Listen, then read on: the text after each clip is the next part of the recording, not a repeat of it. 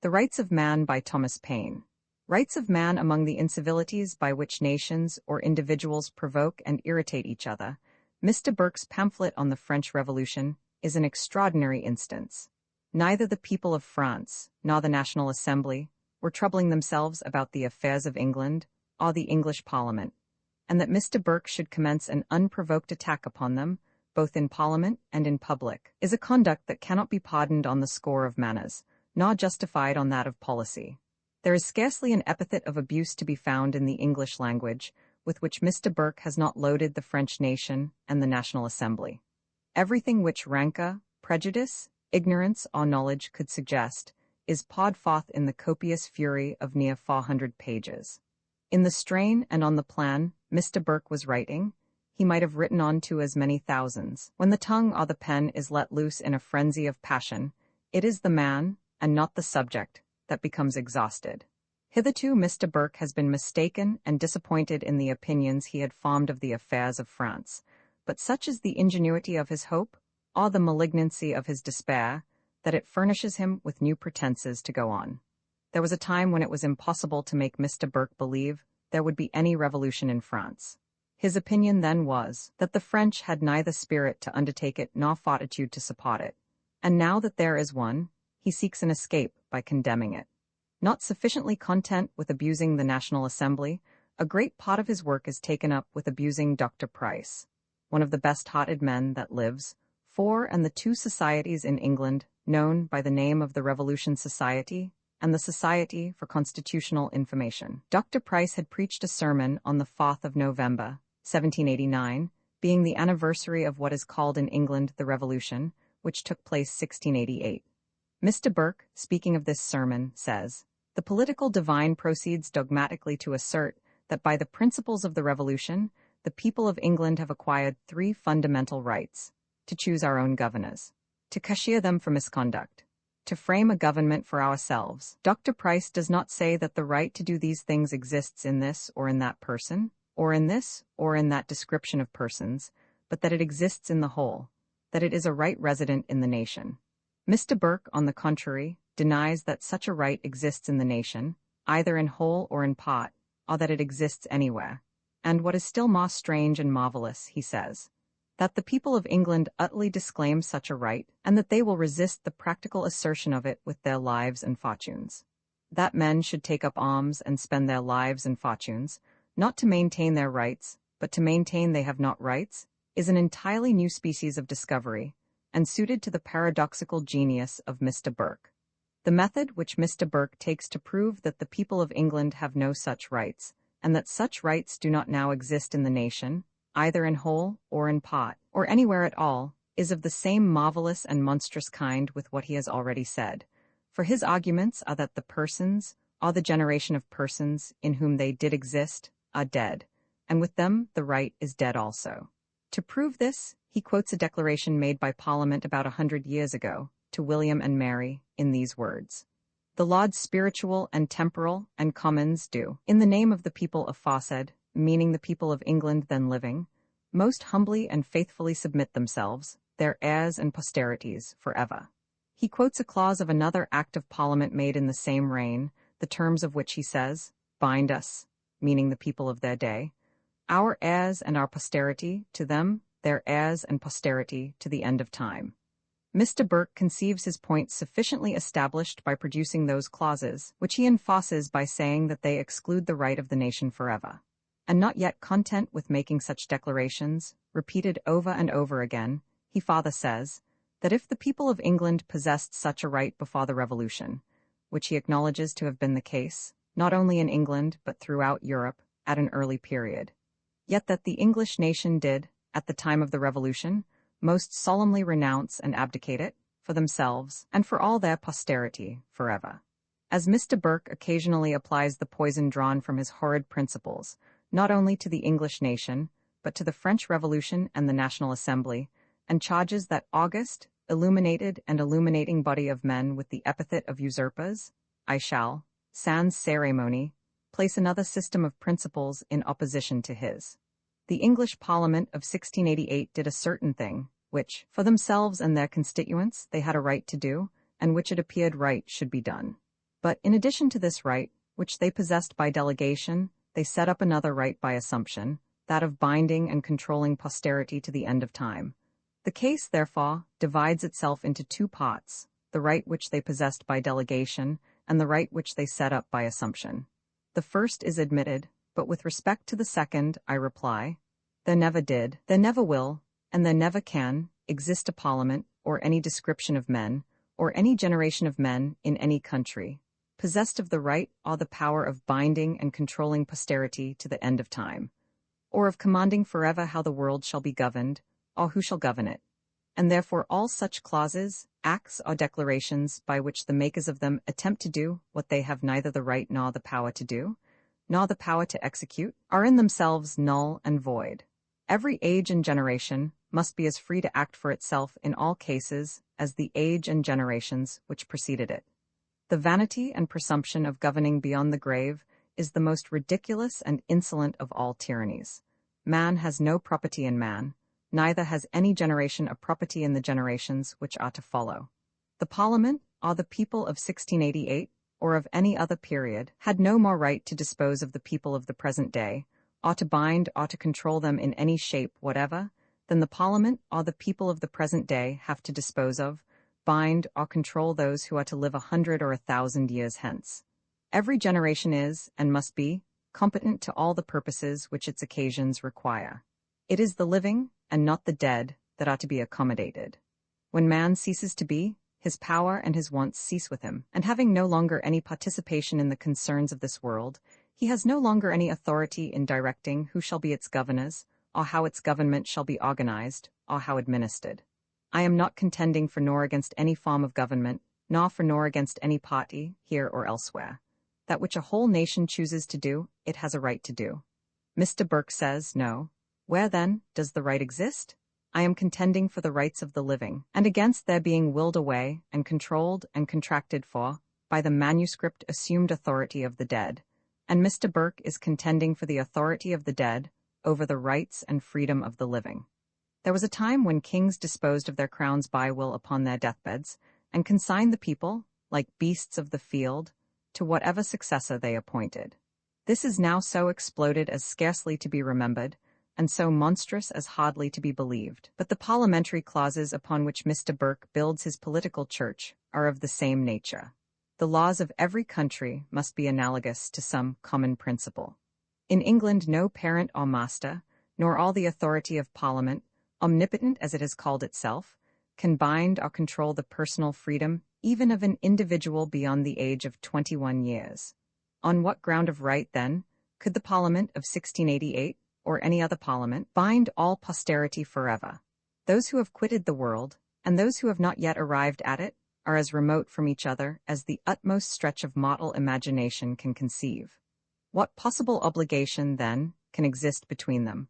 What rule or principle can be laid down that of two nonentities, the one out of existence and the other not in, and who never can meet in this world, the one should control the other to the end of time? In England, it is said that money cannot be taken out of the pockets of the people without their consent. But who authorized, or who could authorize, the Parliament of 1688 to control and take away the freedom of posterity, who were not in existence to give or to withhold their consent, and limit and confine their right of acting in certain cases forever? A greater absurdity cannot present itself to the understanding of man than what Mr. Burke offers to his readers. He tells them, and he tells the world to come, that a certain body of men who existed 100 years ago made a law, and that there does not exist in the nation, nor ever will, nor ever can, a power to alter it. Under how many subtleties or absurdities has the divine right to govern been imposed on the credulity of mankind? Mr. Burke has discovered a new one, and he has shortened his journey to Rome by appealing to the power of this infallible Parliament of former days, and he produces what it has done as of divine authority, for that power must certainly be more than human, which no human power to the end of time can alter. But Mr. Burke has done some service, not to his cause, but to his country, by bringing those clauses into public view. They serve to demonstrate how necessary it is at all times to watch against the attempted encroachment of power, and to prevent its running to excess. It is somewhat extraordinary that the offense for which James Roman II was expelled, that of setting up power by assumption, should be reacted, under another shape and form, by the parliament that expelled him. It shows that the rights of man were but imperfectly understood at the Revolution. For certain it is that the right which that parliament set up by assumption. For by the delegation it had not, and could not have it, because none could give it over the persons and freedom of posterity forever, was of the same tyrannical unfounded kind, which James attempted to set up over the parliament and the nation, and for which he was expelled. The only difference is, for in principle they differ not, that the one was an usurper over living, and the other over the unborn. And as the one has no better authority to stand upon than the other, both of them must be equally null and void, and of no effect. From what, or from whence, does Mr. Burke prove the right of any human power to bind posterity forever? He has produced his clauses, but he must produce also his proofs that such a right existed, and show how it existed. If it ever existed, it must now exist, for whatever appertains to the nature of man cannot be annihilated by man. It is the nature of man to die, and he will continue to die as long as he continues to be born. But Mr. Burke has set up a sort of political Adam, in whom all posterity are bound forever. He must, therefore, prove that his Adam possessed such a power, or such a right. The weaker any cord is, the less will it bear to be stretched, and the worse is the policy to stretch it, unless it is intended to break it. Had anyone proposed the overthrow of Mr. Burke's positions, he would have proceeded as Mr. Burke has done.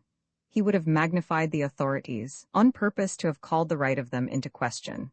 And the instant the question of right was started, the authorities must have been given up.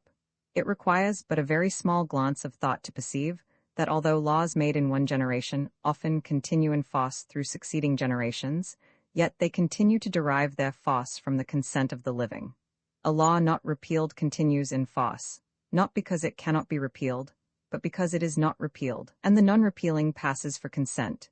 But Mr. Burke's clauses have not even this qualification in their favor. They become null by attempting to become immortal. The nature of them precludes consent. They destroy the right which they might have, by grounding it on a right which they cannot have. Immortal power is not a human right, and therefore cannot be a right of Parliament. The Parliament of 1688 might as well have passed an act to have authorized themselves to live forever, as to make their authority live forever.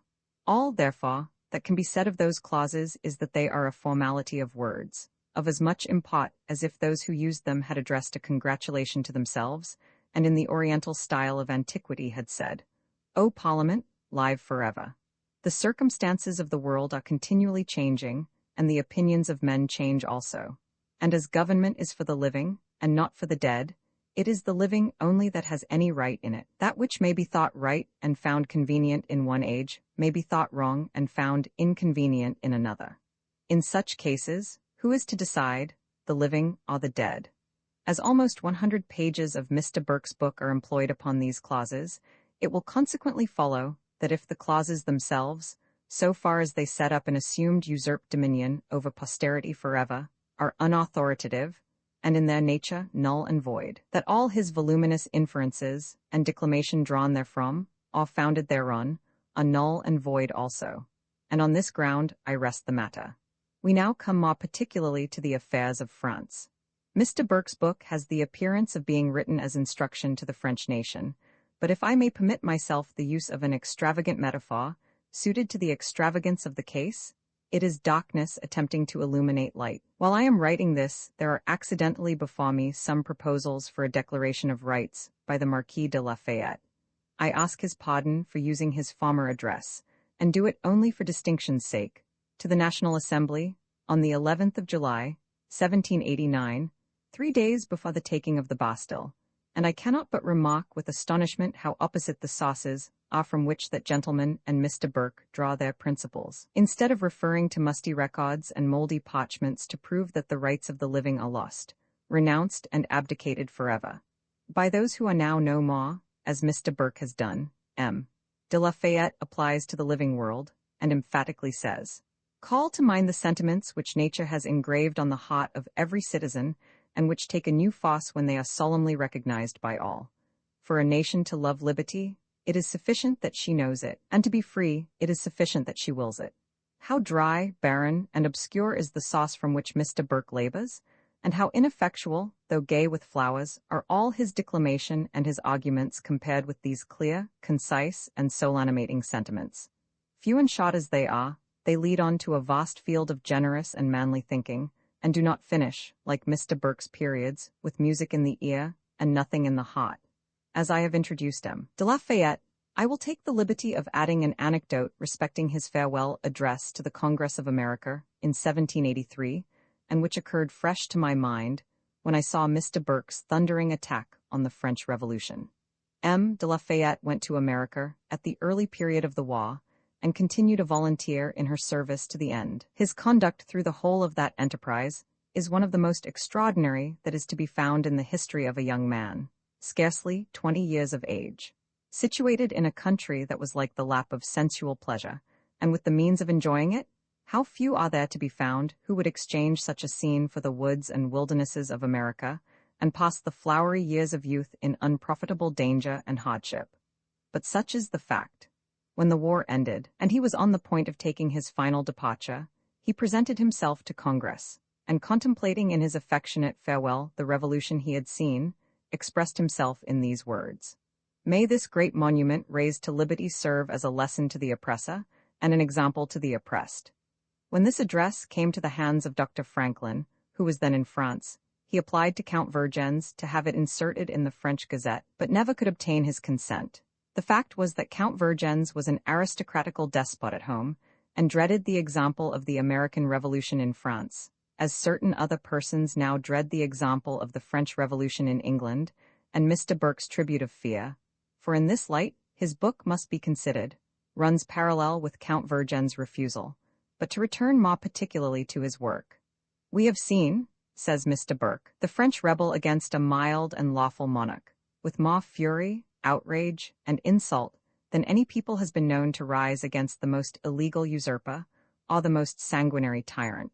This is one among 1,000 other instances in which Mr. Burke shows that he is ignorant of the springs and principles of the French Revolution.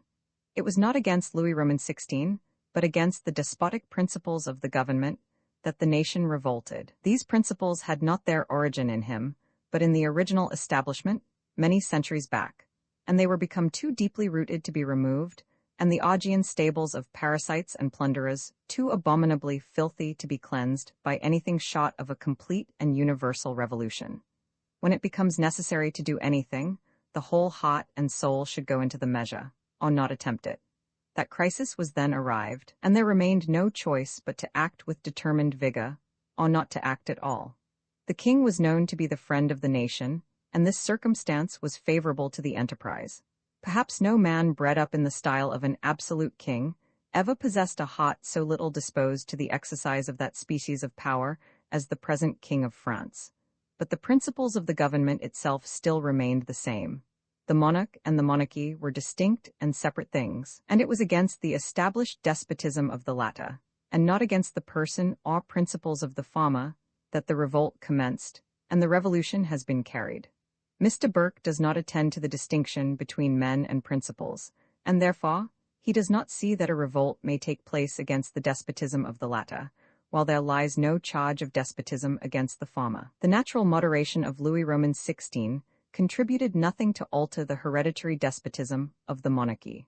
All the tyrannies of former reigns, acted under that hereditary despotism, were still liable to be revived in the hands of a successor. It was not the respite of a reign that would satisfy France, enlightened as she was then become. A casual discontinuance of the practice of despotism is not a discontinuance of its principles. The former depends on the virtue of the individual who is in immediate possession of the power, the latter on the virtue and fortitude of the nation. In the case of Charles I and James Roman II of England, the revolt was against the personal despotism of the men, whereas in France it was against the hereditary despotism of the established government. But men who can consign over the rights of posterity forever on the authority of a moldy parchment, like Mr. Burke, are not qualified to judge of this revolution. It takes in a field too vast for their views to explore, and proceeds with a mightiness of reason they cannot keep pace with. But there are many points of view in which this revolution may be considered. When despotism has established itself for ages in a country, as in France, it is not in the person of the king only that it resides. It has the appearance of being so in show and in nominal authority, but it is not so in practice and in fact. It has its standard everywhere. Every office and department has its despotism, founded upon custom and usage. Every place has its Bastille, and every Bastille its despot. The original hereditary despotism, resident in the person of the king, divides and subdivides itself into 1,000 shapes and forms, till at last the whole of it is acted by deputation. This was the case in France, and against this species of despotism, proceeding on through an endless labyrinth of office till the source of it is scarcely perceptible, there is no mode of redress. It strengthens itself by assuming the appearance of duty, and tyrannizes under the pretense of obeying. When a man reflects on the condition which France was in from the nature of her government, he will see other causes for revolt than those which immediately connect themselves with the person or character of Louis Roman XVI. There were, if I may so express it, 1,000 despotisms to be reformed in France, which had grown up under the hereditary despotism of the monarchy, and became so rooted as to be in a great measure independent of it. Between the monarchy, the parliament, and the church there was a rivalship of despotism, besides the feudal despotism operating locally, and the ministerial despotism operating everywhere. But Mr. Burke, by considering the king as the only possible object of a revolt, speaks as if France was a village, in which everything that passed must be known to its commanding officer, and no oppression could be acted but what he could immediately control. Mr. Burke might have been in the Bastille his whole life, as well under Louis Roman XVI as Louis Roman XIV, and neither the one nor the other have known that such a man as Burke existed. The despotic principles of the government were the same in both reigns, though the dispositions of the men were as remote as tyranny and benevolence. What Mr. Burke considers as a reproach to the French Revolution, that of bringing it forward under a reign more mild than the preceding ones, is one of its highest honors. The revolutions that have taken place in other European countries have been excited by personal hatred. The rage was against the man, and he became the victim. But in the instance of France, we see a revolution generated in the rational contemplation of the rights of man, and distinguishing from the beginning between persons and principles. But Mr. Burke appears to have no idea of principles when he is contemplating governments. 10 years ago, says he, I could have felicitated France on her having a government without inquiring what the nature of that government was, or how it was administered. Is this the language of a rational man? Is it the language of a heart feeling as it ought to feel for the rights and happiness of the human race? On this ground, Mr. Burke must compliment all the governments in the world, while the victims who suffer under them, whether sold into slavery or tortured out of existence, are wholly forgotten. It is power, and not principles, that Mr. Burke venerates, and under this abominable depravity he is disqualified to judge between them. Thus much for his opinion as to the occasions of the French Revolution. I now proceed to other considerations. I know a place in America called Point-No-Point, because as you proceed along the Shaw, gay and flowery as Mr. Burke's language, it continually recedes and presents itself at a distance before you, but when you have got as far as you can go, there is no point at all. Just thus it is with Mr. Burke's 366 pages. It is therefore difficult to reply to him. But as the points he wishes to establish may be inferred from what he abuses, it is in his paradoxes that we must look for his arguments. As to the tragic paintings by which Mr. Burke has outraged his own imagination, and seeks to work upon that of his readers, they are very well calculated for theatrical representation, where facts are manufactured for the sake of show, and accommodated to produce, through the weakness of sympathy, a weeping effect. But Mr. Burke should recollect that he is writing history, and not plays, and that his readers will expect truth, and not the spouting rant of high-toned exclamation.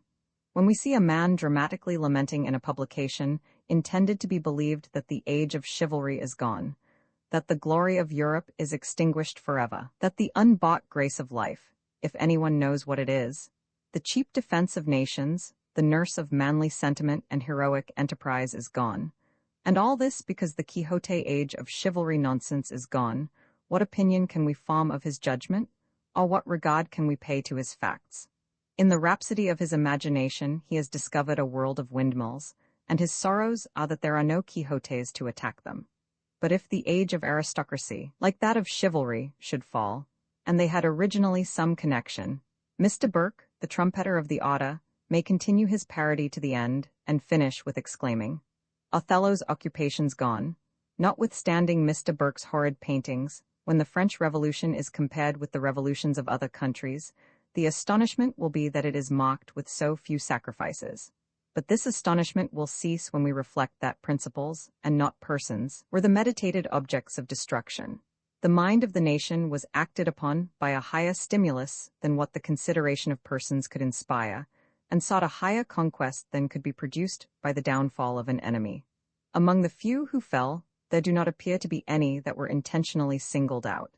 They all of them had their fate in the circumstances of the moment, and were not pursued with that long, cold-blooded, unabated revenge which pursued the unfortunate Scotch in the affair of 1745. Through the whole of Mr. Burke's book, I do not observe that the Bastille is mentioned more than once, and that with a kind of implication, as if he were sorry it was pulled down, and wished it were built up again. "We have rebuilt Newgate," says he, "and tenanted the mansion, and we have prisons almost as strong as the Bastille for those who dare to libel the queens of France. 5. As to what a madman like the person called Lord George Gordon might say, and to whom Newgate is rather a bedlam than a prison, it is unworthy a rational consideration. It was a madman that libeled, and that is sufficient apology, and it afforded an opportunity for confining him, which was the thing that was wished for. But certain it is that Mr. Burke, who does not call himself a madman, whatever other people may do, has libeled in the most unprovoked manner, and in the grossest style of the most vulgar abuse, the whole representative authority of France, and yet Mr. Burke takes his seat in the British House of Commons. From his violence and his grief, his silence on some points and his excess on others, it is difficult not to believe that Mr. Burke is sorry, extremely sorry, that arbitrary power, the power of the Pope and the Bastille, are pulled down. Not one glance of compassion, not one commiserating reflection that I can find throughout his book, has he bestowed on those who lingered out the most wretched of lives, a life without hope in the most miserable of prisons. It is painful to behold a man employing his talents to corrupt himself. Nature has been kinder to Mr. Burke than he is to her. He is not affected by the reality of distress touching his heart, but by the showy resemblance of it striking his imagination. He pities the plumage, but forgets the dying bird. Accustomed to kiss the aristocratical hand that hath purloined him from himself, he degenerates into a composition of art, and the genuine soul of nature forsakes him. His hero, or his heroine, must be a tragedy victim expiring in show, and not the real prisoner of misery, sliding into death in the silence of a dungeon. As Mr. Burke has passed over the whole transaction of the Bastille, and his silence is nothing in his favor, and has entertained his readers with reflections on supposed facts distorted into real falsehoods, I will give, since he has not, some account of the circumstances which preceded that transaction. They will serve to show that less mischief could scarcely have accompanied such an event when considered with the treacherous and hostile aggravations of the enemies of the Revolution. The mind can hardly picture to itself a more tremendous scene than what the city of Paris exhibited at the time of taking the Bastille, and for 2 days before and after, nor perceived the possibility of its quieting so soon. At a distance, this transaction has appeared only as an act of heroism standing on itself, and the close political connection it had with the Revolution is lost in the brilliancy of the achievement. But we are to consider it as the strength of the parties brought man to man, and contending for the issue. The Bastille was to be either the prize or the prison of the assailants. The downfall of it included the idea of the downfall of despotism, and this compounded image was become as figuratively united as Bunyan's Doubting Castle and Giant Despair. 6. The National Assembly, before and at the time of taking the Bastille, was sitting at Versailles, 12 miles distant from Paris.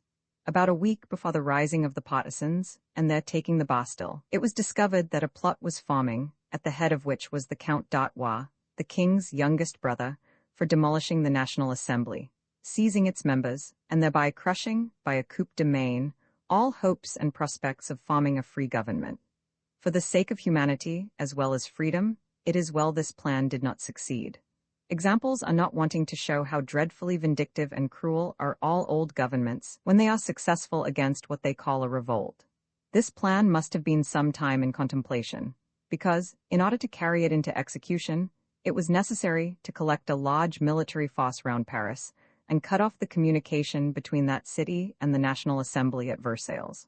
The troops destined for this service were chiefly the foreign troops in the pay of France, and who, for this particular purpose, were drawn from the distant provinces where they were then stationed. When they were collected to the amount of between 25 and 30,000, it was judged time to put the plan into execution. The ministry who were then in office, and who were friendly to the revolution, were instantly dismissed, and a new ministry formed of those who had concerted the project, among whom was Count de Broglio, and to his share was given the command of those troops. The character of this man, as described to me in a letter which I communicated to Mr. Burke before he began to write his book, and from an authority which Mr. Burke well knows was good, was that of a high-flying aristocrat, cool, and capable of every mischief. While these matters were agitating, the National Assembly stood in the most perilous and critical situation that a body of men can be supposed to act in. They were the devoted victims, and they knew it. They had the hearts and wishes of their country on their side, but military authority they had none. The guards of Broglio surrounded the hall where the assembly sat, ready, at the word of command, to seize their persons, as had been done the year before to the Parliament of Paris. Had the National Assembly deserted their trust, or had they exhibited signs of weakness or fear, their enemies had been encouraged and their country depressed. When the situation they stood in, the cause they were engaged in, and the crisis then ready to burst, which should determine their personal and political fate and that of their country, and probably of Europe, are taken into one view. None but a heart callous with prejudice, or corrupted by dependence, can avoid interesting itself in their success. The Archbishop of Vienne was at this time president of the National Assembly, a person too old to undergo the scene that a few days or a few hours might bring forth. A man of more activity and bolder fortitude was necessary, and the National Assembly chose, under the form of a vice-president, for the presidency still resided in the Archbishop, M. de Lafayette, and this is the only instance of a vice-president being chosen. It was at the moment that this storm was pending, July 11th, that a Declaration of Rights was brought forward by M. de Lafayette, and is the same which is alluded to earlier. It was hastily drawn up, and makes only a part of the more extensive Declaration of Rights agreed upon and adopted afterwards by the National Assembly. The particular reason for bringing it forward at this moment, M. de Lafayette has since informed me, was that if the National Assembly should fall in the threatened destruction that then surrounded it, some trace of its principles might have the chance of surviving the wreck. Everything now was drawing to a crisis. The event was freedom or slavery. On one side, an army of nearly 30,000 men, on the other, an unarmed body of citizens. For the citizens of Paris, on whom the National Assembly must then immediately depend, were as unarmed and as undisciplined as the citizens of London are now. The French Guards had given strong symptoms of their being attached to the national cause, but their numbers were small, not a tenth part of the force that Broglio commanded, and their officers were in the interest of Broglio. Matters being now ripe for execution, the new ministry made their appearance in office. The reader will carry in his mind that the Bastille was taken the 14th July. The point of time I am now speaking of is the 12th. Immediately on the news of the change of ministry reaching Paris, in the afternoon, all the playhouses and places of entertainment, shops and houses, were shut up. The change of ministry was considered as the prelude of hostilities, and the opinion was rightly founded. The foreign troops began to advance towards the city. The Prince de Lambesc, who commanded a body of German cavalry, approached by the place of Louis Roman 15, which connects itself with some of the streets. In his march, he insulted and struck an old man with a sword. The French are remarkable for their respect to old age, and the insolence with which it appeared to be done, uniting with the general fermentation they were in, produced a powerful effect, and a cry of to arms, spread itself in a moment over the city. Arms they had none, nor scarcely anyone who knew the use of them, but desperate resolution, when every hope is at stake, supplies, for a while, the want of arms. Near where the Prince de Lambesc was drawn up were large piles of stones collected for building the new bridge, and with these the people attacked the cavalry. A party of French guards, upon hearing the firing, rushed from their quarters and joined the people, and night coming on, the cavalry retreated. The streets of Paris, being narrow, are favorable for defense, and the loftiness of the houses, consisting of many stories, from which great annoyance might be given, secured them against nocturnal enterprises, and the night was spent in providing themselves with every sort of weapon they could make or procure. guns, swords, blacksmiths' hammers, carpenters' axes, iron crows, pikes, halberts, pitchforks, spits, clubs, etc., etc. The incredible numbers in which they assembled the next morning, and the still more incredible resolution they exhibited, embarrassed and astonished their enemies. Little did the new ministry expect such a salute.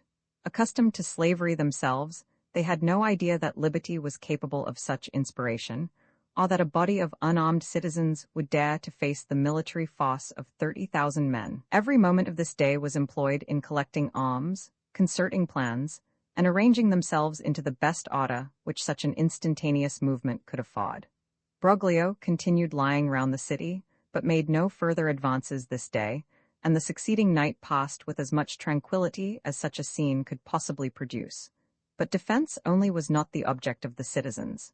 They had a cause at stake, on which depended their freedom or their slavery. They every moment expected an attack, or to hear of one made on the National Assembly, and in such a situation, the most prompt measures are sometimes the best. The object that now presented itself was the Bastille, and the eclat of carrying such a fortress in the face of such an army could not fail to strike terror into the new ministry, who had scarcely yet had time to meet. By some intercepted correspondence this morning, it was discovered that the mayor of Paris, M. de Fulcels, who appeared to be in the interest of the citizens, was betraying them, and from this discovery, there remained no doubt that Broglio would reinforce the Bastille the ensuing evening. It was therefore necessary to attack it that day, but before this could be done, it was first necessary to procure a better supply of arms than they were then possessed of. There was, adjoining to the city, a large magazine of arms deposited at the Hospital of the Invalids, which the citizens summoned to surrender. And as the place was neither defensible, nor attempted much defense, they soon succeeded. Thus supplied, they marched to attack the Bastille, a vast mixed multitude of all ages, and of all degrees, armed with all sorts of weapons. Imagination would fail in describing to itself the appearance of such a procession, and of the anxiety of the events which a few hours or a few minutes might produce.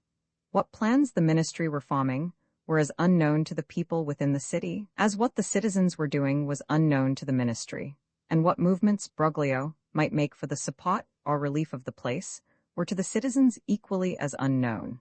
All was mystery and hazard. That the Bastille was attacked with an enthusiasm of heroism, such only as the highest animation of liberty could inspire, and carried in the space of a few hours, is an event which the world is fully possessed of. I am not undertaking the detail of the attack, but bringing into view the conspiracy against the nation which provoked it, and which fell with the Bastille. The prison to which the new ministry were dooming the National Assembly, in addition to its being the high altar and castle of despotism, became the proper object to begin with. This enterprise broke up the new ministry, who began now to fly from the ruin they had prepared for others. The troops of Broglio dispersed, and himself fled also. Mr. Burke has spoken a great deal about plots, but he has never once spoken of this plot against the National Assembly and the liberties of the nation, and that he might not, he has passed over all the circumstances that might throw it in his way. The exiles who have fled from France, whose case he so much interests himself in, and from whom he has had his lesson, fled in consequence of the miscarriage of this plot. No plot was formed against them, they were plotting against others, and those who fell met, not unjustly, the punishment they were preparing to execute. But will Mr. Burke say that if this plot, contrived with the subtlety of an ambuscade, had succeeded, the successful party would have restrained their wrath so soon? Let the history of all governments answer the question. Whom has the National Assembly brought to the scaffold? None. They were themselves the devoted victims of this plot, and they have not retaliated. Why, then, are they charged with revenge they have not acted? In the tremendous breaking forth of a whole people, in which all degrees, tempers, and characters are confounded, delivering themselves, by a miracle of exertion, from the destruction meditated against them, is it to be expected that nothing will happen? When men are saw with the sense of oppressions, and menaced with the prospects of new ones, is the calmness of philosophy or the palsy of insensibility to be looked for? Mr. Burke exclaims against outrage, yet the greatest is that which himself has committed. His book is a volume of outrage, not apologized for by the impulse of a moment, but cherished through a space of 10 months. Yet Mr. Burke had no provocation, no life, no interest at stake. More of the citizens fell in this struggle than of their opponents, but 5 persons were seized by the populace and instantly put to death: the governor of the Bastille and the mayor of Paris, who was detected in the act of betraying them, and afterwards Foulon, one of the new ministry, and Berthier, his son-in-law, who had accepted the office of intendant of Paris. Their heads were stuck upon spikes and carried about the city, and it is upon this mode of punishment that Mr. Burke builds a great part of his tragic scene. Let us therefore examine how men came by the idea of punishing in this manner. They learn it from the governments they live under, and retaliate the punishments they have been accustomed to behold. The heads stuck upon spikes, which remained for years upon Temple Bar, differed nothing in the horror of the scene from those carried about upon spikes at Paris. Yet this was done by the English government. It may perhaps be said that it signifies nothing to a man what is done to him after he is dead, but it signifies much to the living.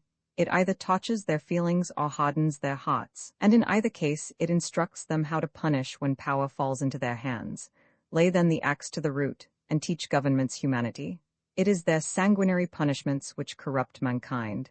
In England the punishment in certain cases is by hanging, drawing, and quartering. The heart of the sufferer is cut out and held up to the view of the populace. In France, under the former government, the punishments were not less barbarous. Who does not remember the execution of Damien, torn to pieces by horses? The effect of those cruel spectacles exhibited to the populace is to destroy tenderness or excite revenge, and by the base and false idea of governing men by terror, instead of reason, they become precedents. It is over the lowest class of mankind that government by terror is intended to operate, and it is on them that it operates to the worst effect. They have sense enough to feel they are the objects aimed at, and they inflict in their turn the examples of terror they have been instructed to practice. There is in all European countries a large class of people of that description, which in England is called the mob. Of this class were those who committed the burnings and devastations in London in 1780, and of this class were those who carried the heads on iron spikes in Paris. Foulon and Berthier were taken up in the country and sent to Paris to undergo their examination at the Hôtel de Ville. For the National Assembly, immediately on the new ministry coming into office, passed a decree which they communicated to the King and Cabinet that they, the National Assembly, would hold the ministry, of which Foulon was one, responsible for the measures they were advising and pursuing. But the mob, incensed at the appearance of Foulon and Berthier, tore them from their conductors before they were carried to the Hôtel de Ville and executed them on the spot. Why then does Mr. Burke charge outrages of this kind on a whole people? As well may he charge the riots and outrages of 1780 on all the people of London, or those in Ireland on all his countrymen. But everything we see or hear offensive to our feelings and derogatory to the human character should lead to other reflections than those of reproach.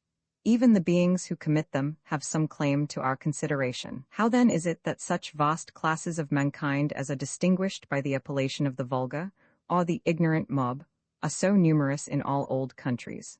The instant we ask ourselves this question, reflection feels an answer. They rise, as an unavoidable consequence, out of the ill construction of all old governments in Europe, England included with the rest.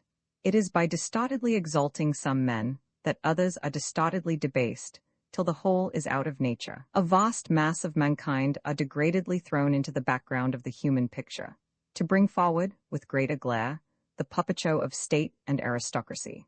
In the commencement of a revolution, those men are rather the followers of the camp than of the standard of liberty, and have yet to be instructed how to reverence it. I give to Mr. Burke all his theatrical exaggerations for facts, and I then ask him if they do not establish the certainty of what I here lay down. Admitting them to be true, they show the necessity of the French Revolution, as much as any one thing he could have asserted.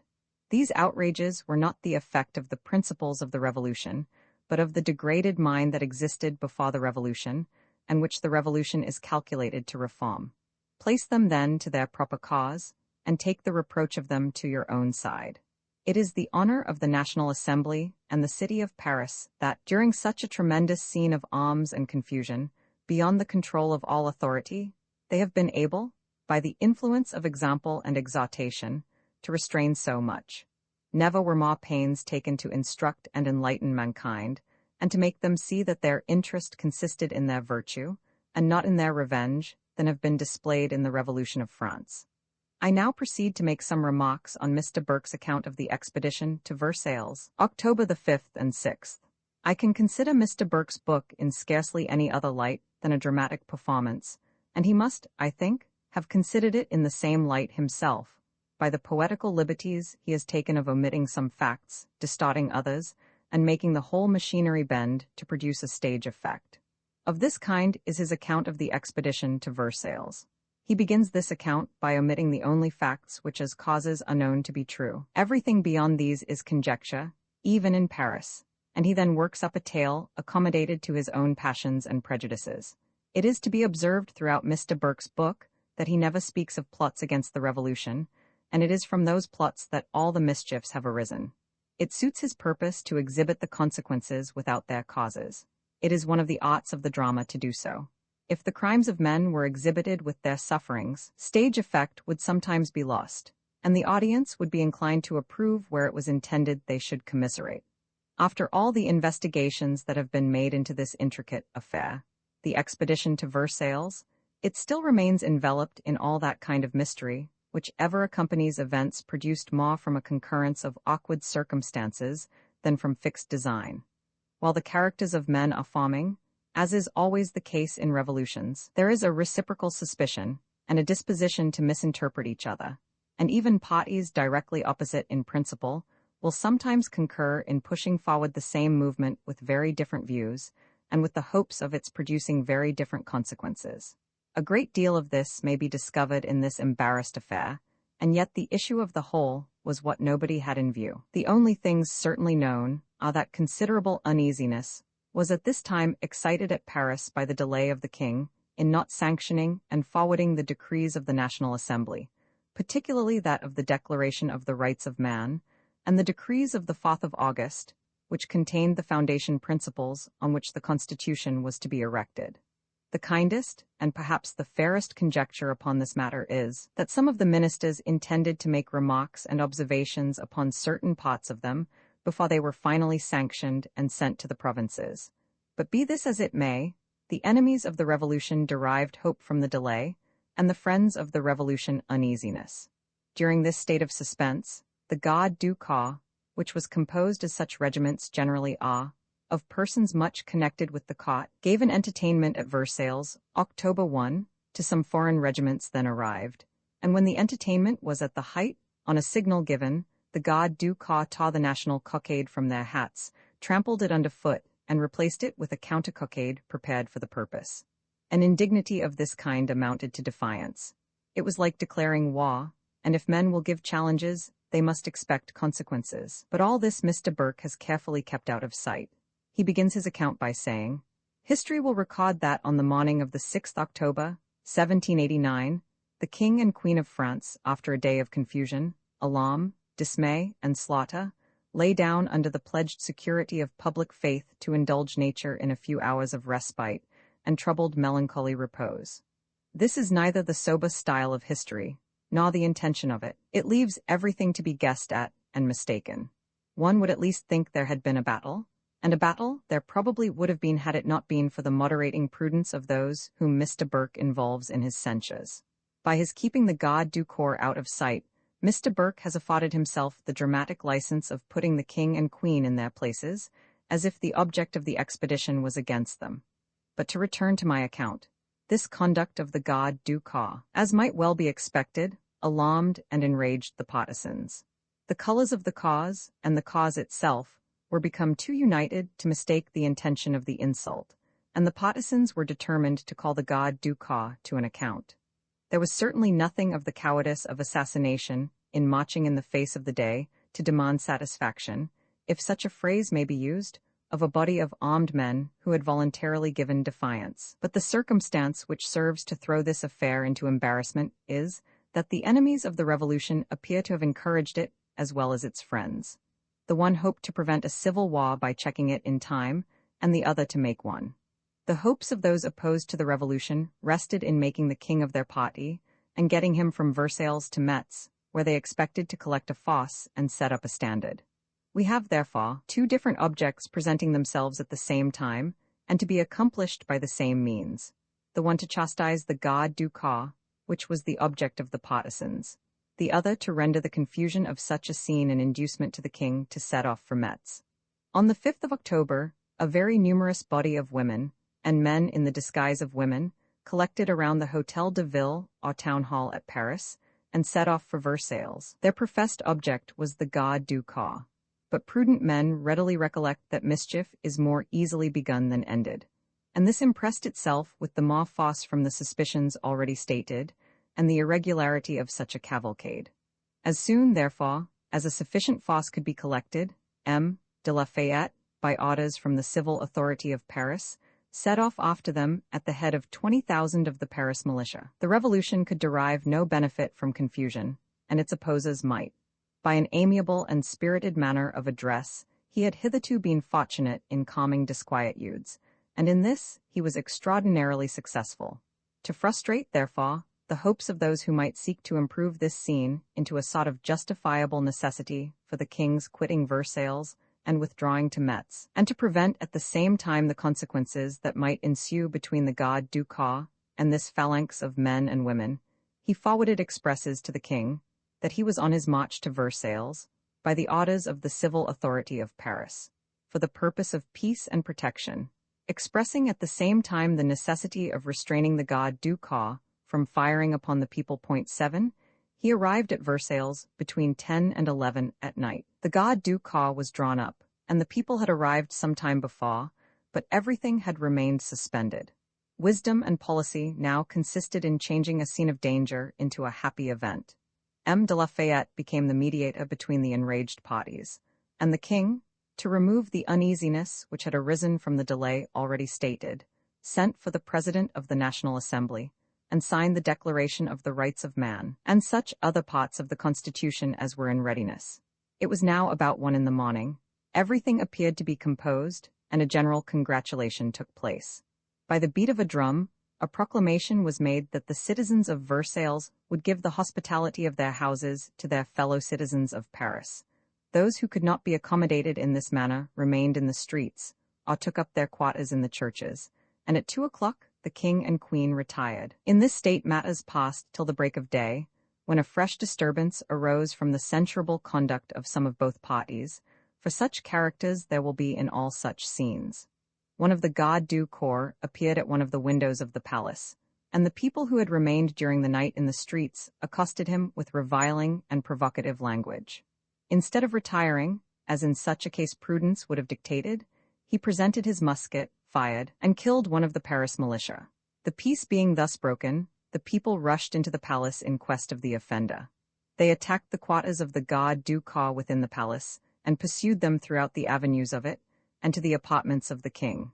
On this tumult, not the queen only, as Mr. Burke has represented it, but every person in the palace was awakened and alarmed, and M. de Lafayette had a second time to interpose between the parties, the event of which was that the God du Corps put on the national cockade, and the matter ended as by oblivion, after the loss of 2 or 3 lives. During the latter part of the time in which this confusion was acting, the king and queen were in public at the balcony, and neither of them concealed for safety's sake, as Mr. Burke insinuates. Matters being thus appeased, and tranquillity restored, a general acclamation broke forth of Le Roi à Paris, the king to Paris. It was the shout of peace, and immediately accepted on the part of the king. By this measure, all future projects of trepanning the king to Metz, and setting up the standard of opposition to the Constitution, were prevented, and the suspicions extinguished. The king and his family reached Paris in the evening, and were congratulated on their arrival by M. Bailly, the mayor of Paris, in the name of the citizens. Mr. Burke, who throughout his book confounds things, persons, and principles, as in his remarks on M. Bailly's address, confounded time also. He censures M. Bailly for calling it un bon jour, a good day. Mr. Burke should have informed himself that this scene took up the space of 2 days, the day on which it began with every appearance of danger and mischief, and the day on which it terminated without the mischiefs that threatened, and that it is to this peaceful termination that M. Bailly alludes, and to the arrival of the king at Paris. Not less than 300,000 persons arranged themselves in the procession from Versailles to Paris, and not an act of molestation was committed during the whole march. Mr. Burke, on the authority of M. Lally Tollendal, a deserter from the National Assembly, says that on entering Paris, the people shouted, tous les évêques à la lanterne. All bishops to be hanged at the lantern, all lampposts. It is surprising that nobody could hear this but Lally Tollendal, and that nobody should believe it but Mr. Burke. It has not the least connection with any part of the transaction, and is totally foreign to every circumstance of it. The bishops had never been introduced before into any scene of Mr. Burke's drama. Why then are they, all at once and all together, tout à coup, et tous ensemble, introduced now? Mr. Burke brings forward his bishops and his lantern-like figures in a magic lantern, and raises his scenes by contrast instead of connection. But it serves to show, with the rest of his book, what little credit ought to be given where even probability is set at defiance, for the purpose of defaming. And with this reflection, instead of a soliloquy in praise of chivalry, as Mr. Burke has done, I close the account of the expedition to Versailles. Point 8. I have now to follow Mr. Burke through a pathless wilderness of rhapsodies, and a sort of descant upon governments, in which he asserts whatever he pleases, on the presumption of its being believed, without offering either evidence or reasons for so doing. Before anything can be reasoned upon to a conclusion, certain facts, principles, or data, to reason from, must be established, admitted, or denied.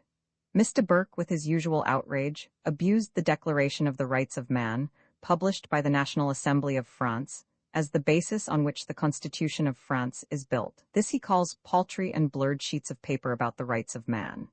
Does Mr. Burke mean to deny that man has any rights? If he does, then he must mean that there are no such things as rights anywhere, and that he has none himself. For who is there in the world but man?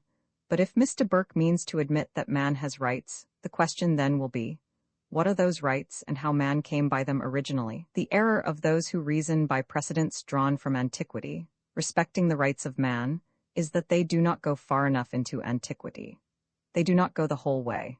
They stop in some of the intermediate stages of 100 or 1,000 years, and produce what was then done, as a rule for the present day. This is no authority at all. If we travel still farther into antiquity, we shall find a direct contrary opinion and practice prevailing, and if antiquity is to be authority, 1,000 such authorities may be produced, successively contradicting each other. But if we proceed on, we shall at last come out right. We shall come to the time when man came from the hand of his Maker. What was he then? Man. Man was his high and only title, and a higher cannot be given him. But of titles I shall speak hereafter. We are now got at the origin of man, and at the origin of his rights. As to the manner in which the world has been governed from that day to this, it is no farther any concern of ours than to make a proper use of the errors or the improvements which the history of it presents. Those who lived 100 or 1,000 years ago were then moderns as we are now. They had their ancients, and those ancients had others, and we also shall be ancients in our turn. If the mere name of antiquity is to govern in the affairs of life, the people who ought to live 100 or 1,000 years hence may as well take us for a precedent, as we make a precedent of those who lived 100 or 1,000 years ago. The fact is that portions of antiquity, by proving everything, establish nothing. It is authority against authority all the way, till we come to the divine origin of the rights of man at the creation. Here our inquiries find a resting place, and our reason finds a home. If a dispute about the rights of man had arisen at the distance of 100 years from the creation, it is to this source of authority they must have referred, and it is to this same source of authority that we must now refer. Though I mean not to touch upon any sectarian principle of religion, yet it may be worth observing that the genealogy of Christ is traced to Adam. Why then not trace the rights of man to the creation of man? I will answer the question, because there have been upstart governments thrusting themselves between and presumptuously working to unmake man. If any generation of men ever possessed the right of dictating the mode by which the world should be governed forever, it was the first generation that existed. And if that generation did it not, no succeeding generation can show any authority for doing it, nor can set any up. The illuminating and divine principle of the equal rights of man, for it has its origin from the Maker of man, relates, not only to the living individuals, but to generations of men succeeding each other. Every generation is equal in rights to generations which preceded it, by the same rule that every individual is born equal in rights with his contemporary. Every history of the creation, and every traditionary account, whether from the lettered or unlettered world, however they may vary in their opinion or belief of certain particulars, all agree in establishing one point, the unity of man. by which I mean that men are all of one degree, and consequently that all men are born equal, and with equal natural right, in the same manner as if posterity had been continued by creation, instead of generation, the latter being the only mode by which the former is carried forward, and consequently every child born into the world must be considered as deriving its existence from God. The world is as new to him as it was to the first man that existed, and his natural right in it is of the same kind. The Mosaic account of the creation, whether taken as divine authority or merely historical, is full to this point, the unity or equality of man. The expression admits of no controversy. And God said, "Let us make man in our own image. In the image of God created he him, male and female created he them." The distinction of sexes is pointed out, but no other distinction is even implied. If this be not divine authority, it is at least historical authority, and shows that the equality of man, so far from being a modern doctrine, is the oldest upon record. It is also to be observed that all the religions known in the world are founded, so far as they relate to man, on the unity of man, as being all of one degree. Whether in heaven or in hell, or in whatever state man may be supposed to exist hereafter, the good and the bad are the only distinctions. Nay, even the laws of governments are obliged to slide into this principle, by making degrees to consist in crimes and not in persons. It is one of the greatest of all truths, and of the highest advantage to cultivate. By considering man in this light, and by instructing him to consider himself in this light, it places him in a close connection with all his duties, whether to his Creator or to the creation, of which he is a part. And it is only when he forgets his origin, or, to use a more fashionable phrase, his birth and family, that he becomes dissolute. It is not among the least of the evils of the present existing governments in all parts of Europe that man, considered as man, is thrown back to a vast distance from his Maker, and the artificial chasm filled up with a succession of barriers, or sort of turnpike gates, through which he has to pass. I will quote Mr. Burke's catalogue of barriers that he has set up between man and his Maker. Putting himself in the character of a herald, he says, "We fear God, we look with awe to kings, with affection to parliaments, with duty to magistrates, with reverence to priests, and with respect to nobility." Mr. Burke has forgotten to put in chivalry. He has also forgotten to put in Peter. The duty of man is not a wilderness of turnpike gates, through which he is to pass by tickets from one to the other. It is plain and simple, and consists but of 2 points. His duty to God, which every man must feel, and with respect to his neighbor, to do as he would be done by. If those to whom power is delegated do well, they will be respected. If not, they will be despised. And with regard to those to whom no power is delegated, but who assume it, the rational world can know nothing of them. Hitherto we have spoken only, and that but in part, of the natural rights of man. We have now to consider the civil rights of man, and to show how the one originates from the other. Man did not enter into society to become worse than he was before, nor to have fewer rights than he had before, but to have those rights better secured. His natural rights are the foundation of all his civil rights. But in order to pursue this distinction with more precision, it will be necessary to mark the different qualities of natural and civil rights. A few words will explain this. Natural rights are those which appertain to man in right of his existence. Of this kind are all the intellectual rights, all rights of the mind, and also all those rights of acting as an individual for his own comfort and happiness, which are not injurious to the natural rights of others. Civil rights are those which appertain to man in right of his being a member of society. Every civil right has for its foundation some natural right pre-existing in the individual, but to the enjoyment of which his individual power is not, in all cases, sufficiently competent. Of this kind are all those which relate to security and protection. From this short review, it will be easy to distinguish between that class of natural rights which man retains after entering into society, and those which he throws into the common stock as a member of society. The natural rights which he retains are all those in which the power to execute is as perfect in the individual as the right itself. Among this class, as is before mentioned, are all the intellectual rights, all rights of the mind. Consequently, religion is one of those rights. The natural rights which are not retained are all those in which, though the right is perfect in the individual, the power to execute them is defective. They answer not his purpose.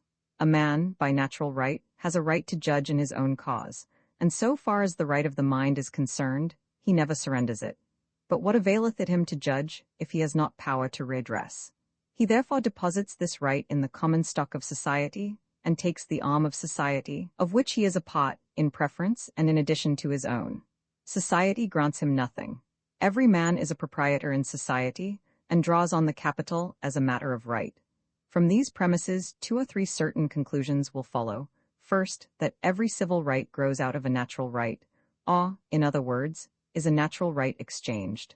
Secondly, that civil power properly considered as such is made up of the aggregate of that class of the natural rights of man, which becomes defective in the individual in point of power, and answers not his purpose, but when collected to a focus becomes competent to the purpose of everyone. Thirdly, that the power produced from the aggregate of natural rights, imperfect in power in the individual, cannot be applied to invade the natural rights which are retained in the individual, and in which the power to execute is as perfect as the right itself. We have now, in a few words, traced man from a natural individual to a member of society, and shown, or endeavored to show, the quality of the natural rights retained, and of those which are exchanged for civil rights. Let us now apply these principles to governments. In casting our eyes over the world, it is extremely easy to distinguish the governments which have arisen out of society, or out of the social compact, from those which have not. But to place this in a clearer light than what a single glance may afford, it will be proper to take a review of the several sources from which governments have arisen and on which they have been founded. They may be all comprehended under 3 heads. First, superstition. Secondly, power. Thirdly, the common interest of society and the common rights of man. The first was a government of priestcraft, the second of conquerors, and the third of reason. When a set of artful men pretended, through the medium of oracles, to hold intercourse with the deity, as familiarly as they now march up the backstairs in European courts, the world was completely under the government of superstition. The oracles were consulted, and whatever they were made to say became the law, and this sort of government lasted as long as this sort of superstition lasted. After these, a race of conquerors arose, whose government, like that of William the Conqueror, was founded in power, and the sword assumed the name of a scepter. Governments thus established last as long as the power to support them lasts, but that they might avail themselves of every engine in their favor, they united fraud to farce, and set up an idol which they called divine right, and which, in imitation of the Pope, who affects to be spiritual and temporal, and in contradiction to the founder of the Christian religion, twisted itself afterwards into an idol of another shape, called Church and State. The key of St. Peter and the key of the Treasury became quoted on one another, and the wondering, cheated multitude worshipped the invention. When I contemplate the natural dignity of man, when I feel, for nature has not been kind enough to me to blunt my feelings, for the honor and happiness of its character, I become irritated at the attempt to govern mankind by farce and fraud, as if they were all knaves and fools, and can scarcely avoid disgust at those who are thus imposed upon. We have now to review the governments which arise out of society, in contradistinction to those which arose out of superstition and conquest. It has been thought a considerable advance towards establishing the principles of freedom to say that government is a compact between those who govern and those who are governed. But this cannot be true, because it is putting the effect before the cause. For as man must have existed before governments existed, there necessarily was a time when governments did not exist, and consequently there could originally exist no governors to form such a compact with. The fact, therefore, must be that the individuals themselves, each in his own personal and sovereign right, entered into a compact with each other to produce a government. And this is the only mode in which governments have a right to arise, and the only principle on which they have a right to exist. To possess ourselves of a clear idea of what government is, or ought to be, we must trace it to its origin. In doing this, we shall easily discover that governments must have arisen either out of the people or over the people. Mr. Burke has made no distinction. He investigates nothing to its source, and therefore he confounds everything, but he has signified his intention of undertaking, at some future opportunity, a comparison between the Constitution of England and France. As he thus renders it a subject of controversy by throwing the gauntlet, I take him upon his own ground. It is in high challenges that high truths have the right of appearing, and I accept it with the more readiness because it affords me, at the same time, an opportunity of pursuing the subject with respect to governments arising out of society. but it will be first necessary to define what is meant by a constitution. It is not sufficient that we adopt the word, we must fix also a standard signification to it. A constitution is not a thing in name only, but in fact. It has not an ideal, but a real existence, and wherever it cannot be produced in a visible form, there is none. A constitution is a thing antecedent to a government, and a government is only the creature of a constitution. The constitution of a country is not the act of its government, but of the people constituting its government. It is the body of elements to which you can refer and quote article by article, and which contains the principles on which the government shall be established, the manner in which it shall be organized, the powers it shall have, the mode of elections, the duration of parliaments, or by what other names such bodies may be called, the powers which the executive part of the government shall have, and in fine, everything that relates to the complete organization of a civil government and the principles on which it shall act and by which it shall be bound. A constitution, therefore, is to a government what the laws made afterwards by that government are to a court of judicature. The court of judicature does not make the laws, neither can it alter them. It only acts in conformity to the laws made, and the government is in like manner governed by the Constitution. Can, then, Mr. Burke produce the English Constitution? If he cannot, we may fairly conclude that though it has been so much talked about, no such thing as a constitution exists, or ever did exist, and consequently that the people have yet a constitution to form. Mr. Burke will not, I presume, deny the position I have already advanced, namely, that governments arise either out of the people or over the people. The English government is one of those which arose out of a conquest, and not out of society, and consequently it arose over the people. And though it has been much modified from the opportunity of circumstances, since the time of William the Conqueror, the country has never yet regenerated itself, and is therefore without a constitution. I readily perceive the reason why Mr. Burke declined going into the comparison between the English and French constitutions, because he could not but perceive, when he sat down to the task, that no such a thing as a constitution existed on his side the question. His book is certainly bulky enough to have contained all he could say on this subject, and it would have been the best manner in which people could have judged of their separate merits. Why, then, has he declined the only thing that was worth while to write upon? It was the strongest ground he could take, if the advantages were on his side, but the weakest if they were not, and his declining to take it is either a sign that he could not possess it or could not maintain it. Mr. Burke said, in a speech last winter in Parliament, that when the National Assembly first met in three orders, the tiers état, the clergy, and the noblesse, France had then a good constitution. This shows, among numerous other instances, that Mr. Burke does not understand what a constitution is.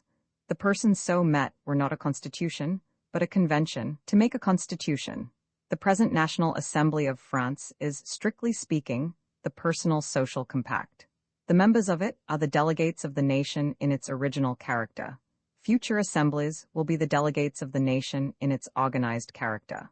The authority of the present assembly is different from what the authority of future assemblies will be. The authority of the present one is to form a constitution. The authority of future assemblies will be to legislate according to the principles and forms prescribed in that constitution. And if experience should hereafter show that alterations, amendments, or additions are necessary, the Constitution will point out the mode by which such things shall be done, and not leave it to the discretionary power of the future government. A government on the principles on which constitutional governments arising out of society are established cannot have the right of altering itself. If it had, it would be arbitrary. It might make itself what it pleased, and wherever such a right is set up, it shows there is no constitution. The act by which the English Parliament empowered itself to sit 7 years shows there is no constitution in England. It might, by the same self-authority, have sat any great number of years, or for life. The bill which the present Mr. Pitt brought into Parliament some years ago, to reform Parliament, was on the same erroneous principle. The right of reform is in the nation in its original character, and the constitutional method would be by a general convention elected for the purpose. There is, moreover, a paradox in the idea of vitiated bodies reforming themselves. From these preliminaries, I proceed to draw some comparisons. I have already spoken of the Declaration of Rights, and as I mean to be as concise as possible, I shall proceed to other parts of the French Constitution. The Constitution of France says that every man who pays a tax of 60 sous per annum, 6d, English, is an elector. What article will Mr. Burke place against this? Can anything be more limited, and at the same time more capricious, than the qualification of electors is in England? Limited, because not one man in 100 I speak much within compass, is admitted to vote. Capricious, because the lowest character that can be supposed to exist, and who has not so much as the visible means of an honest livelihood, is an elector in some places. While in other places, the man who pays very large taxes and has a known fair character, and the farmer who rents to the amount of 300 or 400 pounds a year, with a property on that farm to 3 or 4 times that amount, is not admitted to be an elector. Everything is out of nature, as Mr. Burke says on another occasion, in this strange chaos, and all sorts of follies are blended with all sorts of crimes. William the Conqueror and his descendants parcelled out the country in this manner, and bribed some parts of it, by what they call charters, to hold the other parts of it, the better subjected to their will. This is the reason why so many of those charters abound in Cornwall. The people were averse to the government established at the Conquest, and the towns were garrisoned and bribed to enslave the country. All the old charters are the badges of this conquest, and it is from this source that the capriciousness of election arises. The French Constitution says that the number of representatives for any place shall be in a ratio to the number of taxable inhabitants or electors. What article will Mr. Burke place against this? The county of York, which contains nearly 1 million of souls, sends 2 county members, and so does the county of Rutland, which contains not 100th part of that number. The old town of Sarum, which contains not 3 houses, sends 2 members, and the town of Manchester, which contains upward of 60,000 souls, is not admitted to send any. Is there any principle in these things? 9. It is admitted that all this is altered, but there is much to be done yet, before we have a fair representation of the people. Is there anything by which you can trace the marks of freedom, or discover those of wisdom? No wonder then, Mr. Burke has declined the comparison, and endeavored to lead his readers from the point by a wild, unsystematical display of paradoxical rhapsodies. The French Constitution says that the National Assembly shall be elected every 2 years. What article will Mr. Burke place against this? Why, that the nation has no right at all in the case, that the government is perfectly arbitrary with respect to this point, and he can quote for his authority the precedent of a former parliament.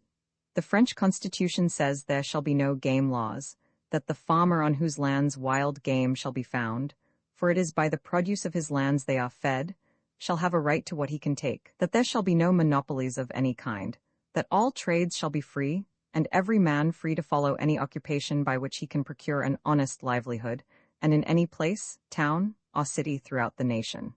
What will Mr. Burke say to this?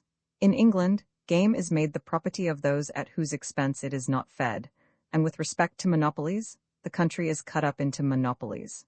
Every chartered town is an aristocratical monopoly in itself, and the qualification of electors proceeds out of those chartered monopolies. Is this freedom? Is this what Mr. Burke means by a constitution?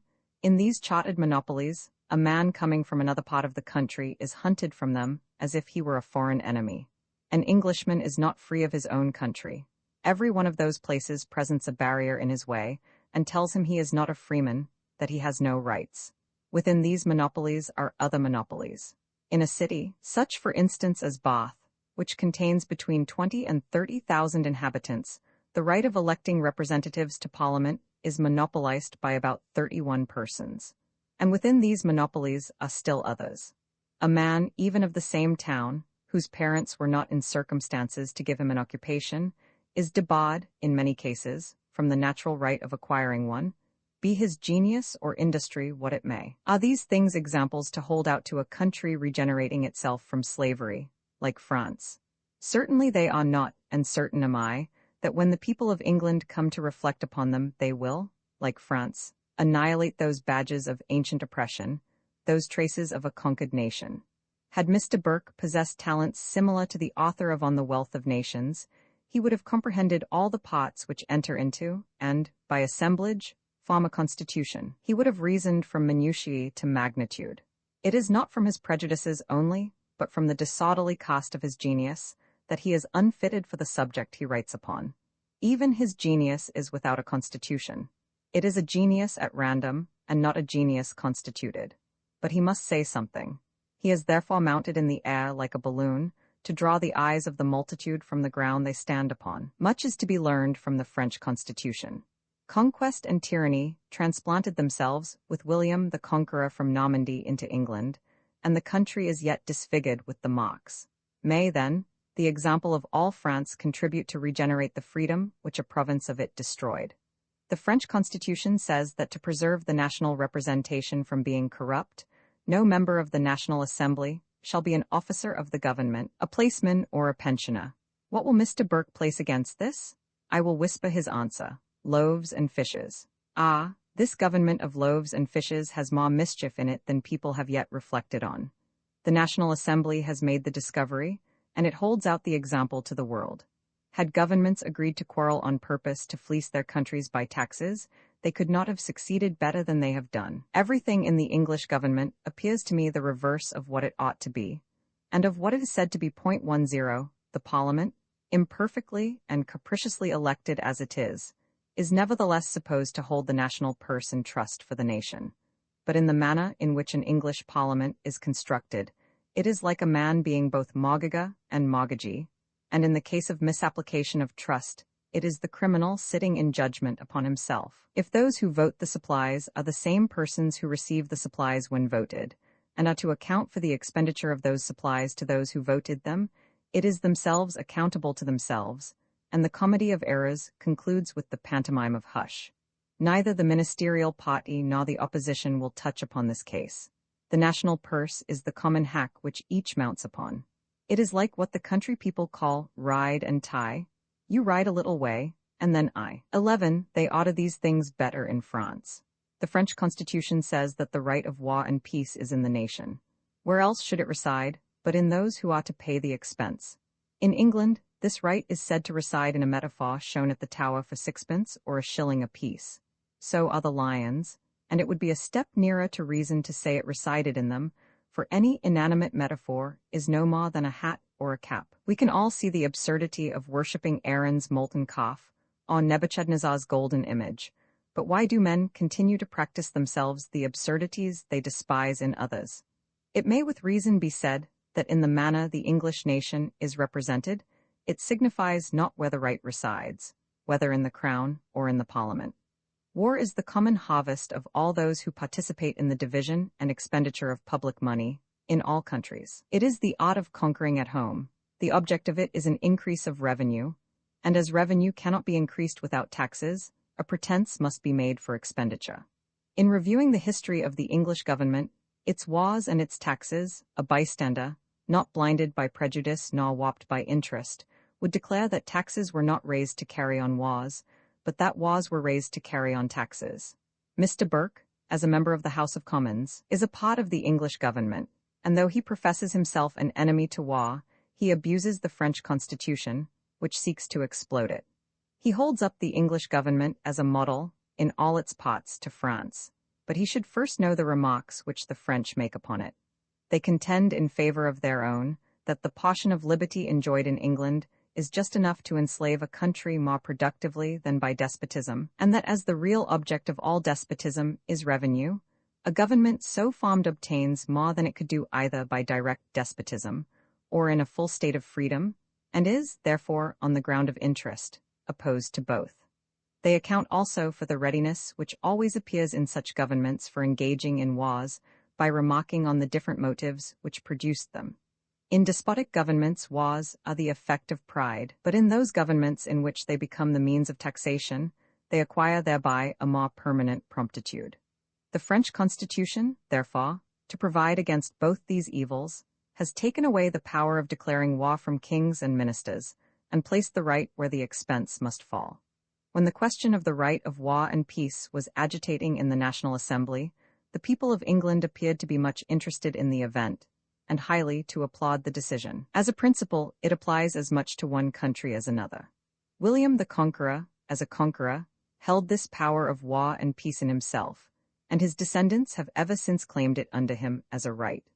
Although Mr. Burke has asserted the right of the Parliament at the Revolution to bind and control the nation and posterity forever, He denies at the same time that the Parliament or the nation had any right to alter what he calls the succession of the crown in anything, but in part, or by a sort of modification. By his taking this ground he throws the case back to the Norman conquest, and by thus running a line of succession springing from William the Conqueror to the present day, he makes it necessary to inquire who and what William the Conqueror was, and where he came from, and into the origin, history, and nature of what are called prerogatives.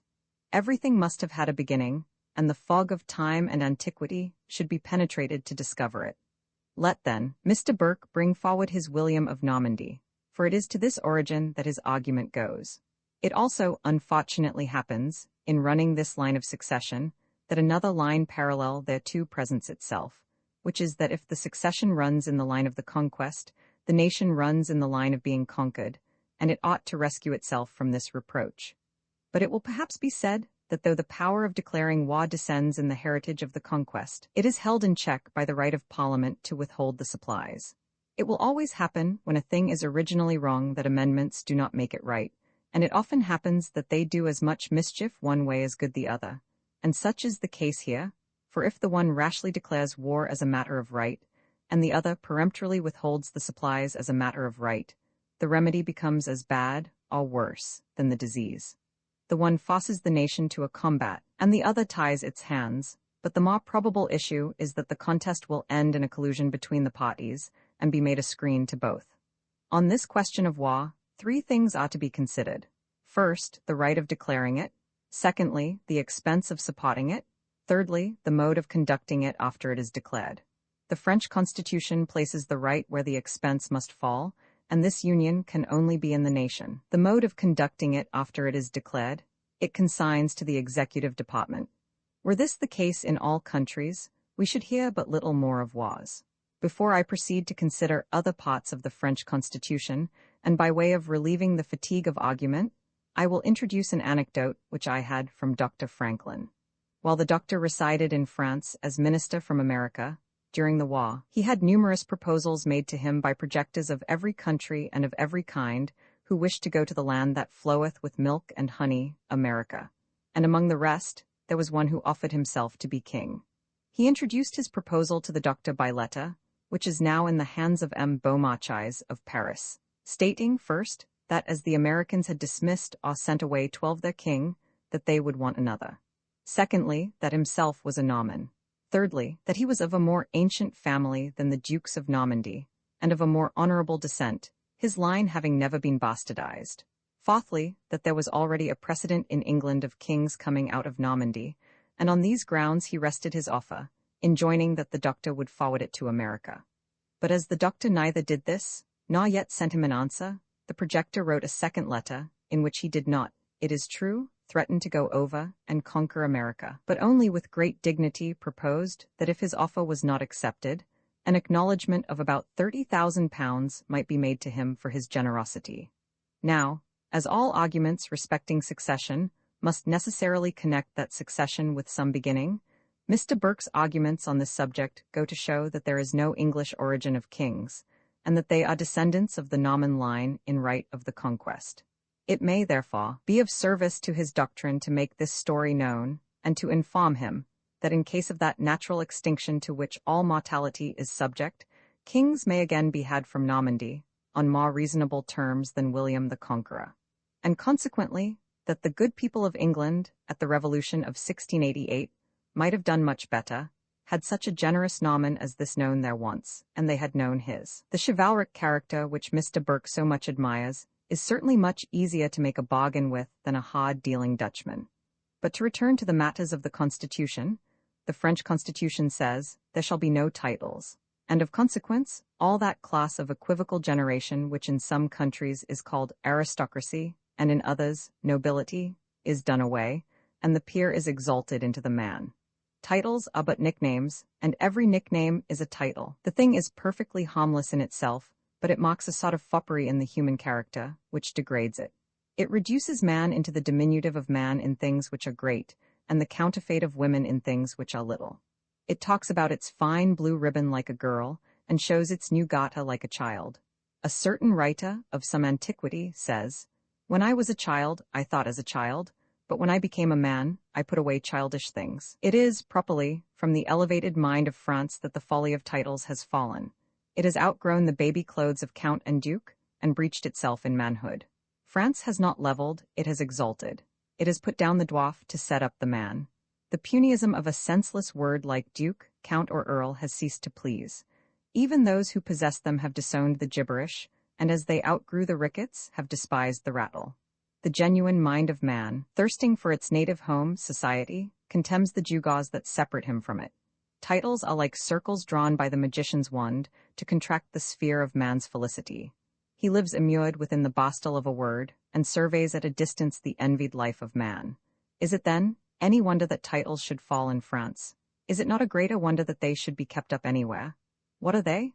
What is their worth, and what is their amount? When we think or speak of a judge or a general, we associate with it the ideas of office and character. We think of gravity in one and bravery in the other.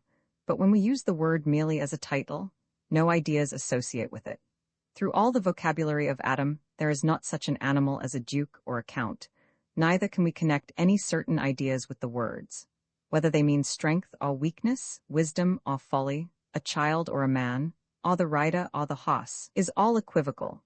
What respect then can be paid to that which describes nothing, and which means nothing? Imagination has given figure and character to centaurs, satyrs, and down to all the fairy tribe, but titles baffle even the powers of fancy, and are a chimerical nondescript. But this is not all. If a whole country is disposed to hold them in contempt, all their value is gone, and none will own them.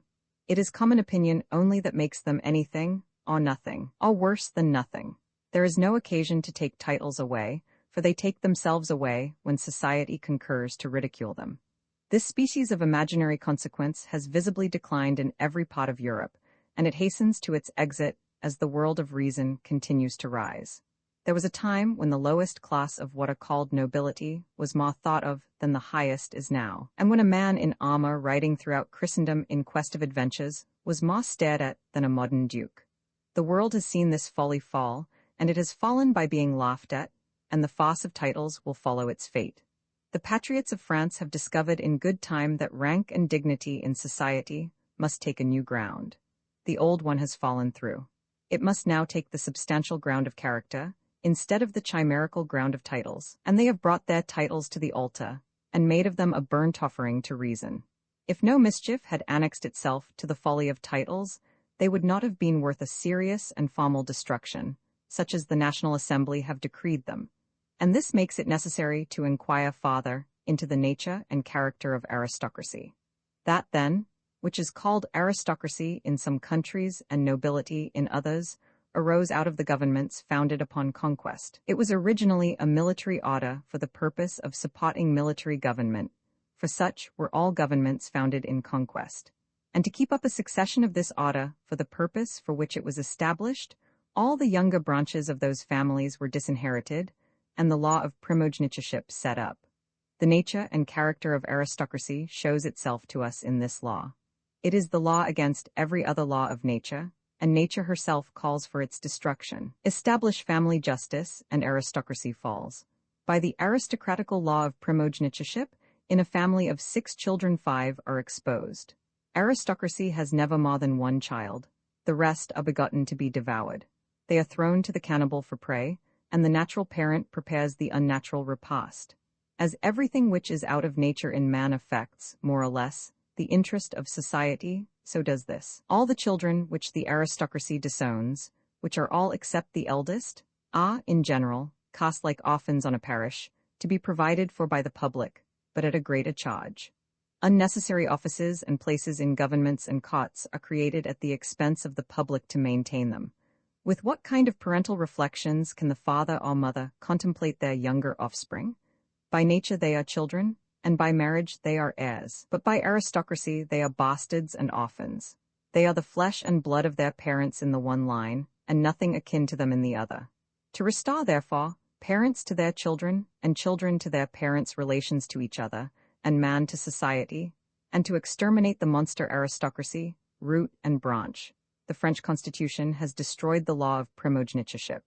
Here then lies the monster, and Mr. Burke, if he pleases, may write its epitaph. Hitherto we have considered aristocracy chiefly in one point of view. We have now to consider it in another. But whether we view it before or behind, or sideways, or any way else, domestically or publicly, it is still a monster. In France, aristocracy had one feature less in its countenance than what it has in some other countries. It did not compose a body of hereditary legislators. It was not a corporation of aristocracy. For such I have heard M. de Lafayette describe an English House of Peers.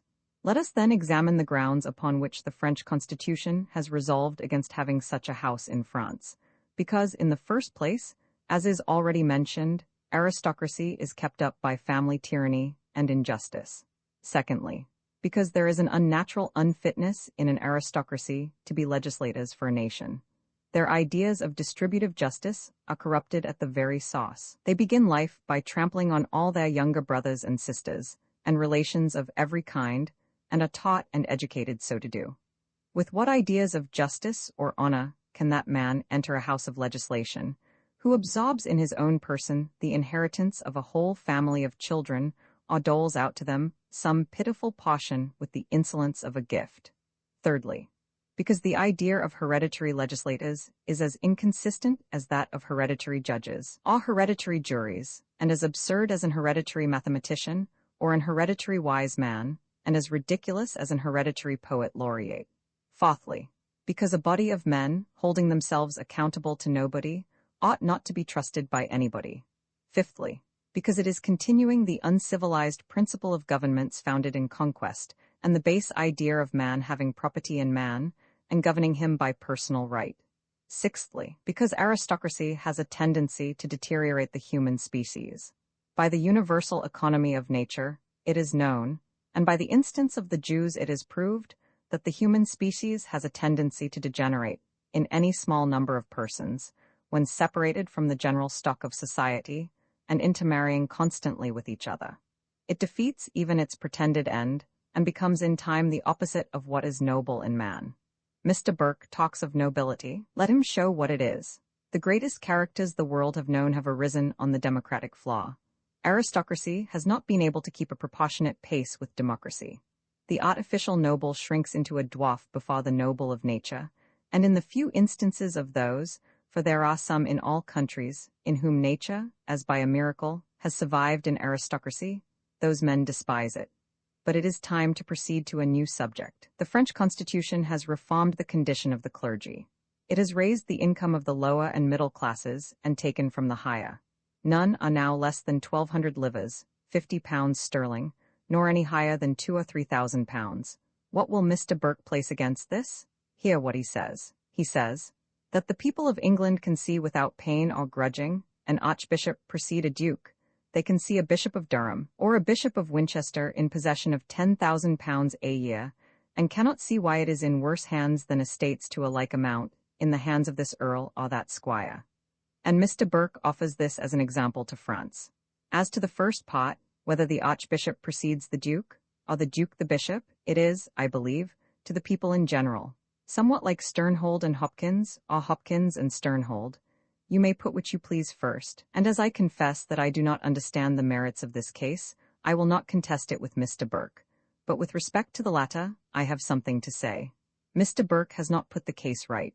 The comparison is out of order, by being put between the bishop and the earl, or the squire. It ought to be put between the bishop and the curate, and then it will stand thus. The people of England can see without pain or grudging a bishop of Durham, or a bishop of Winchester, in possession of £10,000 a year, and a curate on £30 or £40 a year, or less. No, sir, they certainly do not see those things without great pain or grudging. It is a case that applies itself to every man's sense of justice, and is one among many that calls aloud for constitution. In France, the cry of the Church, was repeated as often as in Mr. Burke's book, and as loudly as when the Dissenters' Bill was before the English Parliament, but the generality of the French clergy were not to be deceived by this cry any longer. They knew that whatever the pretense might be, it was they who were one of the principal objects of it. It was the cry of the high beneficed clergy to prevent any regulation of income taking place between those of £10,000 a year and the parish priest. They therefore joined their case to those of every other oppressed class of men, and by this union obtained redress. The French Constitution has abolished tithes, that source of perpetual discontent between the tithe-holder and the parishioner. When land is held on tithe, it is in the condition of an estate held between two parties, the one receiving 1/10 and the other 9/10 of the produce. And consequently, on principles of equity, if the estate can be improved, and made to produce by that improvement double or treble what it did before, or in any other ratio, the expense of such improvement ought to be borne in like proportion between the parties who are to share the produce. But this is not the case in tithes. The farmer bears the whole expense, and the tithe-holder takes 1/10 of the improvement, in addition to the original 10th, and by this means gets the value of 2/10 instead of 1. This is another case that calls for constitution. The French Constitution hath abolished or renounced toleration and intolerance also, and hath established universal right of conscience. Toleration is not the opposite of intolerance, but is the counterfeit of it. Both are despotisms. The one assumes to itself the right of withholding liberty of conscience, and the other of granting it. The one is the Pope armed with fire and faggot, and the other is the Pope selling or granting indulgences. The former is church and state, and the latter is church and traffic. But toleration may be viewed in a much stronger light. Man worships not himself, but his Maker, and the liberty of conscience which he claims is not for the service of himself, but of his God. In this case, therefore, we must necessarily have the associated idea of two things, the mortal who renders the worship, and the immortal being who is worshipped. Toleration, therefore, places itself not between man and man, nor between church and church, nor between one denomination of religion and another, but between God and man, between the being who worships and the being who is worshipped. And by the same act of assumed authority which it tolerates man to pay his worship, it presumptuously and blasphemously sets itself up to tolerate the Almighty to receive it. Were a bill brought into any parliament entitled, "An Act to tolerate or grant liberty to the Almighty to receive the worship of a Jew or Turk," or to prohibit the Almighty from receiving it, all men would startle and call it blasphemy. There would be an uproar. The presumption of toleration in religious matters would then present itself unmasked, but the presumption is not the less because the name of man only appears to those laws, for the associated idea of the worshipper and the worshipped cannot be separated. Who then art thou, vain dust and ashes? By whatever name thou art called, whether a king, a bishop, a church, or a state, a parliament, or anything else, that obtrudest thine insignificance between the soul of man and its Maker? Mind thine own concerns. If he believes not as thou believest, it is a proof that thou believest not as he believes, and there is no earthly power can determine between you. With respect to what are called denominations of religion, if everyone is left to judge of its own religion, there is no such thing as a religion that is wrong. But if they are to judge of each other's religion, there is no such thing as a religion that is right, and therefore all the world is right, or all the world is wrong. But with respect to religion itself, without regard to names, and as directing itself from the universal family of mankind to the divine object of all adoration, it is man bringing to his Maker the fruits of his heart. And though those fruits may differ from each other, like the fruits of the earth, the grateful tribute of everyone is accepted. A bishop of Durham, or a bishop of Winchester, or the archbishop who heads the dukes, will not refuse a tithe sheaf of wheat because it is not a cock of hay, nor a cock of hay because it is not a sheaf of wheat, nor a pig because it is neither one nor the other. But these same persons, under the figure of an established church, will not permit their Maker to receive the varied tithes of man's devotion. One of the continual choruses of Mr. Burke's book is church and state. He does not mean some one particular church, or some one particular state, but any church and state, and he uses the term as a general figure to hold forth the political doctrine of always uniting the church with the state in every country, and he censures the National Assembly for not having done this in France. Let us bestow a few thoughts on this subject. All religions are in their nature kind and benign, and united with principles of morality. They could not have made proselytes at first by professing anything that was vicious, cruel, persecuting, or immoral. Like everything else, they had their beginning, and they proceeded by persuasion, exhortation, and example. How then is it that they lose their native mildness and become morose and intolerant? It proceeds from the connection which Mr. Burke recommends. By engendering the church with the state, a sort of mule animal, capable only of destroying, and not of breeding up, is produced, called the church established by law. It is a stranger, even from its birth, to any parent mother on whom it is begotten, and whom in time it kicks out and destroys. The Inquisition in Spain does not proceed from the religion originally professed, but from this mule animal, engendered between the Church and the State. The burnings in Smithfield proceeded from the same heterogeneous production, and it was the regeneration of this strange animal in England afterwards that renewed rancor and irreligion among the inhabitants, and that drove the people called Quakers and Dissenters to America. Persecution is not an original feature in any religion, but it is always the strongly marked feature of all law religions, or religions established by law. Take away the law establishment, and every religion reassumes its original benignity. In America, a Catholic priest is a good citizen, a good character, and a good neighbor. An Episcopalian minister is of the same description, and this proceeds independently of the men, from there being no law establishment in America. 13. If also we view this matter in a temporal sense, we shall see the ill effects it has had on the prosperity of nations. The union of church and state has impoverished Spain.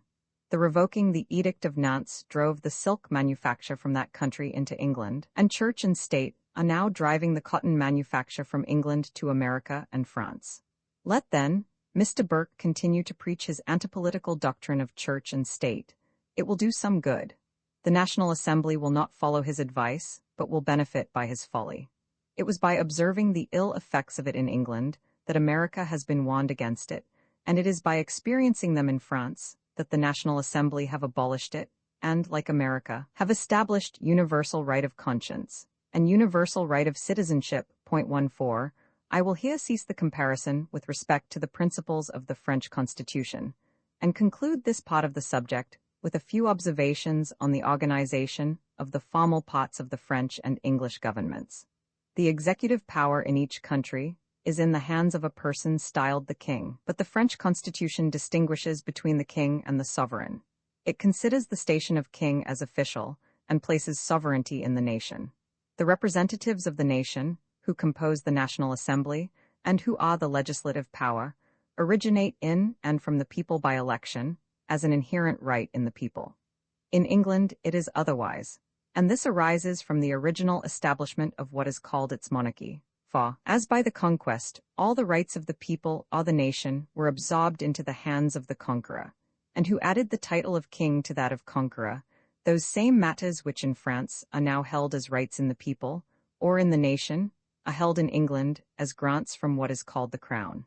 The Parliament in England, in both its branches, was erected by patents from the descendants of the conqueror. The House of Commons did not originate as a matter of right in the people to delegate or elect, but as a grant or boon. By the French Constitution, the nation is always named before the king. The third article of the Declaration of Rights says, "The nation is essentially the source or fountain of all sovereignty." Mr. Burke argues that in England, a king is the fountain, that he is the fountain of all honor. But as this idea is evidently descended from the conquest, I shall make no other remark upon it than that it is the nature of conquest to turn everything upside down. And as Mr. Burke will not be refused the privilege of speaking twice, and as there are but two pots in the figure, the fountain and the spout, he will be right the second time. The French Constitution puts the legislative before the executive, the law before the king, la loi, le roi. This also is in the natural order of things, because laws must have existence before they can have execution. A king in France does not, in addressing himself to the National Assembly, say, "My Assembly," similar to the phrase used in England of "my Parliament." Neither can he use it consistently with the Constitution, nor could it be admitted. There may be propriety in the use of it in England, because, as is before mentioned, both Houses of Parliament originated from what is called the Crown by patent or boon, and not from the inherent rights of the people, as the National Assembly does in France, and whose name designates its origin. The President of the National Assembly does not ask the King to grant to the Assembly liberty of speech, as is the case with the English House of Commons. The constitutional dignity of the National Assembly cannot debase itself. Speech is, in the first place, one of the natural rights of man always retained, and with respect to the National Assembly, the use of it is their duty, and the nation is their authority. They were elected by the greatest body of men, exercising the right of election the European world ever saw. They sprung not from the filth of rotten boroughs, nor are they the vassal representatives of aristocratical ones. Feeling the proper dignity of their character, they support it. Their parliamentary language, whether for or against a question, is free, bold, and manly, and extends to all the parts and circumstances of the case. If any matter or subject respecting the executive department or the person who presides in it, the king, comes before them, it is debated on with the spirit of men, and in the language of gentlemen, and their answer or their address is returned in the same style. They stand not aloof with the gaping vacuity of vulgar ignorance, nor bend with the cringe of sycophantic insignificance. The graceful pride of truth knows no extremes, and preserves, in every latitude of life, the right-angled character of man. Let us now look to the other side of the question. In the addresses of the English parliaments to their kings, we see neither the intrepid spirit of the old parliaments of France, nor the serene dignity of the present National Assembly. Neither do we see in them anything of the style of English manners, which border somewhat on bluntness. Since then, they are neither of foreign extraction, nor naturally of English production, their origin must be sought for elsewhere, and that origin is the Norman conquest. They are evidently of the vassalage class of manners, and emphatically mark the prostrate distance that exists in no other condition of men than between the conqueror and the conquered. That this vassalage idea and style of speaking was not got rid of even at the Revolution of 1688 is evident from the declaration of Parliament to William and Mary in these words: "We do most humbly and faithfully submit ourselves, our heirs and posterities, forever." Submission is wholly a vassalage term, repugnant to the dignity of freedom, and an echo of the language used at the conquest. As the estimation of all things is given by comparison, the Revolution of 1688, however from circumstances it may have been exalted beyond its value, will find its level. It is already on the wane, eclipsed by the enlarging orb of reason and the luminous revolutions of America and France. In less than another century it will go, as well as Mr. Burke's labors, to the family vault of all the Capulets. Mankind will then scarcely believe that a country calling itself free would send to Holland for a man, and clothe him with power on purpose to put themselves in fear of him, and give him almost £1,000,000 sterling a year for leave to submit themselves and their posterity, like bondmen and bondwomen, forever. But there is a truth that ought to be made known. I have had the opportunity of seeing it, which is that notwithstanding appearances, there is not any description of men that despise monarchy so much as courtiers, but they well know that if it were seen by others, as it is seen by them, the juggle could not be kept up. They are in the condition of men who get their living by a show, and to whom the folly of that show is so familiar that they ridicule it. But were the audience to be made as wise in this respect as themselves, there would be an end to the show and the profits with it. The difference between a republican and a courtier with respect to monarchy is that the one opposes monarchy, believing it to be something, and the other laughs at it, knowing it to be nothing. As I used sometimes to correspond with Mr. Burke, believing him then to be a man of sounder principles than his book shows him to be, I wrote to him last winter from Paris, and gave him an account how prosperously matters were going on. Among other subjects in that letter, I referred to the happy situation the National Assembly were placed in, that they had taken ground on which their moral duty and their political interest were united. They have not to hold out a language which they do not themselves believe, for the fraudulent purpose of making others believe it. The station requires no artifice to support it, and can only be maintained by enlightening mankind. It is not their interest to cherish ignorance, but to dispel it. They are not in the case of a ministerial or an opposition party in England, who, though they are opposed, are still united to keep up the common mystery. The National Assembly must throw open a magazine of light. It must show man the proper character of man, and the nearer it can bring him to that standard, the stronger the National Assembly becomes. In contemplating the French Constitution, we see in it a rational order of things. The principles harmonize with the forms, and both with their origin. It may perhaps be said as an excuse for bad forms that they are nothing more than forms, but this is a mistake. Forms grow out of principles, and operate to continue the principles they grow from. It is impossible to practice a bad form on anything but a bad principle. It cannot be engrafted on a good one, and wherever the forms in any government are bad, it is a certain indication that the principles are bad also. I will here finally close this subject. I began it by remarking that Mr. Burke had voluntarily declined going into a comparison of the English and French constitutions. He apologizes, in page 241, for not doing it, by saying that he had not time. Mr. Burke's book was upwards of 8 months in hand, and is extended to a volume of 366 pages.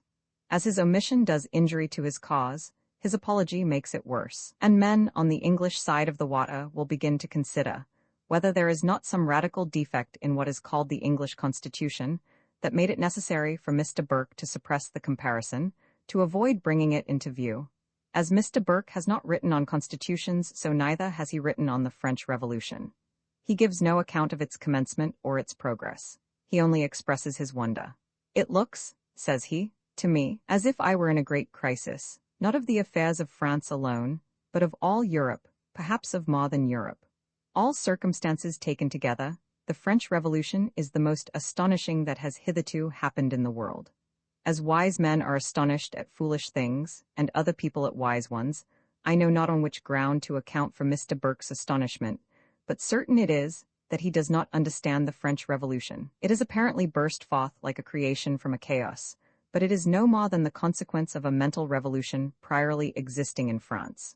The mind of the nation had changed beforehand, and the new order of things has naturally followed the new order of thoughts. I will here, as concisely as I can, trace out the growth of the French Revolution, and mark the circumstances that have contributed to produce it. The despotism of Louis Roman XIV, united with the gaiety of his court and the gaudy ostentation of his character, had so humbled, and at the same time so fascinated the mind of France, that the people appeared to have lost all sense of their own dignity in contemplating that of their grand monarch. And the whole reign of Louis Roman XV, remarkable only for weakness and effeminacy, made no other alteration than that of spreading a sort of lethargy over the nation, from which it showed no disposition to rise. The only signs which appeared to the spirit of liberty during those periods are to be found in the writings of the French philosophers. Montesquieu, president of the Parliament of Bordeaux, went as far as a writer under a despotic government could well proceed, and being obliged to divide himself between principle and prudence, his mind often appears under a veil, and we ought to give him credit for more than he has expressed. Voltaire, who was both the flatterer and the satirist of despotism, took another line. His forte lay in exposing and ridiculing the superstitions which priestcraft, united with statecraft, had interwoven with governments.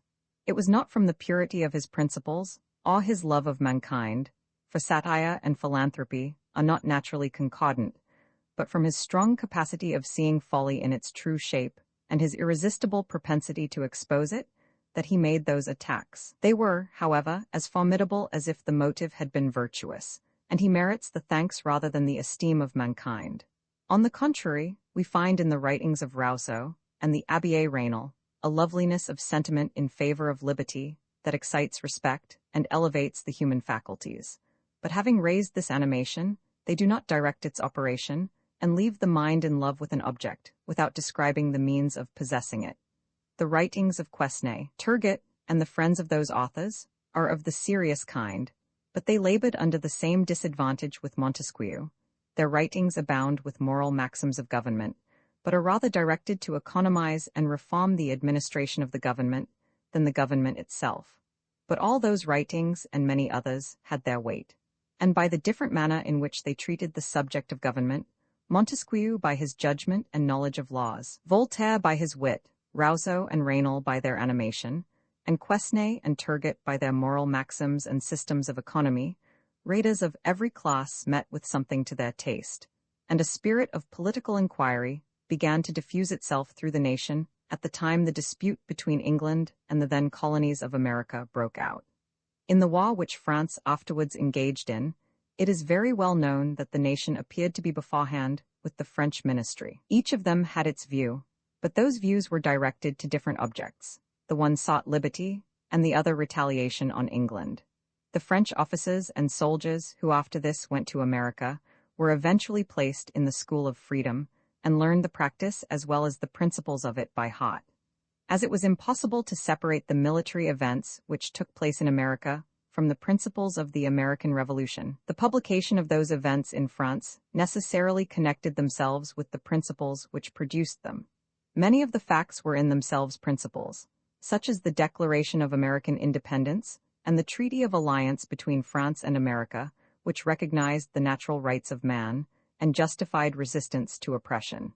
The then Minister of France, Count Vergennes, was not the friend of America, and it is both justice and gratitude to say that it was the Queen of France who gave the cause of America a fashion at the French court. Count Vergennes was the personal and social friend of Dr. Franklin, and the doctor had obtained, by his sensible gracefulness, a sort of influence over him, but with respect to principles, Count Vergennes was a despot. The situation of Dr. Franklin, as minister from America to France, should be taken into the chain of circumstances. The diplomatic character is of itself the narrowest sphere of society that man can act in. It forbids intercourse by the reciprocity of suspicion, and a diplomatic is a sort of unconnected atom, continually repelling and repelled. But this was not the case with Dr. Franklin. He was not the diplomatic of a court, but of man. His character as a philosopher had been long established, and his circle of society in France was universal. Count Vergennes resisted for a considerable time the publication in France of American constitutions, translated into the French language. But even in this, he was obliged to give way to public opinion, and a sort of propriety in admitting to appear what he had undertaken to defend. The American constitutions were to liberty what a grammar is to language. They define its parts of speech, and practically construct them into syntax. The peculiar situation of the then Marquis de Lafayette is another link in the great chain. He served in America as an American officer under a commission of Congress, and by the universality of his acquaintance was in close friendship with the civil government of America, as well as with the military line. He spoke the language of the country, entered into the discussions on the principles of government, and was always a welcome friend at any election. When the war closed, a vast reinforcement to the cause of liberty spread itself over France, by the return of the French officers and soldiers. A knowledge of the practice was then joined to the theory, and all that was wanting to give it real existence was opportunity. Man cannot, properly speaking, make circumstances for his purpose, but he always has it in his power to improve them when they occur, and this was the case in France. Necker was displaced in May 1781, and by the ill management of the finances afterwards, and particularly during the extravagant administration of Calonne, the revenue of France, which was nearly 24 million sterling per year, was become unequal to the expenditure, not because the revenue had decreased, but because the expenses had increased, and this was a circumstance which the nation laid hold of to bring forward a revolution. The English minister, Mr. Pitt, has frequently alluded to the state of the French finances in his budgets, without understanding the subject. Had the French parliaments been as ready to register edicts for new taxes as an English parliament is to grant them, there had been no derangement in the finances, nor yet any revolution, but this will better explain itself as I proceed. It will be necessary here to show how taxes were formally raised in France.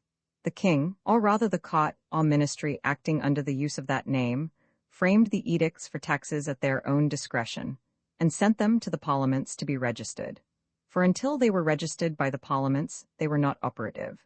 Disputes had long existed between the court and the parliaments with respect to the extent of the parliament's authority on this head. The court insisted that the authority of parliaments went no farther than to remonstrate or show reasons against the tax, reserving to itself the right of determining whether the reasons were well or ill-founded, and in consequence thereof, either to withdraw the edict as a matter of choice, or to order it to be unregistered as a matter of authority.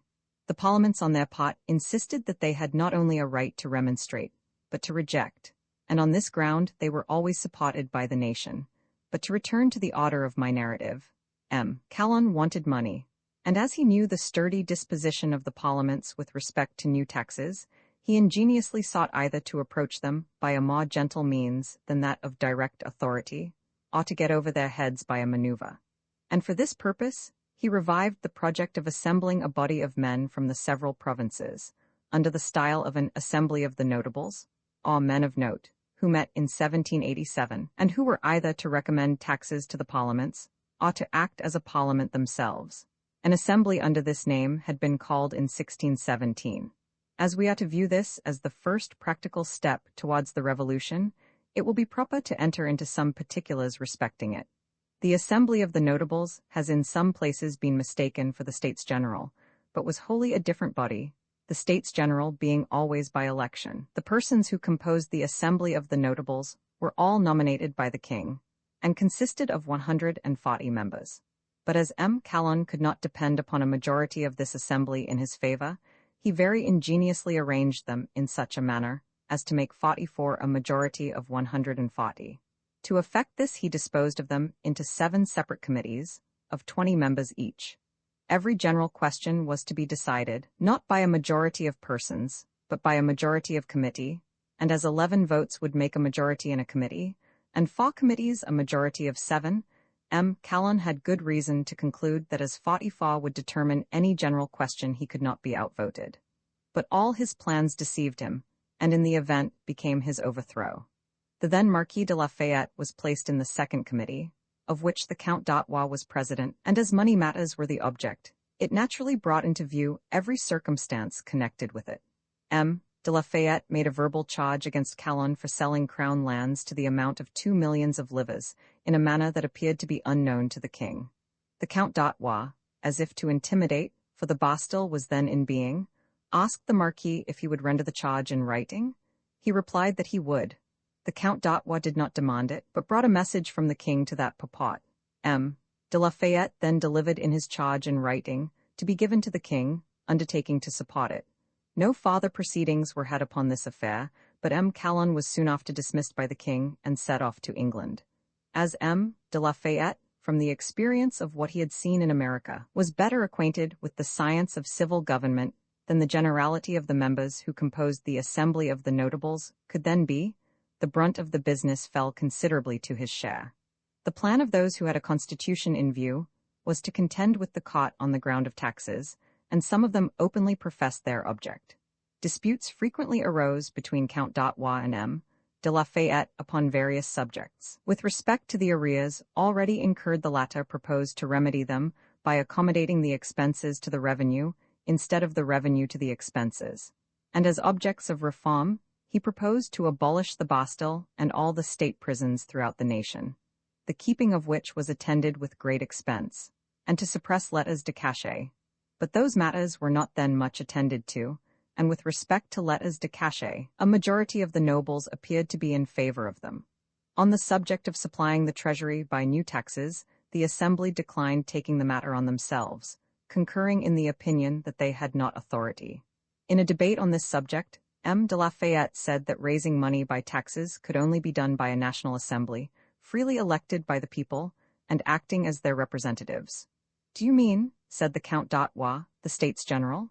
De Lafayette replied that he did. "Will you," said the Count d'Artois, "sign what you say to be given to the king?" The other replied that he would not only do this, but that he would go farther, and say that the effectual mode would be for the king to agree to the establishment of a constitution. As one of the plans had thus failed, that of getting the Assembly to act as a parliament, the other came into view, that of recommending. On this subject, the Assembly agreed to recommend 2 new taxes to be unregistered by the Parliament, the one a stamp tax and the other a territorial tax, a sort of land tax. The 2 have been estimated at about 5 millions sterling per annum. We have now to turn our attention to the parliaments, on whom the business was again devolving. The Archbishop of Toulouse, since Archbishop of Sens, and now a cardinal, was appointed to the administration of the finances soon after the dismission of Calonne. He was also made prime minister, an office that did not always exist in France. When this office did not exist, the chief of each of the principal departments transacted business immediately with the king, but when a prime minister was appointed, they did business only with him. The archbishop arrived to more state authority than any minister since the Duc de Choiseul, and the nation was strongly disposed in his favor, but by a line of conduct scarcely to be accounted for he perverted every opportunity, turned out a despot, and sunk into disgrace, and a cardinal. The Assembly of the Notables having broken up, the minister sent the edicts for the 2 new taxes recommended by the Assembly to the parliaments to be unregistered. They of course came first before the Parliament of Paris, who returned for answer, that with such a revenue as the nation then supported the name of taxes ought not to be mentioned, but for the purpose of reducing them. And through both the edicts out .15 on this refusal, the Parliament was ordered to Versailles, where, in the usual form, the king held what under the old government was called a bed of justice, and the two edicts were unregistered in presence of the Parliament by an order of state, in the manner mentioned earlier. On this, the Parliament immediately returned to Paris, renewed their session in form, and ordered the enregistering to be struck out, declaring that everything done at Versailles was illegal. All the members of the Parliament were then served with letters de cachet and exiled to Troyes. But as they continued as inflexible in exile as before, and as vengeance did not supply the place of taxes, they were after a short time recalled to Paris. The edicts were again tendered to them, and the Count d'Artois undertook to act as representative of the king. For this purpose he came from Versailles to Paris, in a train of procession, and the Parliament were assembled to receive him. But show and parade had lost their influence in France, and whatever ideas of importance he might set off with, he had to return with those of mortification and disappointment. On alighting from his carriage to ascend the steps of the Parliament House, the crowd, which was numerously collected, threw out trite expressions, saying, "This is Monsieur d'Artois, who wants more of our money to spend." The mock disapprobation which he saw impressed him with apprehensions, and the word aux armes, to arms, was given out by the officer of the guard who attended him. It was so loudly vociferated that it echoed through the avenues of the house, and produced a temporary confusion. I was then standing in one of the apartments through which he had to pass, and could not avoid reflecting how wretched was the condition of a disrespected man. He endeavored to impress the Parliament by great words, and opened his authority by saying, "The King, our Lord and Master." The Parliament received him very coolly, and with their usual determination not to register the taxes, and in this manner the interview ended. After this, a new subject took place. In the various debates and contests which arose between the court and the parliaments on the subject of taxes, the Parliament of Paris at last declared that although it had been customary for parliaments to enregister edicts for taxes as a matter of convenience, the right belonged only to the States General, and that, therefore, the Parliament could no longer with propriety continue to debate on what it had not authority to act. The king after this came to Paris and held a meeting with the Parliament, in which he continued from 10 in the morning till about 6 in the evening, and, in a manner that appeared to proceed from him as if unconsulted upon with the cabinet or ministry, gave his word to the Parliament that the States General should be convened. But after this, another scene arose, on a ground different from all the former. The minister and the cabinet were averse to calling the States General. They well knew that if the States General were assembled, themselves must fall, and as the king had not mentioned any time, they hit on a project calculated to elude, without appearing to oppose. For this purpose, the court set about making a sort of constitution itself. It was principally the work of M. Lamoignon, the keeper of the seals, who afterwards shot himself. This new arrangement consisted in establishing a body under the name of a cour plénière, or full court, in which were invested all the powers that the government might have occasion to make use of. The persons composing this court were to be nominated by the king. The contended right of taxation was given up on the part of the king, and a new criminal code of laws and law proceedings was substituted in the room of the former. The thing, in many points, contained better principles than those upon which the government had hitherto been administered, but with respect to the cour plénière, it was no other than a medium through which despotism was to pass, without appearing to act directly from itself. The cabinet had high expectations from their new contrivance. The people who were to compose the cour plénière were already nominated, and as it was necessary to carry a fair appearance, many of the best characters in the nation were appointed among the number. It was to commence on May 8, 1788, but an opposition arose to it on two grounds, the one as to principle, the other as to form. On the ground of principle, it was contended that government had not a right to alter itself, and that if the practice was once admitted, it would grow into a principle and be made a precedent for any future alterations the government might wish to establish. That the right of altering the government was a national right, and not a right of government. And on the ground of form, it was contended that the cour plénière was nothing more than a lodge cabinet. The then Duke de la Rochefoucauld, Luxembourg, de Noailles, and many others, refused to accept the nomination, and strenuously opposed the whole plan. When the edict for establishing this new court was sent to the parliaments to be unregistered and put into execution, they resisted also. The Parliament of Paris not only refused, but denied the authority, and the contest renewed itself between the Parliament and the cabinet more strongly than ever. While the Parliament were sitting in debate on this subject, The ministry ordered a regiment of soldiers to surround the house and form a blockade. The members sent out for beds and provisions, and lived as in a besieged citadel. And as this had no effect, the commanding officer was ordered to enter the Parliament House and seize them, which he did, and some of the principal members were shut up in different prisons. About the same time, a deputation of persons arrived from the province of Brittany to remonstrate against the establishment of the Cour plénière, and those the archbishop sent to the Bastille. But the spirit of the nation was not to be overcome, and it was so fully sensible of the strong ground it had taken, that of withholding taxes, that it contented itself with keeping up a sort of quiet resistance, which effectually overthrew all the plans at that time formed against it. The project of the Cour plénière was at last obliged to be given up, and the Prime Minister not long afterwards followed its fate, and M. Necker was recalled into office. The attempt to establish the Cour plénière had an effect upon the nation which itself did not perceive. It was a sort of new form of government that insensibly served to put the old one out of sight, and to unhinge it from the superstitious authority of antiquity. It was government dethroning government, and the old one, by attempting to make a new one, made a chasm. The failure of this scheme renewed the subject of convening the State General, and this gave rise to a new series of politics. There was no settled form for convening the States General. All that it positively meant was a deputation from what was then called the clergy, the noblesse, and the commons, but their numbers or their proportions had not been always the same.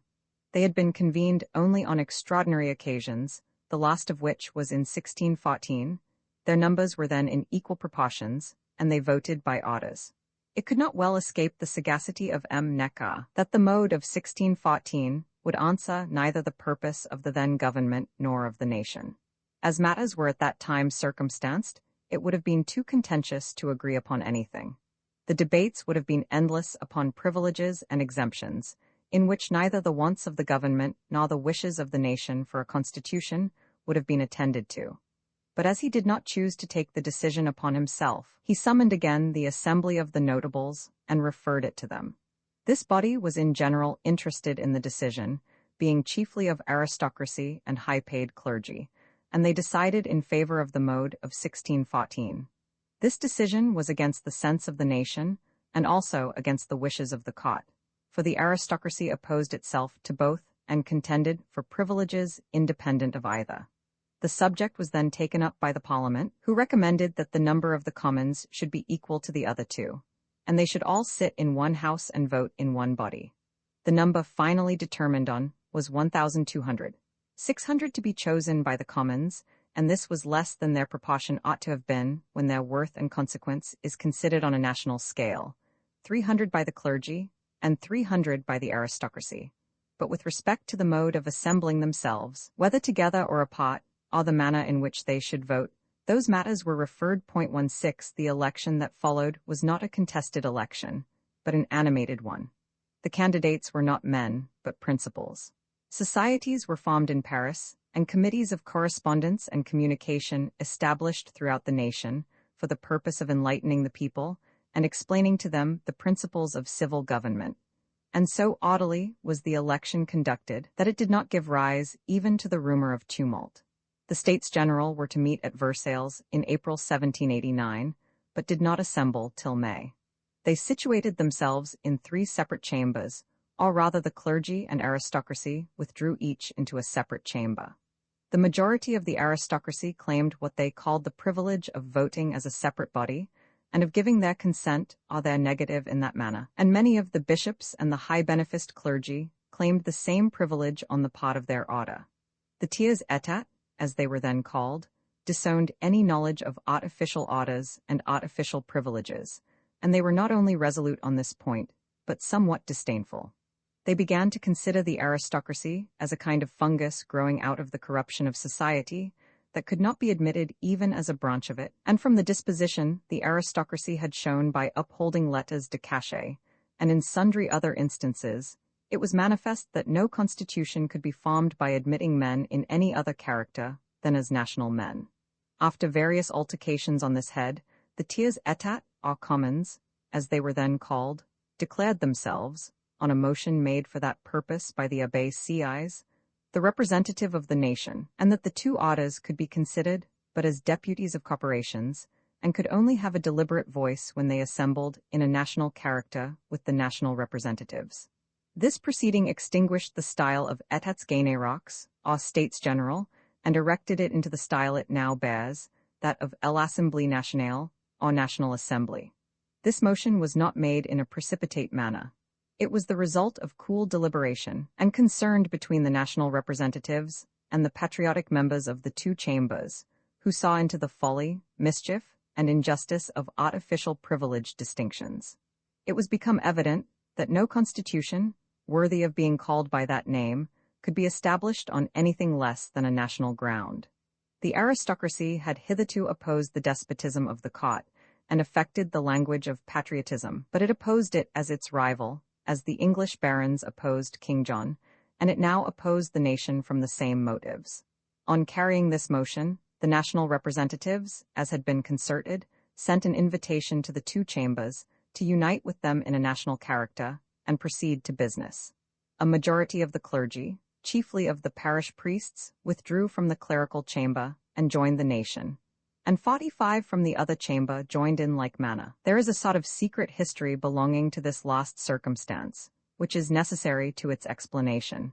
It was not judged prudent that all the patriotic members of the chamber styling itself the nobles should quit it at once, and in consequence of this arrangement they drew off by degrees, always leaving some, as well to reason the case, as to watch the suspected.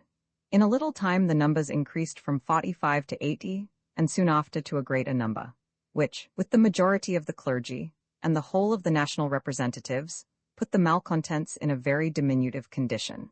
The king, who, very different from the general class called by that name, is a man of a good heart, showed himself disposed to recommend a union of the three chambers, on the ground the National Assembly had taken, but the malcontents exerted themselves to prevent it, and began now to have another project in view. Their numbers consisted of a majority of the aristocratical chamber, and the minority of the clerical chamber, chiefly of bishops and high-beneficed clergy. And these men were determined to put everything to issue, as well by strength as by stratagem. They had no objection to a constitution, but it must be such a one as themselves should dictate, and suited to their own views and particular situations. On the other hand, the nation disowned knowing anything of them, but as citizens, and was determined to shut out all such upstart pretensions.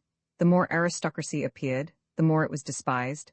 There was a visible imbecility and want of intellects in the majority, a sort of je ne sais quoi, that while it affected to be more than citizen, was less than man. It lost ground from contempt more than from hatred, and was rather jeered at as an ass than dreaded as a lion. This is the general character of aristocracy, or what are called nobles or nobility, or rather nobility, in all countries. The plan of the malcontents consisted now of two things, either to deliberate and vote by chambers or orders, more especially on all questions respecting a constitution by which the aristocratical chamber would have had a negative on any article of the constitution, or, in case they could not accomplish this object, to overthrow the National Assembly entirely. To effect one or other of these objects, they began to cultivate a friendship with the despotism they had hitherto attempted to rival, and the Count d'Artois became their chief. The king, who has since declared himself deceived into their measures, held, according to the old form, a bed of justice, in which he accorded to the deliberation and vote par tête by head, upon several subjects, but reserved the deliberation and vote upon all questions respecting a constitution to the three chambers separately. This declaration of the king was made against the advice of M. Necker, who now began to perceive that he was growing out of fashion at court, and that another minister was in contemplation. As the form of sitting in separate chambers was yet apparently kept up, though essentially destroyed, the national representatives immediately after this declaration of the king resorted to their own chambers to consult on a protest against it, and the minority of the chamber, calling itself the nobles, who had joined the national cause, retired to a private house to consult in like manner. The malcontents had by this time concerted their measures with the court, which the Count d'Artois undertook to conduct, and as they saw from the discontent which the declaration excited, and the opposition making against it, that they could not obtain a control over the intended constitution by a separate vote, they prepared themselves for their final object, that of conspiring against the National Assembly and overthrowing it. The next morning the door of the chamber of the National Assembly was shut against them, and guarded by troops, and the members were refused admittance. On this, they withdrew to a tennis ground in the neighborhood of Versailles as the most convenient place they could find, and after renewing their session, took an oath never to separate from each other, under any circumstance whatever, death excepted, until they had established a constitution. As the experiment of shutting up the House had no other effect than that of producing a closer connection in the members, it was opened again the next day, and the public business recommenced in the usual place. We are now to have in view the forming of the new ministry, which was to accomplish the overthrow of the National Assembly. But as fast would be necessary, orders were issued to assemble 30,000 troops, the command of which was given to Broglio, one of the intended new ministry, who was recalled from the country for this purpose.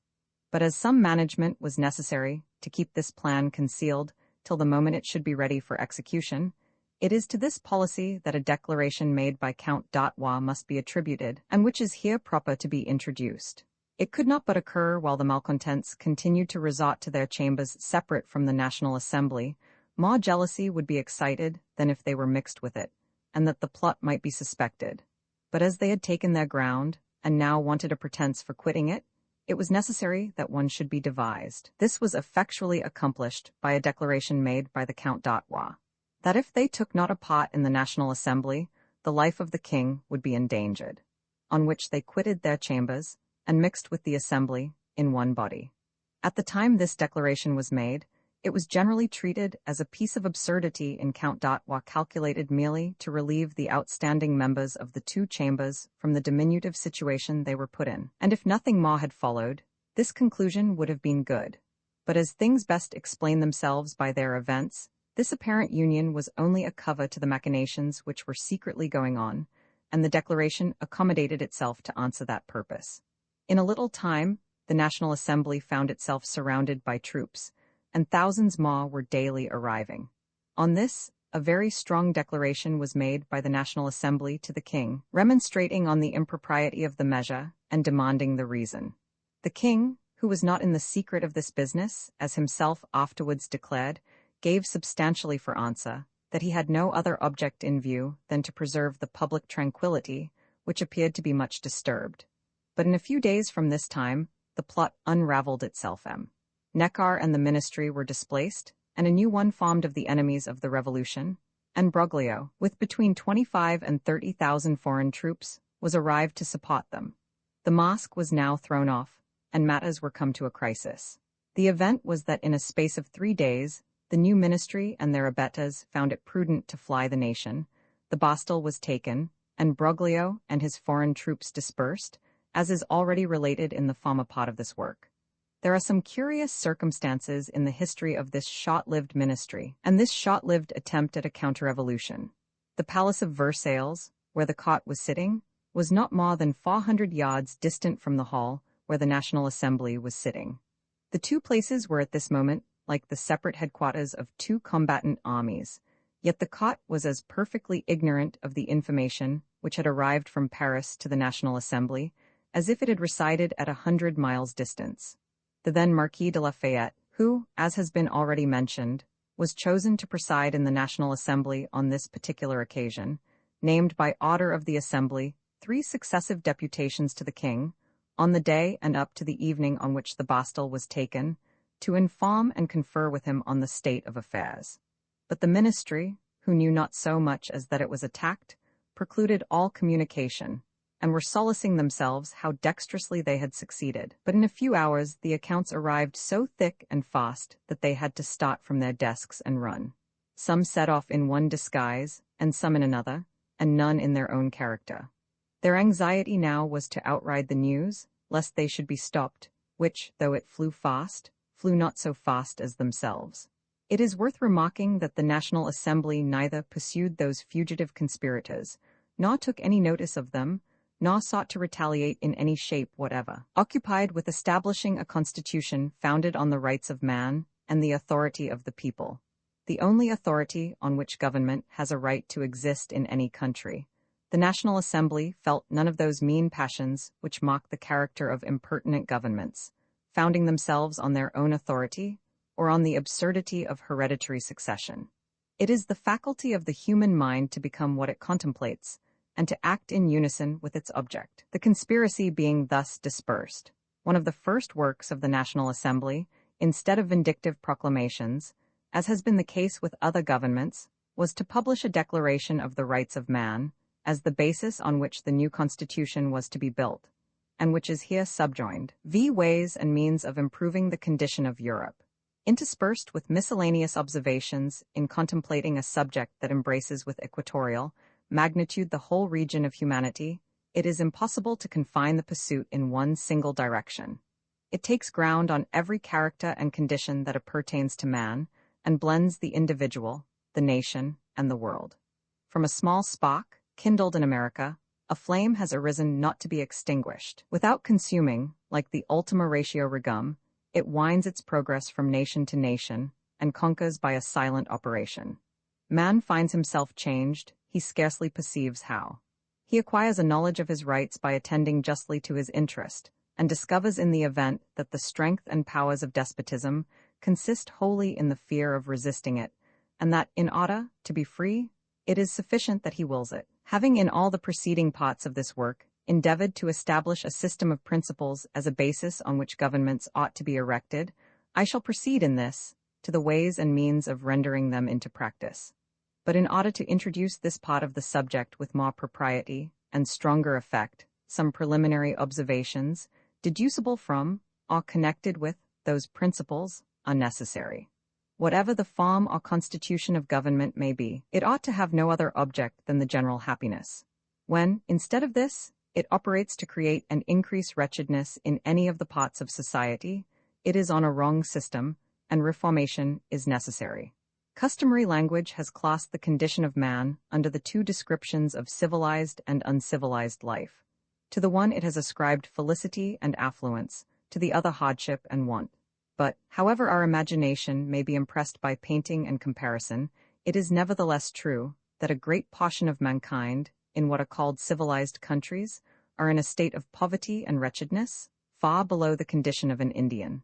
I speak not of one country, but of all. It is so in England, it is so all over Europe. Let us inquire into the cause. It lies not in any natural defect in the principles of civilization, but in preventing those principles having a universal operation, the consequence of which is a perpetual system of war and expense that drains the country and defeats the general felicity of which civilization is capable. All the European governments, France now excepted, are constructed not on the principle of universal civilization, but on the reverse of it. So far as those governments relate to each other, they are in the same condition as we conceive of savage, uncivilized life. They put themselves beyond the law as well of God as of man, and are, with respect to principle and reciprocal conduct, like so many individuals in a state of nature. The inhabitants of every country, under the civilization of laws, easily civilize together, but governments being yet in an uncivilized state, and almost continually at war, they pervert the abundance which civilized life produces to carry on the uncivilized part to a greater extent. By thus engrafting the barbarism of government upon the internal civilization of a country, it draws from the latter, and more especially from the poor, a great portion of those earnings, which should be applied to their own subsistence and comfort. Apart from all reflections of morality and philosophy, it is a melancholy fact that more than 1/4 of the labor of mankind is annually consumed by this barbarous system. What has served to continue this evil is the pecuniary advantage which all the governments of Europe have found in keeping up this state of uncivilization. It affords to them pretenses for power and revenue, for which there would be neither occasion nor apology, if the circle of civilization were rendered complete. Civil government alone, all the government of laws, is not productive of pretenses for many taxes. It operates at home, directly under the eye of the country, and precludes the possibility of much imposition. But when the scene is laid in the uncivilized contention of governments, the field of pretenses is enlarged, and the country, being no longer a judge, is open to every imposition which governments please to act. Not a 30th, scarcely a 40th, part of the taxes which are raised in England are either occasioned by, or applied to, the purpose of civil government. It is not difficult to see that the whole which the actual government does in this respect is to enact laws, and that the country administers and executes them, at its own expense, by means of magistrates, juries, sessions, and assize, over and above the taxes which it pays. In this view of the case, we have two distinct characters of government, the one the civil government, or the government of laws, which operates at home, the other the court or cabinet government, which operates abroad, on the rude plan of uncivilized life. The one attended with little charge, the other with boundless extravagance, and so distinct are the two, that if the latter were to sink, as it were, by a sudden opening of the earth, and totally disappear, the farmer would not be deranged. It would still proceed, because it is the common interest of the nation that it should, and all the means are in practice. Revolutions, then, have for their object a change in the moral condition of governments, and with this change the burden of public taxes will lessen, and civilization will be left to the enjoyment of that abundance, of which it is now deprived. In contemplating the whole of this subject, I extend my views into the Department of Commerce. In all my publications, where the matter would admit, I have been an advocate for commerce, because I am a friend to its effects. It is a pacific system, operating to cordialize mankind, by rendering nations, as well as individuals, useful to each other. As to the mere theoretical reformation, I have never preached it up. The most effectual process is that of improving the condition of man by means of his interest, and it is on this ground that I take my stand. If commerce were permitted to act to the universal extent it is capable, it would extirpate the system of war, and produce a revolution in the uncivilized state of governments. The invention of commerce has arisen since those governments began, and is the greatest approach towards universal civilization that has yet been made by any means not immediately flowing from moral principles. Whatever has a tendency to promote the civil intercourse of nations by an exchange of benefits is a subject as worthy of philosophy as of politics. Commerce is no other than the traffic of two individuals, multiplied on a scale of numbers, and by the same rule that nature intended for the intercourse of two, she intended that of all. For this purpose she has distributed the materials of manufactures and commerce in various and distant parts of a nation and of the world, and as they cannot be procured by war so cheaply or so commodiously as by commerce, she has rendered the latter the means of extirpating the former. As the two are nearly the opposite of each other, consequently, the uncivilized state of the European governments is injurious to commerce. Every kind of destruction or embarrassment serves to lessen the quantity, and it matters but little in what part of the commercial world the reduction begins. Like blood, it cannot be taken from any of the parts, without being taken from the whole mass in circulation, and all partake of the loss. When the ability in any nation to buy is destroyed, it equally involves the seller. Could the government of England destroy the commerce of all other nations, she would most effectually ruin her own. It is possible that a nation may be the carrier for the world, but she cannot be the merchant. She cannot be the seller and buyer of her own merchandise. The ability to buy must reside out of herself, and therefore, the prosperity of any commercial nation is regulated by the prosperity of the rest. If they are poor, she cannot be rich, and her condition, be what it may, is an index of the height of the commercial tide in other nations. That the principles of commerce and its universal operation may be understood, without understanding the practice, is a position that reason will not deny, and it is on this ground only that I argue the subject. It is one thing in the counting-house, in the world it is another.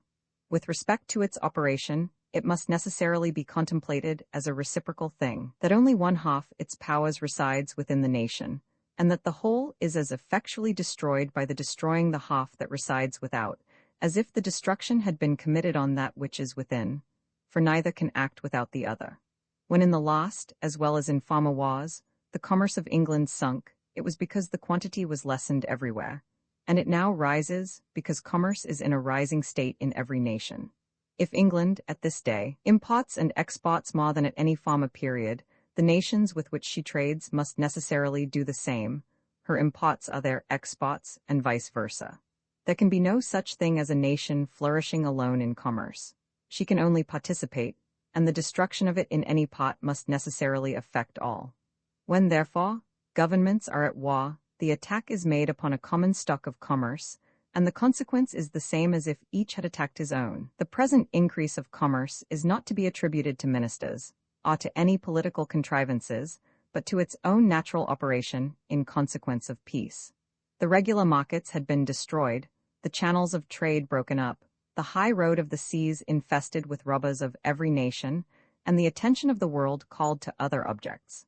Those interruptions have ceased, and peace has restored the deranged condition of things to their proper order. Point 42. It is worth remarking that every nation reckons the balance of trade in its own favor, and therefore something must be irregular in the common ideas upon this subject. The fact, however, is true, according to what is called a balance, and it is from this cause that commerce is universally supported.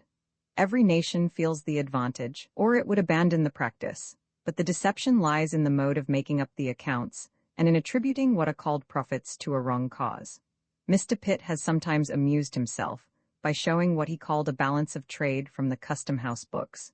This mode of calculating not only affords no rule that is true, but one that is false.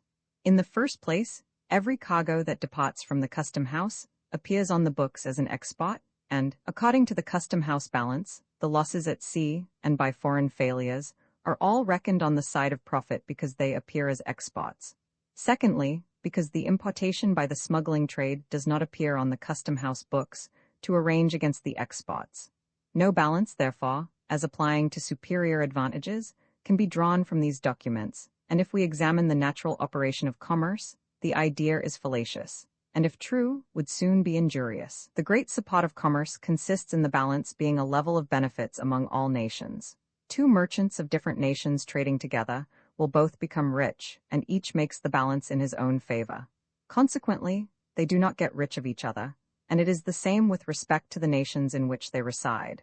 The case must be that each nation must get rich out of its own means, and increases that riches by something which it procures from another in exchange.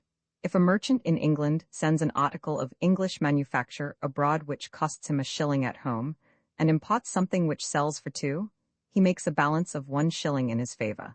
But this is not gained out of the foreign nation or the foreign merchant, for he also does the same by the articles he receives, and neither has the advantage upon the other. The original value of the 2 articles in their proper countries was but 2 shillings, but by changing their places, they acquire a new idea of value, equal to double what they had first, and that increased value is equally divided.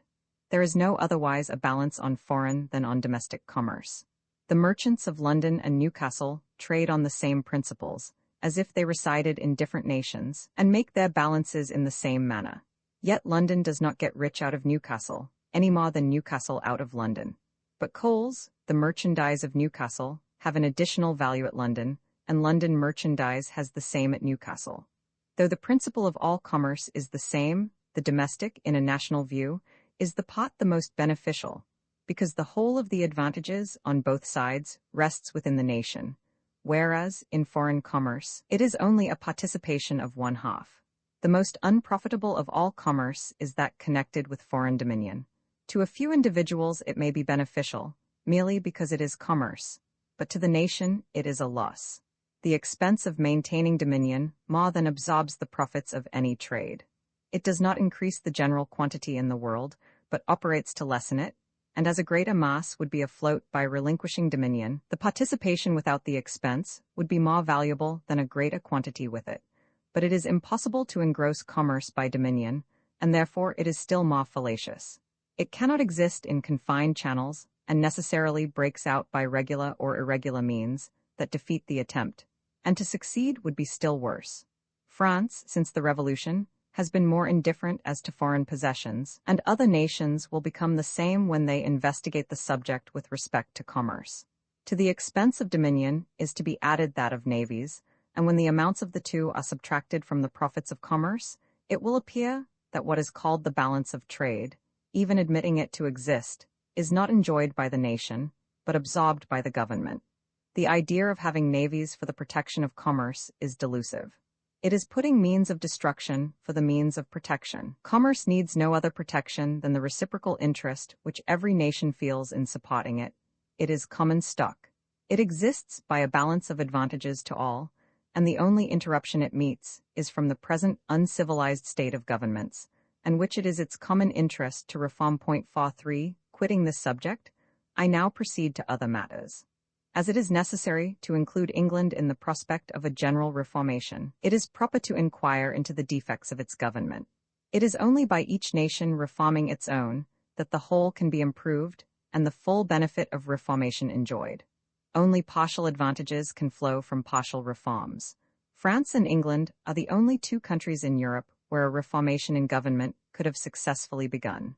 The one secure by the ocean, and the other, by the immensity of its internal strength, could defy the malignancy of foreign despotism. But it is with revolutions as with commerce. The advantages increase by their becoming general, and double to either what each would receive alone. As a new system is now opening to the view of the world, the European courts are plotting to counteract it. Alliances, contrary to all former systems, are agitating, and a common interest of courts is forming against the common interest of man. This combination draws a line that runs throughout Europe, and presents a cause so entirely new as to exclude all calculations from former circumstances. While despotism warred with despotism, man had no interest in the contest.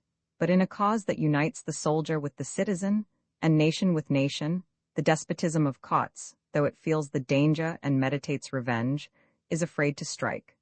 No question has arisen within the records of history that pressed with the importance of the present. It is not whether this or that party shall be in or not, or Whig or Tory, high or low shall prevail, but whether man shall inherit his rights, and universal civilization take place, whether the fruits of his labors shall be enjoyed by himself, or consumed by the profligacy of governments, whether robbery shall be banished from courts, and wretchedness from countries.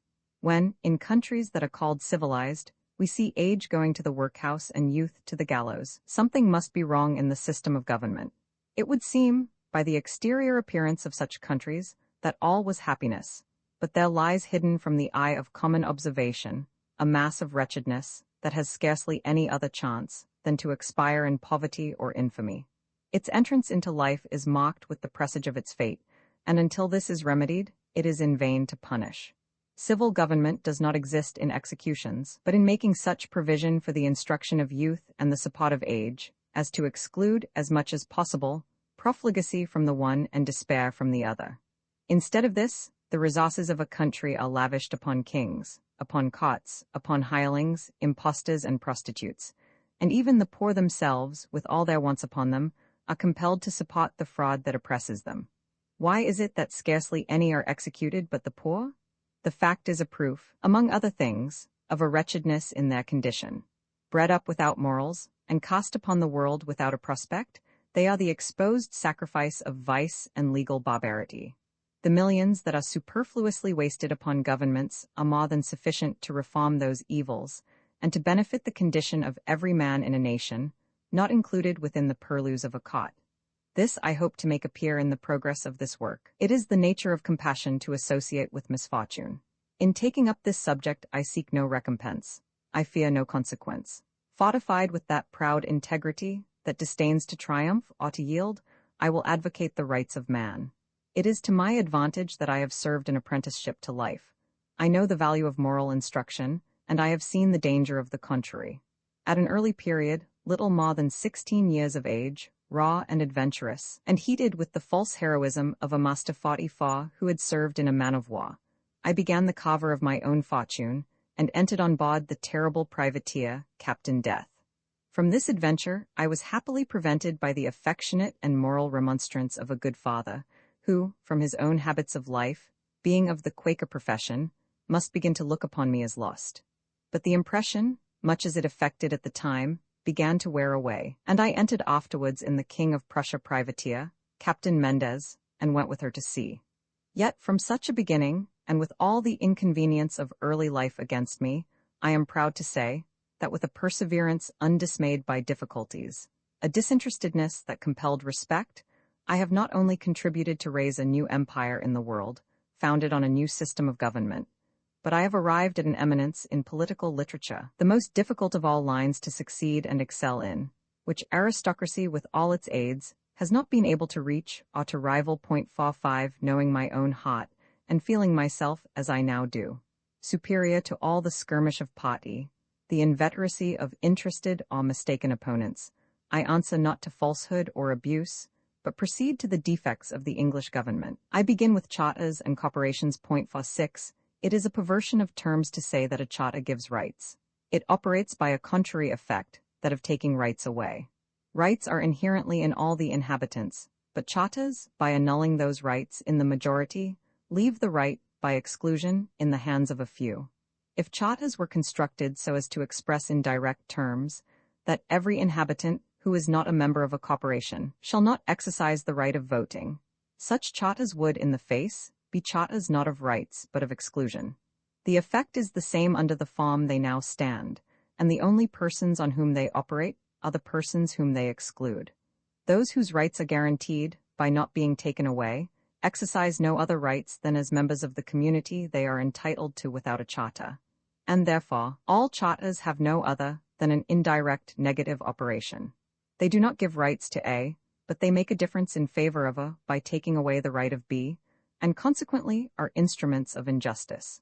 But charters and corporations have a more extensive evil effect than what relates merely to elections. They are sources of endless contentions in the places where they exist, and they lessen the common rights of national society. A native of England, under the operation of these charters and corporations, cannot be said to be an Englishman in the full sense of the word.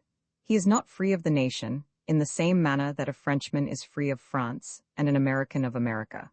His rights are circumscribed to the town, and in some cases to the parish of his birth, and all other parts, though in his native land, are to him as a foreign country.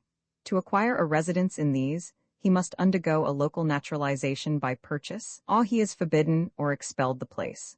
This species of feudality is kept up to aggrandize the corporations at the ruin of towns, and the effect is visible. The generality of corporation towns are in a state of solitary decay, and prevented from further ruin only by some circumstance in their situation, such as a navigable river or a plentiful surrounding country.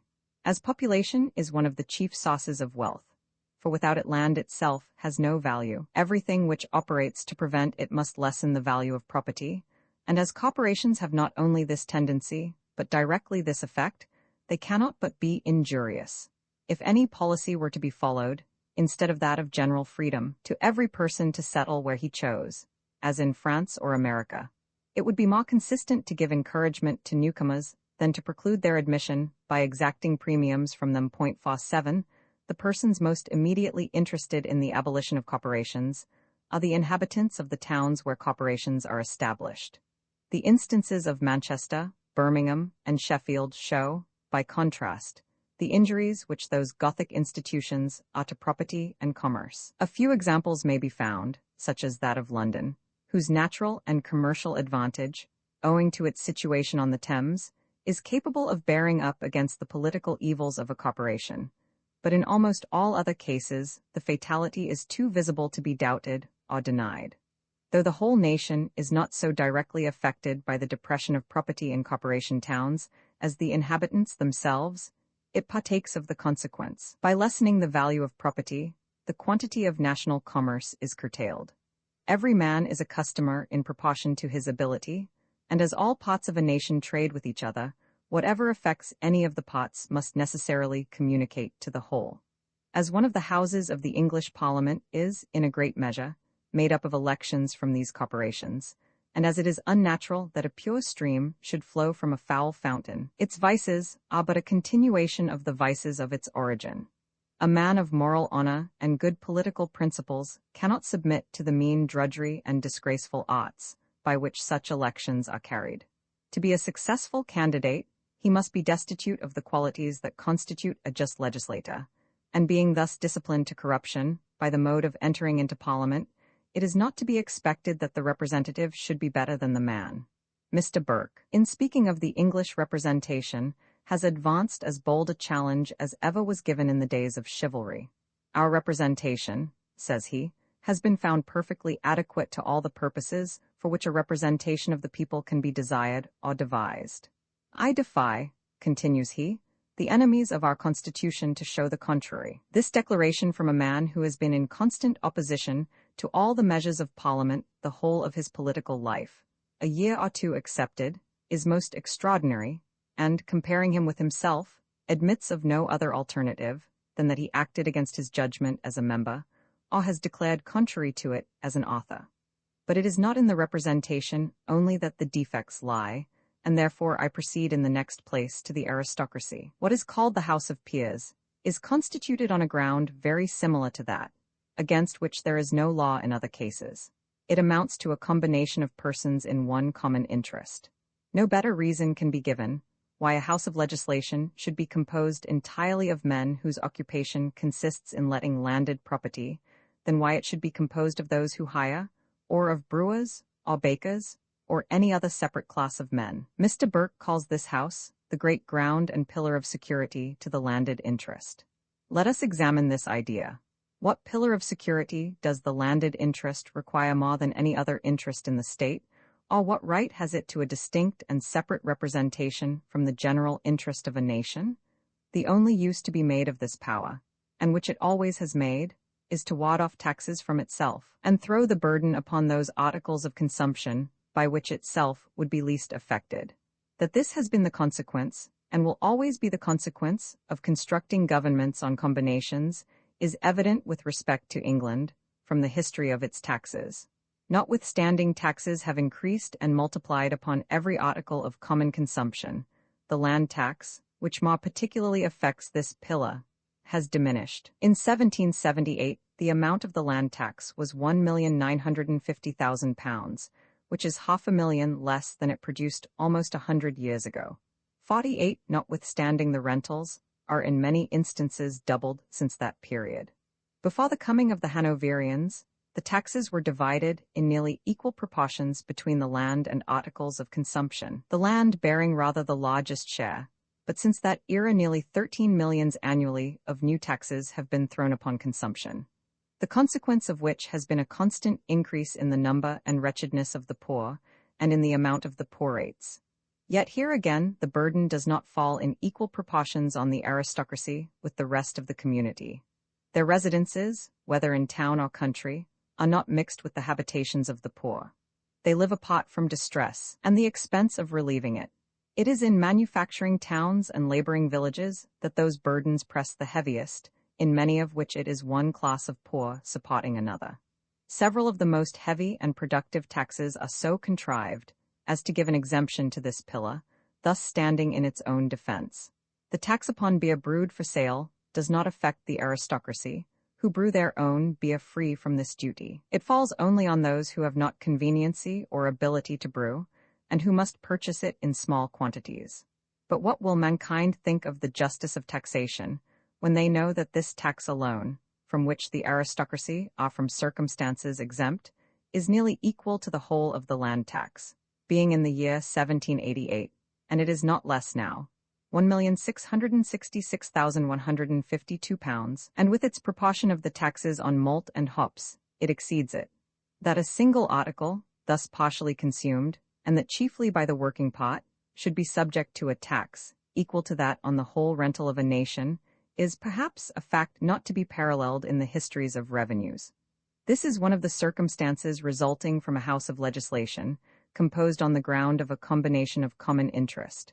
For whatever their separate politics as to parties may be, in this they are united.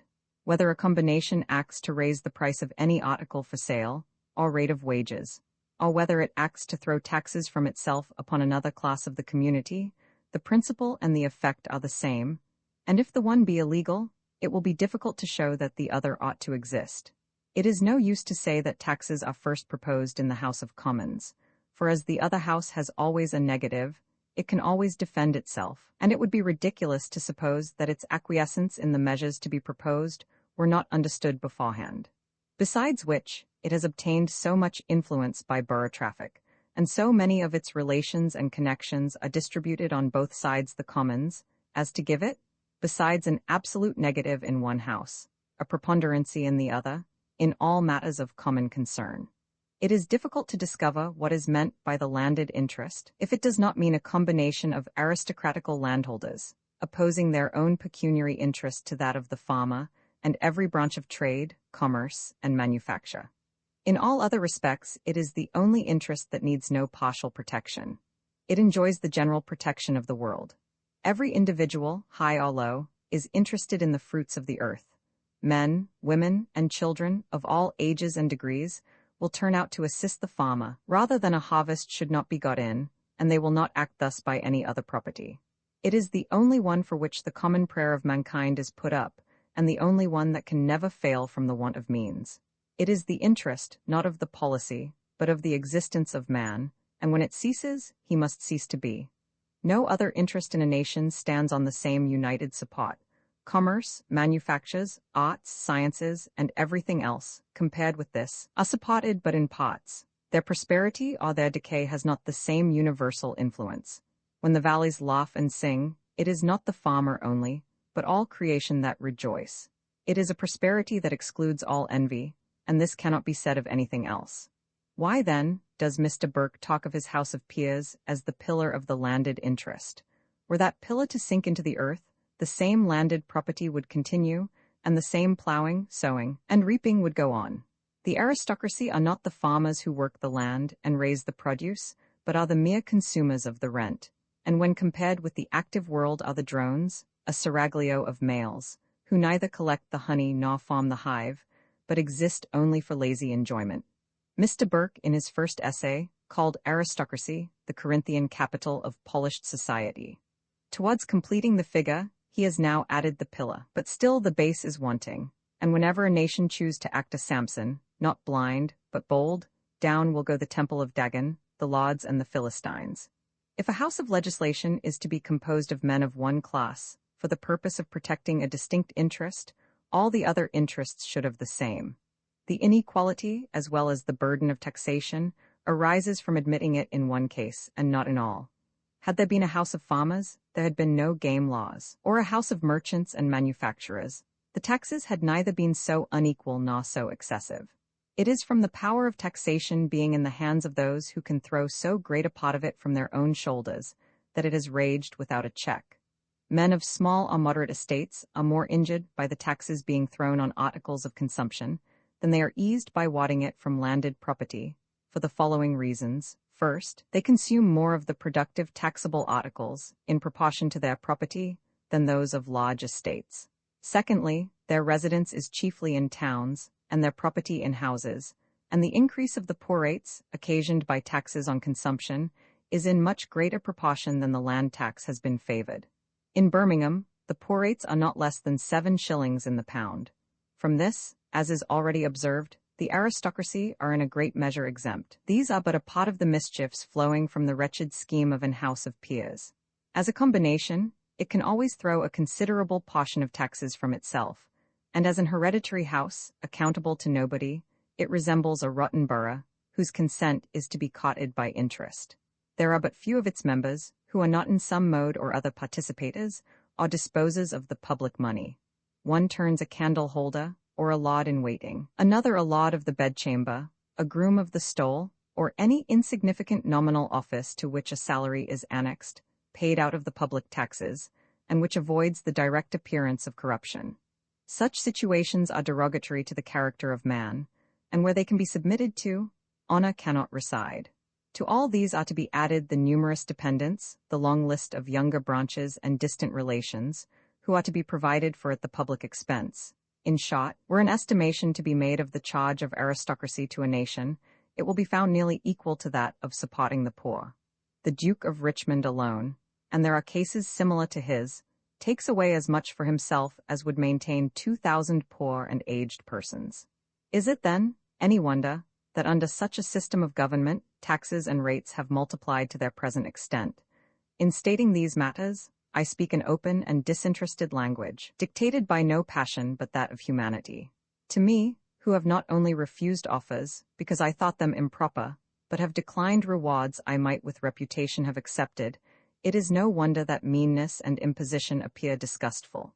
Independence is my happiness, and I view things as they are, without regard to place or person. My country is the world, and my religion is to do good. 49 Mr. Burke, in speaking of the aristocratical law of primogeniture, says, "It is the standing law of our landed inheritance, and which, without question, has a tendency, and I think," continues he, "a happy tendency to preserve a character of weight and consequence." Mr. Burke may call this law what he pleases, but humanity and impartial reflection will denounce it as a law of brutal injustice. Were we not accustomed to the daily practice, and did we only hear of it as the law of some distant part of the world, we should conclude that the legislators of such countries had not arrived at a state of civilization. As to its preserving a character of weight and consequence, the case appears to me directly the reverse.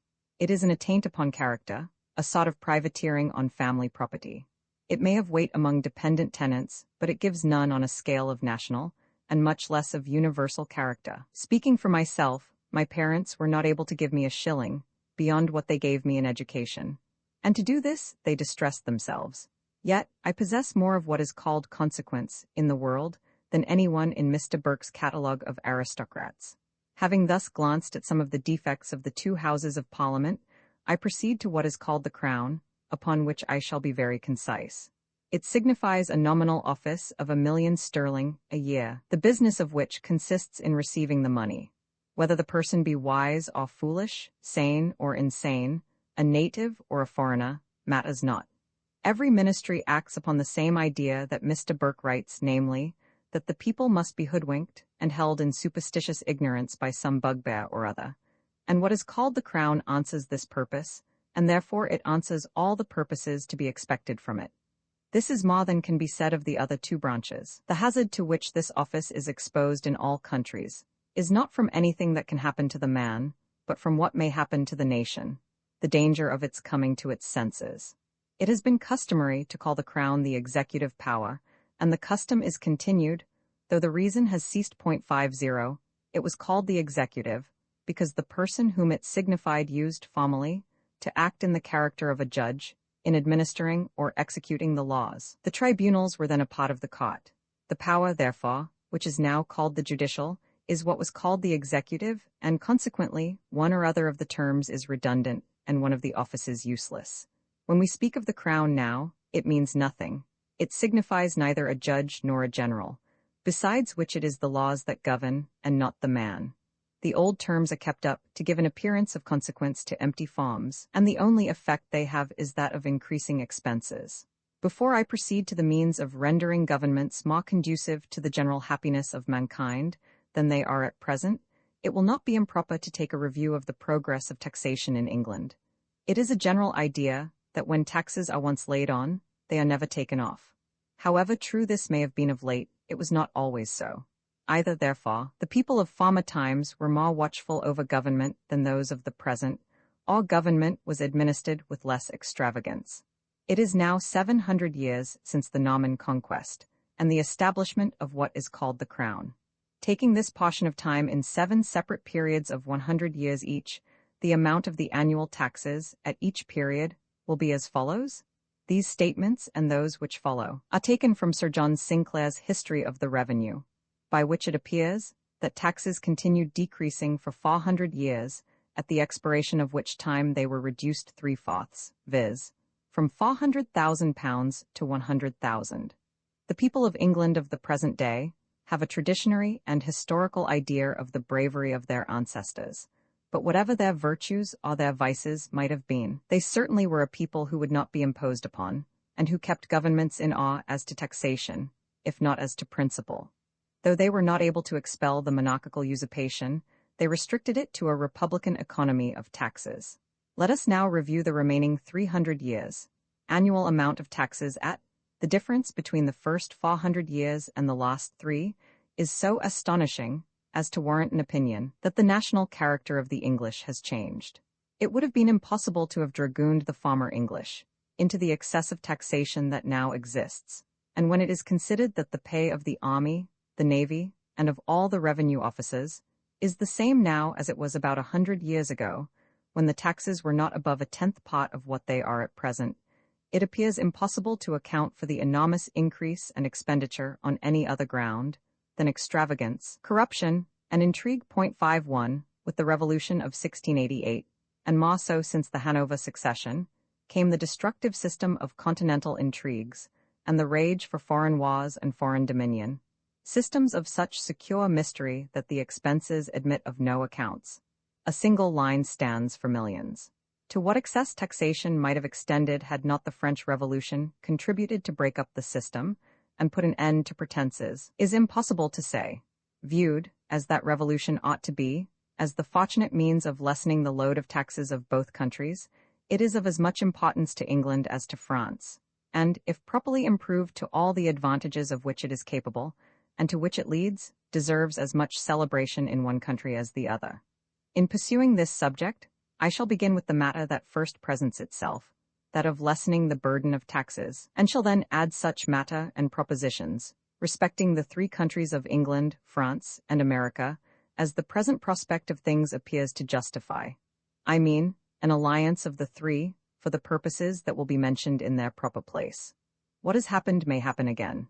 By the statement before shown of the progress of taxation, it is seen that taxes have been lessened to a fourth part of what they had formerly been. Though the present circumstances do not admit of the same reduction, yet they admit of such a beginning, as may accomplish that end in less time than in the former case.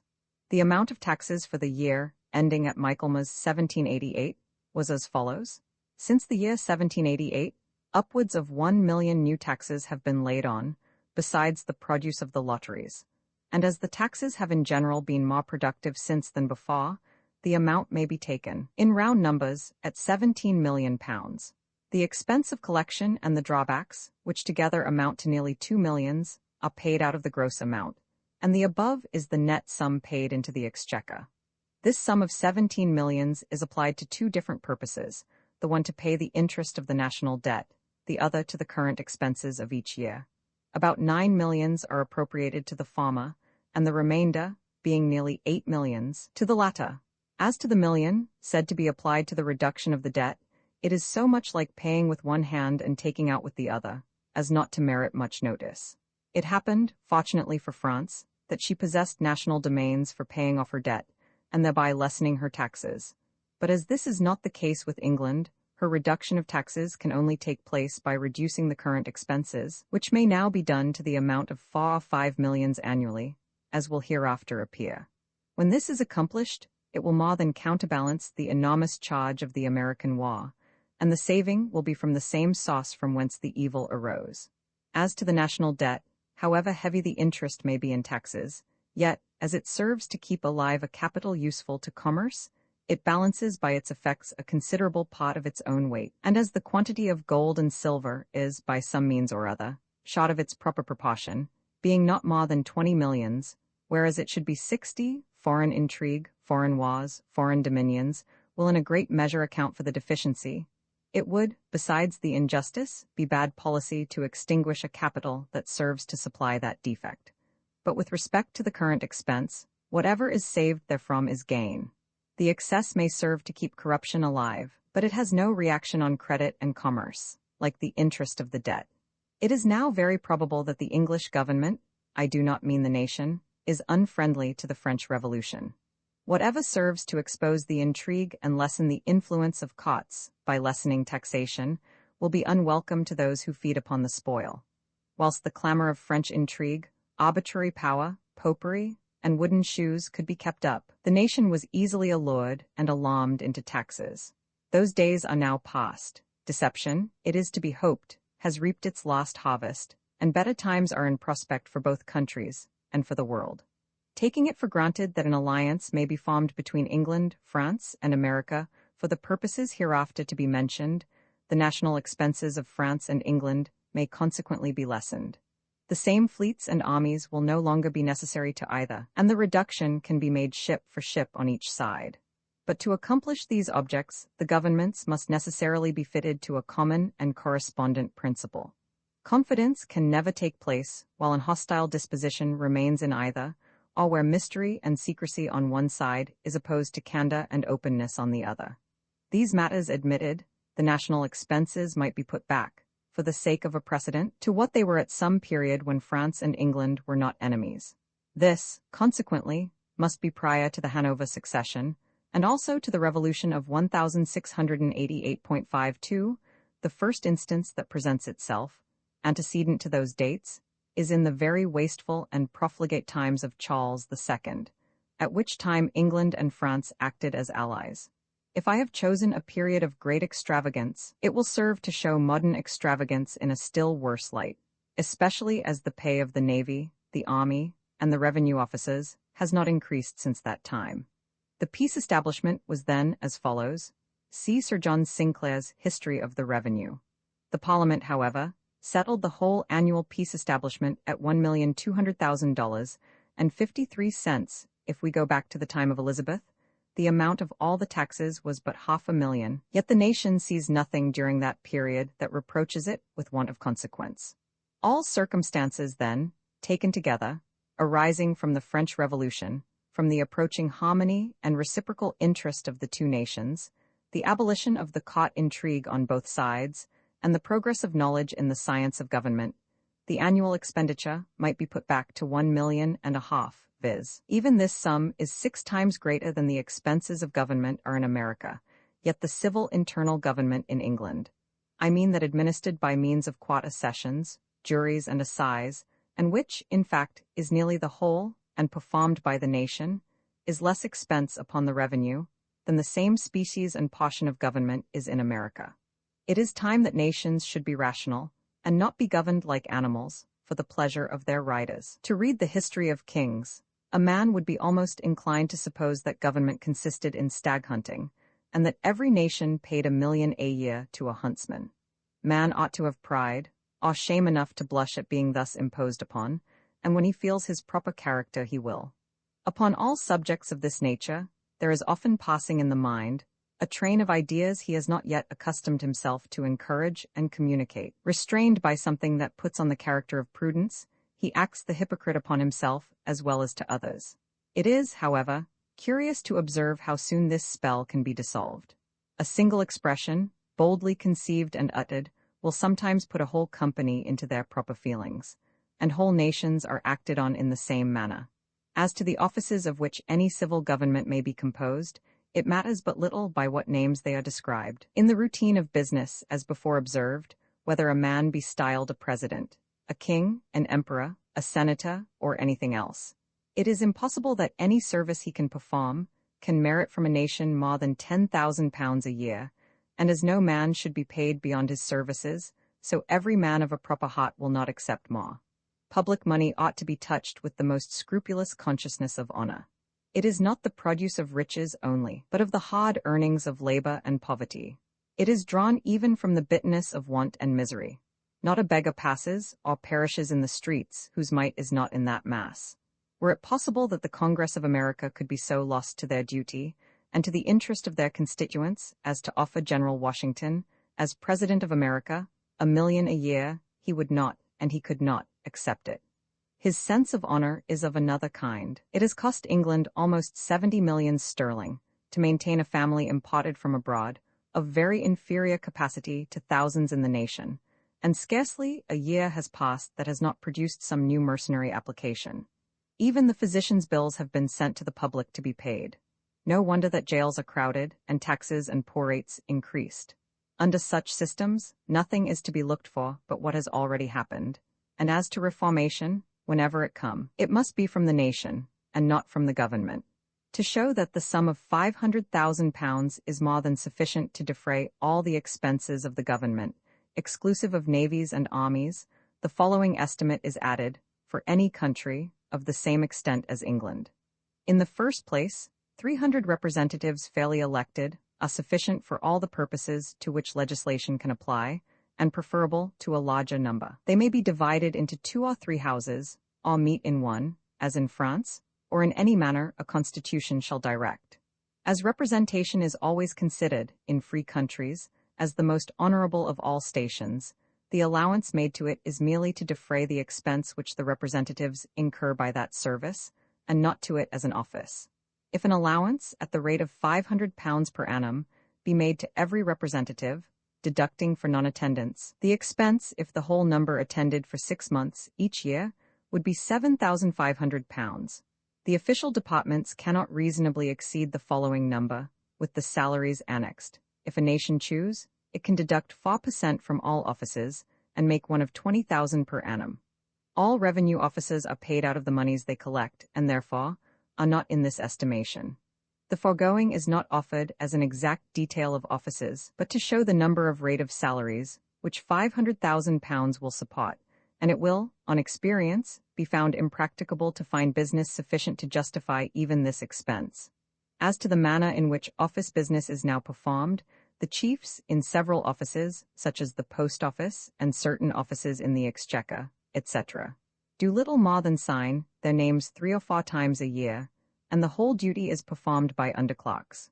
Taking, therefore, 1,5 million as a sufficient peace establishment for all the honest purposes of government, which is £300,000 more than the peace establishment in the profligate and prodigal times of Charles II. Notwithstanding, as has been already observed, the pay and salaries of the army, navy, and revenue officers continue the same as at that period, there will remain a surplus of upwards of 6 millions out of the present current expenses. The question then will be, how to dispose of this surplus. Whoever has observed the manner in which trade and taxes twist themselves together must be sensible of the impossibility of separating them suddenly. First, because the articles now on hand are already charged with the duty, and the reduction cannot take place on the present stock. Secondly, because on all those articles on which the duty is charged in the gross, such as per barrel, hogshead, hundredweight, or ton, the abolition of the duty does not admit of being divided down so as fully to relieve the consumer, who purchases by the pint, or the pound. The last duty laid on strong beer and ale was 3 shillings per barrel, which, if taken off, would lessen the purchase only half a farthing per pint, and consequently would not reach to practical relief. This being the condition of a great part of the taxes, it will be necessary to look for such others as are free from this embarrassment, and where the relief will be direct and visible, and capable of immediate operation. In the first place, then, the poor rates are a direct tax which every housekeeper feels, and who knows also, to a farthing, the sum which he pays. The national amount of the whole of the poor rates is not positively known, but can be procured. Sir John Sinclair, in his History of the Revenue, has stated it at £2,100,587, a considerable part of which is expended in litigations, in which the poor, instead of being relieved, are tormented. The expense, however, is the same to the parish from whatever cause it arises. In Birmingham, the amount of poor rates is £14,000 a year. This, though a large sum, is moderate compared with the population. Birmingham is said to contain 70,000 souls, and on a proportion of 70,000 to £14,000 poor rates, the national amount of poor rates, taking the population of England as 7 millions, would be but £1,400,000. It is, therefore, most probable that the population of Birmingham is overrated. £14,000 is the proportion upon 50,000 souls, taking 2 millions of poor rates as the national amount. Be it, however, what it may, it is no other than the consequence of excessive burden of taxes. For at the time when the taxes were very low, the poor were able to maintain themselves, and there were no poor rates. 54 in the present state of things, a laboring man, with a wife or 2 or 3 children, does not pay less than between £7 and £8 a year in taxes. He is not sensible of this, because it is disguised to him in the articles which he buys, and he thinks only of their dearness. But as the taxes take from him, at least, a 4th part of his yearly earnings, he is consequently disabled from providing for a family, especially if himself, or any of them, are afflicted with sickness. The first step, therefore, of practical relief would be to abolish the poor rates entirely, and in lieu thereof, to make a remission of taxes to the poor of double the amount of the present poor rates, viz., 4 millions annually out of the surplus taxes. By this measure, the poor would be benefited 2 millions, and the housekeepers 2 millions. This alone would be equal to a reduction of 120 millions of the national debt, and consequently equal to the whole expense of the American war. It will then remain to be considered, which is the most effectual mode of distributing this remission of 4 millions. It is easily seen that the poor are generally composed of large families of children, and old people past their labor. If these 2 classes are provided for, the remedy will so far reach to the full extent of the case, that what remains will be incidental, and, in a great measure, fall within the compass of benefit clubs, which, though of humble invention, merit to be ranked among the best of modern institutions.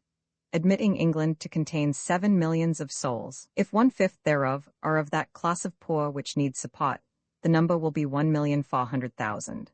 Of this number, 140,000 will be aged poor, as will be hereafter shown, and for which a distinct provision will be proposed. There will then remain 1,260,000 which, at 5 souls to each family, amount to 252,000 families, rendered poor from the expense of children and the weight of taxes. The number of children under 14 years of age in each of those families will be found to be about 5 to every 2 families, some having 2 and others 3, some 1 and others 4, some none and others 5, but it rarely happens that more than 5 are under 14 years of age, and after this age they are capable of service or of being apprenticed. Allowing 5 children under 14 years to every 2 families, it is certain that if the children are provided for, the parents are relieved of consequence, because it is from the expense of bringing up children that their poverty arises. Having thus ascertained the greatest number that can be supposed to need support on account of young families, I proceed to the mode of relief or distribution, which is to pay as a remission of taxes to every poor family, out of the surplus taxes, and in room of poor rates, £4 a year for every child under 14 years of age, enjoining the parents of such children to send them to school, to learn reading, writing, and common arithmetic. The ministers of every parish, of every denomination to certify jointly to an office, for that purpose, that this duty is performed. The amount of this expense will be, by adopting this method, not only the poverty of the parents will be relieved, but ignorance will be banished from the rising generation, and the number of poor will hereafter become less, because their abilities, by the aid of education, will be greater. Many a youth with good natural genius, who is apprenticed to a mechanical trade, such as a carpenter, joiner, millwright, shipwright, blacksmith, etc., is prevented getting forward the whole of his life from the want of a little common education when a boy. I now proceed to the case of the aged. I divide age into 2 classes. First, the approach of age beginning at 50. Secondly, old age commencing at 60. At 50, though the mental faculties of man are in full vigor, and his judgment better than at any preceding date, the bodily powers for laborious life are on the decline. He cannot bear the same quantity of fatigue as at an earlier period. He begins to earn less, and is less capable of enduring wind and weather. And in those more retired employments where much sight is required, he fails apace, and sees himself, like an old horse, beginning to be turned adrift. At 60 his labor ought to be over, at least from direct necessity. It is painful to see old age working itself to death, in what are called civilized countries, for daily bread. To form some judgment of the number of those above 50 years of age, I have several times counted the persons I met in the streets of London, men, women, and children, and have generally found that the average is about 1 in 16 or 17. If it be said that aged persons do not come much into the streets, so neither do infants, and a great proportion of grown children are in schools and in workshops as apprentices. Taking, then, 16 for a divisor, the whole number of persons in England of 50 years and upwards, of both sexes, rich and poor, will be 420,000. The persons to be provided for out of this gross number will be husbandmen, common laborers, journeymen of every trade and their wives, sailors, and disbanded soldiers, worn-out servants of both sexes, and poor widows. There will be also a considerable number of middling tradesmen, who having lived decently in the former part of life, begin, as age approaches, to lose their business, and at last fall to decay. Besides these, there will be constantly thrown off from the revolutions of that wheel, which no man can stop nor regulate, a number from every class of life connected with commerce and adventure. To provide for all those accidents, and whatever else may befall, I take the number of persons who, at one time or other of their lives, after 50 years of age, may feel it necessary or comfortable to be better supported than they can support themselves, and that not as a matter of grace and favor, but of right, at 1/3 of the whole number, which is 140,000, as stated in a previous page, and for whom a distinct provision was proposed to be made. If there be more, society, notwithstanding the show and pomposity of government, is in a deplorable condition in England. Of this 140,000, I take 1/2, 70,000, to be of the age of 50 and under 60, and the other half to be 60 years and upwards. Having thus ascertained the probable proportion of the number of aged persons, I proceed to the mode of rendering their condition comfortable, which is, to pay to every such person of the age of 50 years, and until he shall arrive at the age of 60, the sum of £6 per annum out of the surplus taxes, and £10 per annum during life after the age of 60. The expense of which will be, this support, as already remarked, is not of the nature of a charity, but of a right. Every person in England, male and female, pays on an average in taxes £2 8s. and 6d. per annum from the day of his or her birth, and if the expense of collection be added, he he pays £2 11 shillings and sixpence. Consequently, at the end of 50 years, he has paid £128 15 shillings, and at 60 £154 10 shillings. Converting, therefore, his, or her, individual tax in a tontine, the money he shall receive after 50 years is but little more than the legal interest of the net money he has paid. The rest is made up from those whose circumstances do not require them to draw such support, and the capital, in both cases, defrays the expenses of government.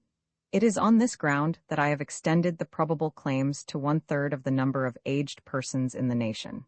Is it, then, better that the lives of 140,000 aged persons be rendered comfortable, or that 1,000,000 a year of public money be expended on any one individual, and him often of the most worthless or insignificant character?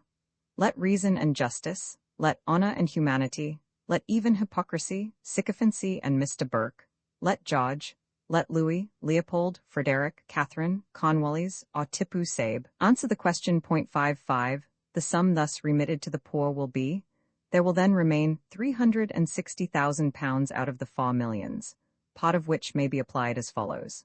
After all the above cases are provided for, there will still be a number of families who, though not properly of the class of poor, yet find it difficult to give education to their children. And such children, under such a case, would be in a worse condition than if their parents were actually poor. A nation under a well-regulated government should permit none to remain uninstructed. It is monarchical and aristocratical government only that requires ignorance for its support. Suppose, then, 400,000 children to be in this condition, which is a greater number than ought to be supposed after the provisions already made. The method will be to allow for each of those children 10 shillings a year for the expense of schooling for 6 years each, which will give them 6 months' schooling each year, and half a crown a year for paper and spelling books. The expense of this will be annually £250,000, and 56 pence. There will then remain £110,000. Notwithstanding the great modes of relief, which the best instituted and best principled government may devise, there will be a number of smaller cases, which it is good policy as well as beneficence in a nation to consider. Were 20 shillings to be given immediately on the birth of a child, to every woman who should make the demand, and none will make it whose circumstances do not require it, it might relieve a great deal of instant distress. There are about 200,000 births yearly in England, and if claimed by 1/4, and 20 shillings to every new married couple who should claim in like manner, this would not exceed the sum of £20,000. Also, £20,000 to be appropriated to defray the funeral expenses of persons who, traveling for work, may die at a distance from their friends. By relieving parishes from this charge, the sick stranger will be better treated. I shall finish this part of the subject with a plan adapted to the particular condition of a metropolis, such as London. Cases are continually occurring in a metropolis, different from those which occur in the country, and for which a different, or rather an additional, mode of relief is necessary. In the country, even in large towns, people have a knowledge of each other, and distress never rises to that extreme height it sometimes does in a metropolis. There is no such thing in the country as persons, in the literal sense of the word, starved to death, or dying with cold from the want of a lodging. Yet such cases, and others equally as miserable, happen in London.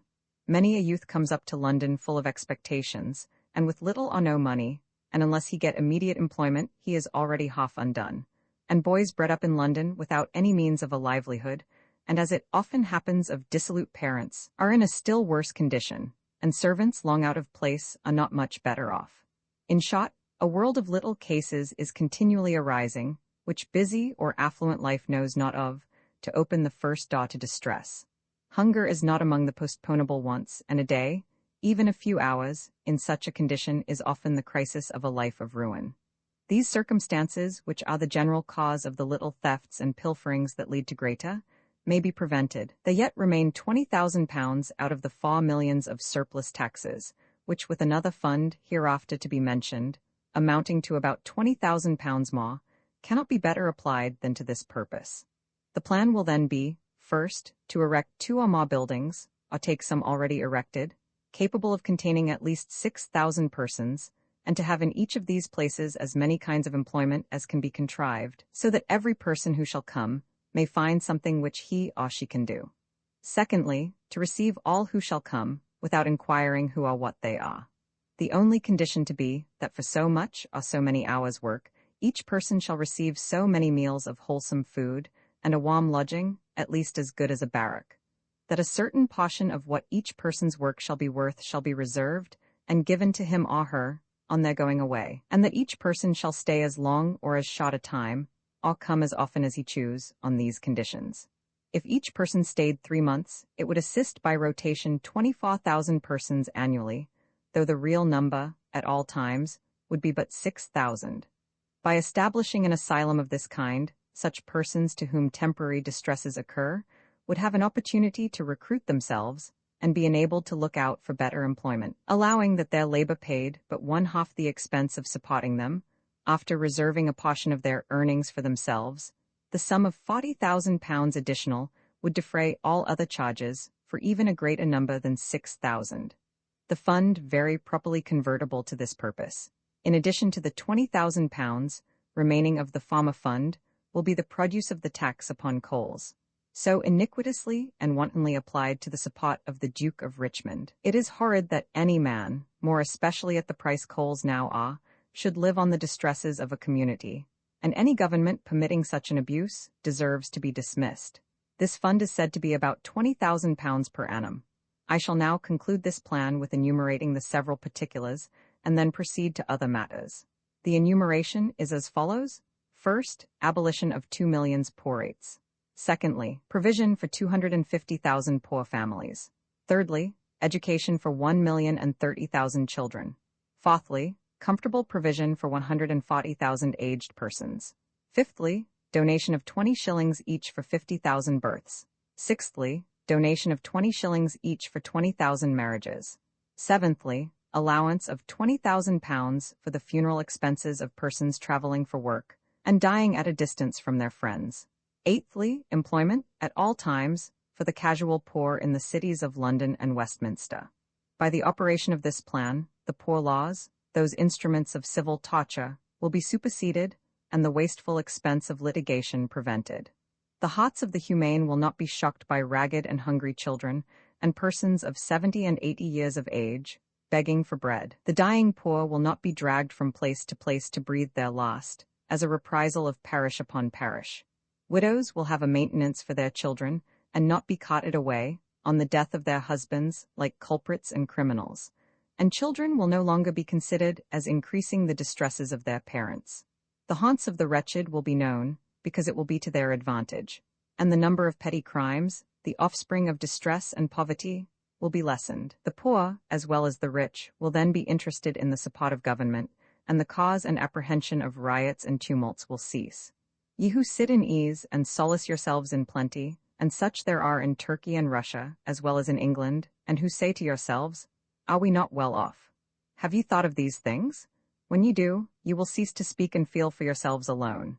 The plan is easy in practice. It does not embarrass trade by a sudden interruption in the order of taxes, but effects the relief by changing the application of them. And the money necessary for the purpose can be drawn from the excise collections, which are made 8 times a year in every market town in England. Having now arranged and concluded this subject, I proceed to the next. Taking the present current expenses at 7 millions and a half, which is the least amount they are now at, there will remain after the sum of 1 million and a half be taken for the new current expenses, and 4 millions for the before-mentioned service, the sum of 2 millions, part of which to be applied as follows. Though fleets and armies, by an alliance with France, will, in a great measure, become useless, yet the persons who have devoted themselves to those services, and have thereby unfitted themselves for other lines of life, are not to be sufferers by the means that make others happy. They are a different description of men from those who farm or hang about a cot. A part of the army will remain, at least for some years, and also of the navy, for which a provision is already made in the former part of this plan of 1 million, which is almost 500,000 more than the peace establishment of the army and navy in the prodigal times of Charles II. Suppose, then, 15,000 soldiers to be disbanded, and that an allowance be made to each of 3 shillings a week during life, clear of all deductions, to be paid in the same manner as the Chelsea College pensioners are paid, and for them to return to their trades and their friends, and also that an addition of 15,000 sixpences per week be made to the pay of the soldiers who shall remain. The annual expenses will be to the pay of every year some part of this sum of 500,000. I omit the odd £7,000 for the purpose of keeping the account unembarrassed, will fall in, and the whole of it in time, as it is on the ground of life annuities, except the increased pay of £29,000. As it falls in, part of the taxes may be taken off. And as, for instance, when £30,000 fall in, the duty on hops may be wholly taken off. And as other parts fall in, the duties on candles and soap may be lessened, till at last they will totally cease. There now remains at least 1,5 million of surplus taxes. The tax on houses and windows is one of those direct taxes, which, like the poor rates, is not confounded with trade, and when taken off, the relief will be instantly felt. This tax falls heavy on the middle class of people. The amount of this tax by the returns of 1788 was, if this tax be struck off, there will then remain about 1 million of surplus taxes, and as it is always proper to keep a sum in reserve for incidental matters, it may be best not to extend reductions further in the first instance, but to consider what may be accomplished by other modes of reform. Among the taxes most heavily felt is the commutation tax. I shall therefore offer a plan for its abolition, by substituting another in its place, which will effect 3 objects at once. 1. That of removing the burden to where it can best be borne. 2. Restoring justice among families by a distribution of property. 3. Extirpating the overgrown influence arising from the unnatural law of primogeniture, which is one of the principal sources of corruption at elections. The amount of commutation taxed by the returns of 1788 was £771,657. When taxes are proposed, the country is amused by the plausible language of taxing luxuries. One thing is called a luxury at one time, and something else at another, but the real luxury does not consist in the article, but in the means of procuring it, and this is always kept out of sight. I know not why any plant or herb of the field should be a greater luxury in one country than another, but an overgrown estate in either is a luxury at all times, and, as such, is the proper object of taxation. It is, therefore, right to take those kind tax-making gentlemen up on their own word, and argue on the principle themselves have laid down, that of taxing luxuries. If they are their champion, Mr. Burke, who, I fear, is growing out of date, like the man in armor, can prove that an estate of 20, 30, or 40,000 pounds a year is not a luxury. I will give up the argument, admitting that any annual sum, say, for instance, 1,000 pounds, is necessary or sufficient for the support of a family. Consequently, the second 1,000 is of the nature of a luxury, the third still more so, and by proceeding on, we shall at last arrive at a sum that may not improperly be called a prohibitable luxury. It would be impolitic to set bounds to property acquired by industry, and therefore it is right to place the prohibition beyond the probable acquisition to which industry can extend, but there ought to be a limit to property, or the accumulation of it by bequest. It should pass in some other line. The richest in every nation have poor relations, and those often very near in consanguinity. The following table of progressive taxation is constructed on the above principles, and as a substitute for the commutation tax, it will reach the point of prohibition by a regular operation, and thereby supersede the aristocratical law of primogeniture. Table I a tax on all estates of the clear yearly value of £50, after deducting the land tax, and up the foregoing table shows the progression per pound on every progressive 1,000. The following table shows the amount of the tax on every 1,000 separately, and in the last column, the total amount of all the separate sums collected. Table Roman II, an estate of after £500, the tax of 6d per pound takes place on the second £500, consequently an estate of £1,000 per annum pays £21.15, and so on. At the 23rd 1,000, the tax becomes 20s. In the pound, and consequently every 1,000 beyond that sum can produce no profit but by dividing the estate. Yet formidable as this tax appears, it will not, I believe, produce so much as the commutation tax. Should it produce more, it ought to be lowered to that amount upon estates under 2,000 or 3,000 a year. On small and middling estates, it is lighter, as it is intended to be, than the commutation tax. It is not till after 7,000 or 8,000 a year that it begins to be heavy. The object is not so much the produce of the tax as the justice of the measure. The aristocracy has screened itself too much, and this serves to restore a part of the lost equilibrium. As an instance of its screening itself, it is only necessary to look back to the first establishment of the excise laws, at what is called the Restoration, or the coming of Charles II. The aristocratical interest, then in power, commuted the feudal services itself was under, by laying a tax on beer brewed for sale. That is, they compounded with Charles for an exemption from those services for themselves and their heirs, by a tax to be paid by other people. The aristocracy do not purchase beer brewed for sale, but brew their own beer free of the duty, and if any commutation at that time were necessary, it ought to have been at the expense of those for whom the exemptions from those services were intended.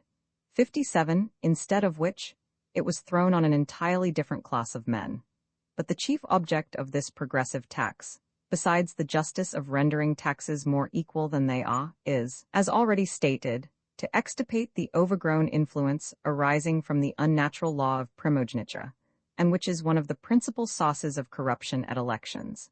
It would be attended with no good consequences to inquire how such vast estates as 30, 40, or 50,000 a year could commence, and that at a time when commerce and manufactures were not in a state to admit of such acquisitions. Let it be sufficient to remedy the evil by putting them in a condition of descending again to the community, by the quiet means of apportioning them among all the heirs and heiresses of those families.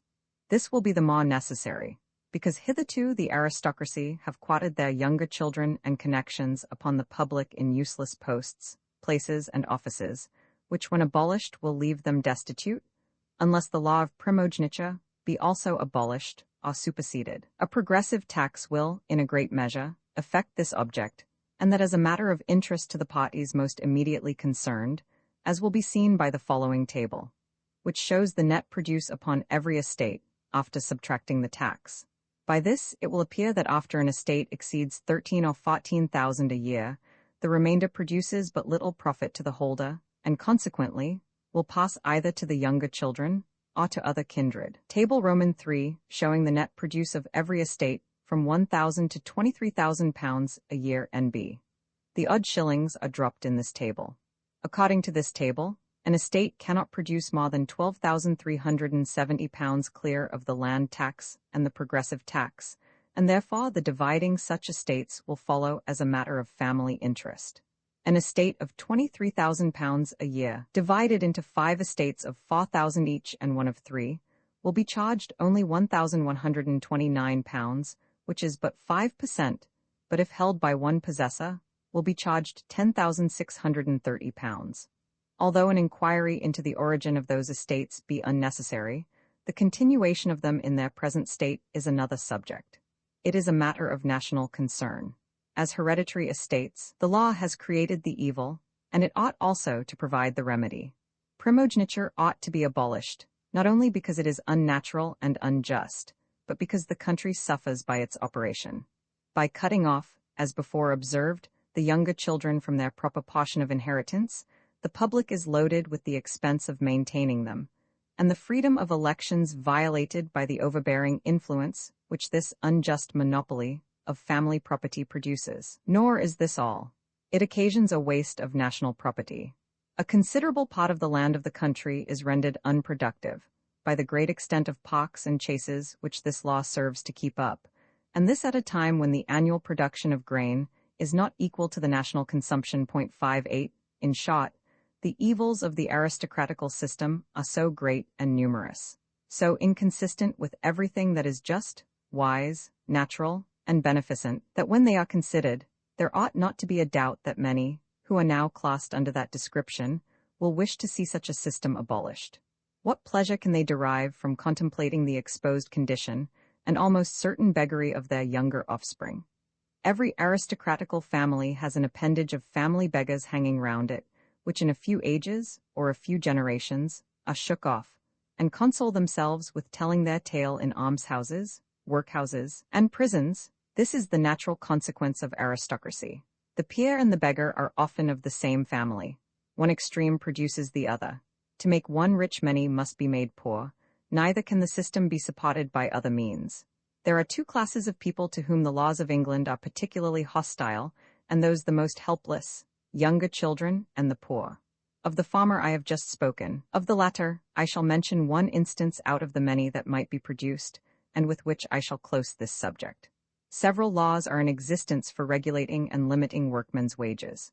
Why not leave them as free to make their own bargains, as the lawmakers are to let their farms and houses? Personal labor is all the property they have. Why is that little, and the little freedom they enjoy, to be infringed?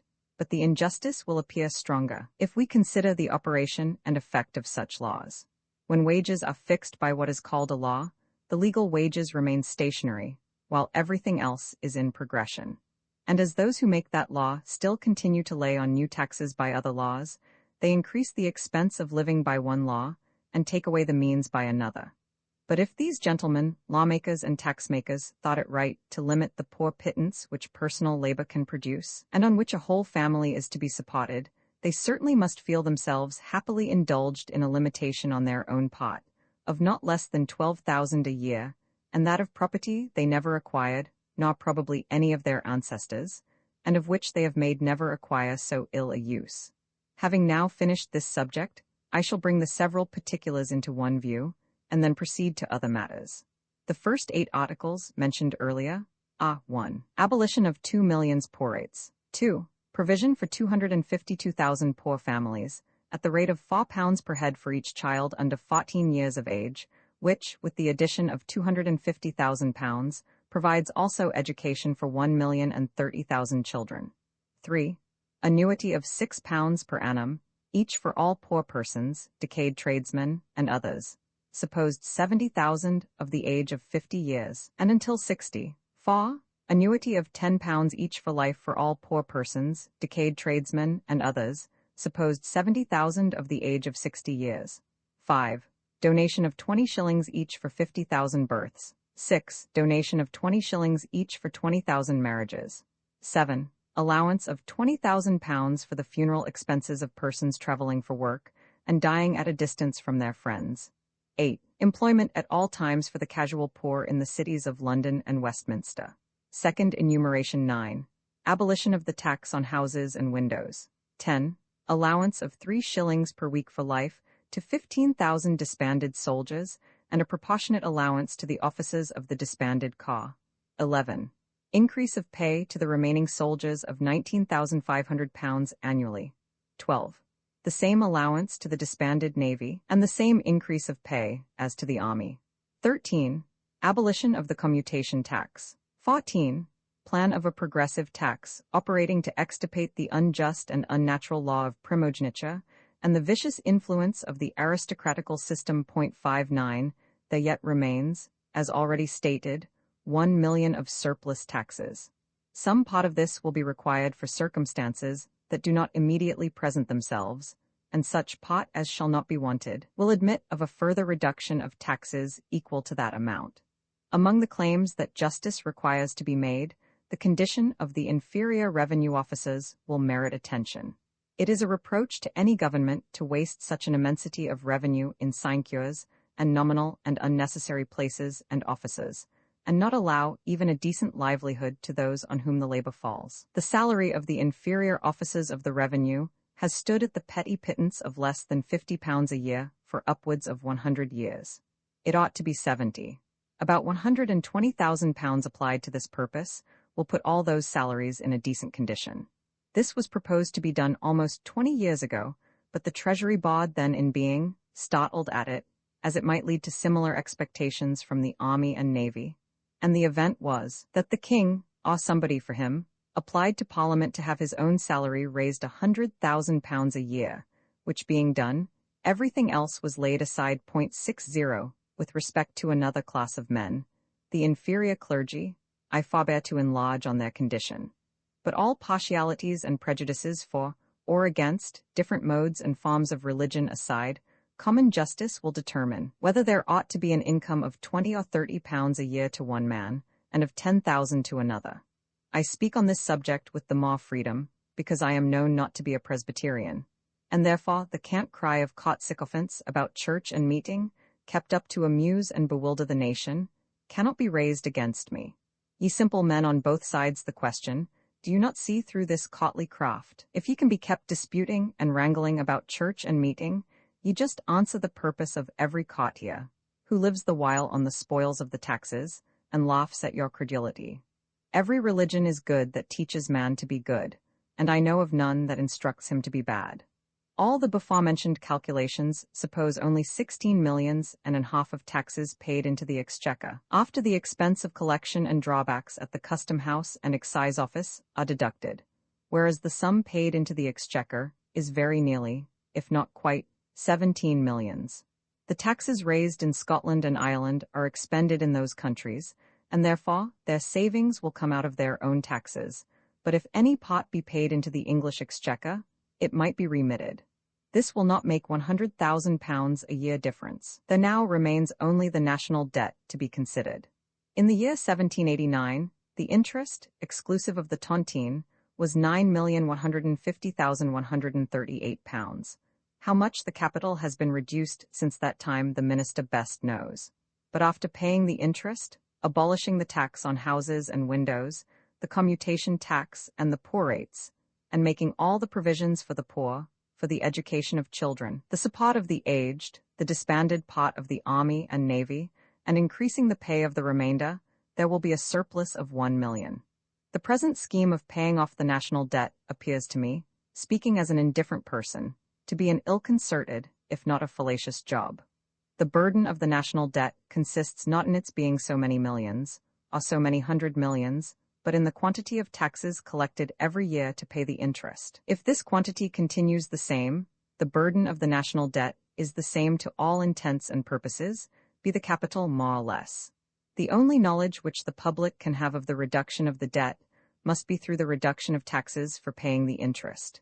The debt, therefore, is not reduced one farthing to the public by all the millions that have been paid, and it would require more money now to purchase up the capital than when the scheme began. Digressing for a moment at this point, to which I shall return again, I look back to the appointment of Mr. Pitt as minister. I was then in America. The war was over, and though resentment had ceased, memory was still alive. When the news of the coalition arrived, though it was a matter of no concern to me as a citizen of America, I felt it as a man. It had something in it which shocked by publicly spotting with decency, if not with principle. It was impudence in Lord North. It was a want of firmness in Mr. Fox. Mr. Pitt was at that time what may be called a maiden character in politics. So far from being hackneyed, he appeared not to be initiated into the first mysteries of court intrigue. Everything was in his favor. Resentment against the coalition served as friendship to him, and his ignorance of vice was credited for virtue. With the return of peace, commerce and prosperity would rise of itself, yet even this increase was thrown to his account. When he came to the helm, the storm was over, and he had nothing to interrupt his course. It required even ingenuity to be wrong, and he succeeded. A little time showed him the same sort of man as his predecessors had been. Instead of profiting by those errors, which had accumulated a burden of taxes unparalleled in the world, he sought, I might almost say, he advertised for enemies, and provoked means to increase taxation. Aiming at something, he knew not what, he ransacked Europe and India for adventures, and abandoning the fair pretensions he began with, he became the knight-errant of modern times. It is unpleasant to see character throw itself away. It is more so to see one's self deceived. Mr. Pitt had merited nothing, but he promised much. He gave symptoms of a mind superior to the meanness and corruption of courts. His apparent candor encouraged expectations, and the public confidence, stunned, wearied, and confounded by a chaos of parties, revived and attached itself to him. But mistaking, as he has done, the disgust of the nation against the coalition, for merit in himself, he has rushed into measures which a man less supported would not have presumed to act. All this seems to show that change of ministers amounts to nothing. One goes out, another comes in, and still the same measures, vices, and extravagance are pursued. It signifies not who is minister. The defect lies in the system. The foundation and the superstructure of the government is bad. Prop it as you please, it continually sinks into court government, and ever will.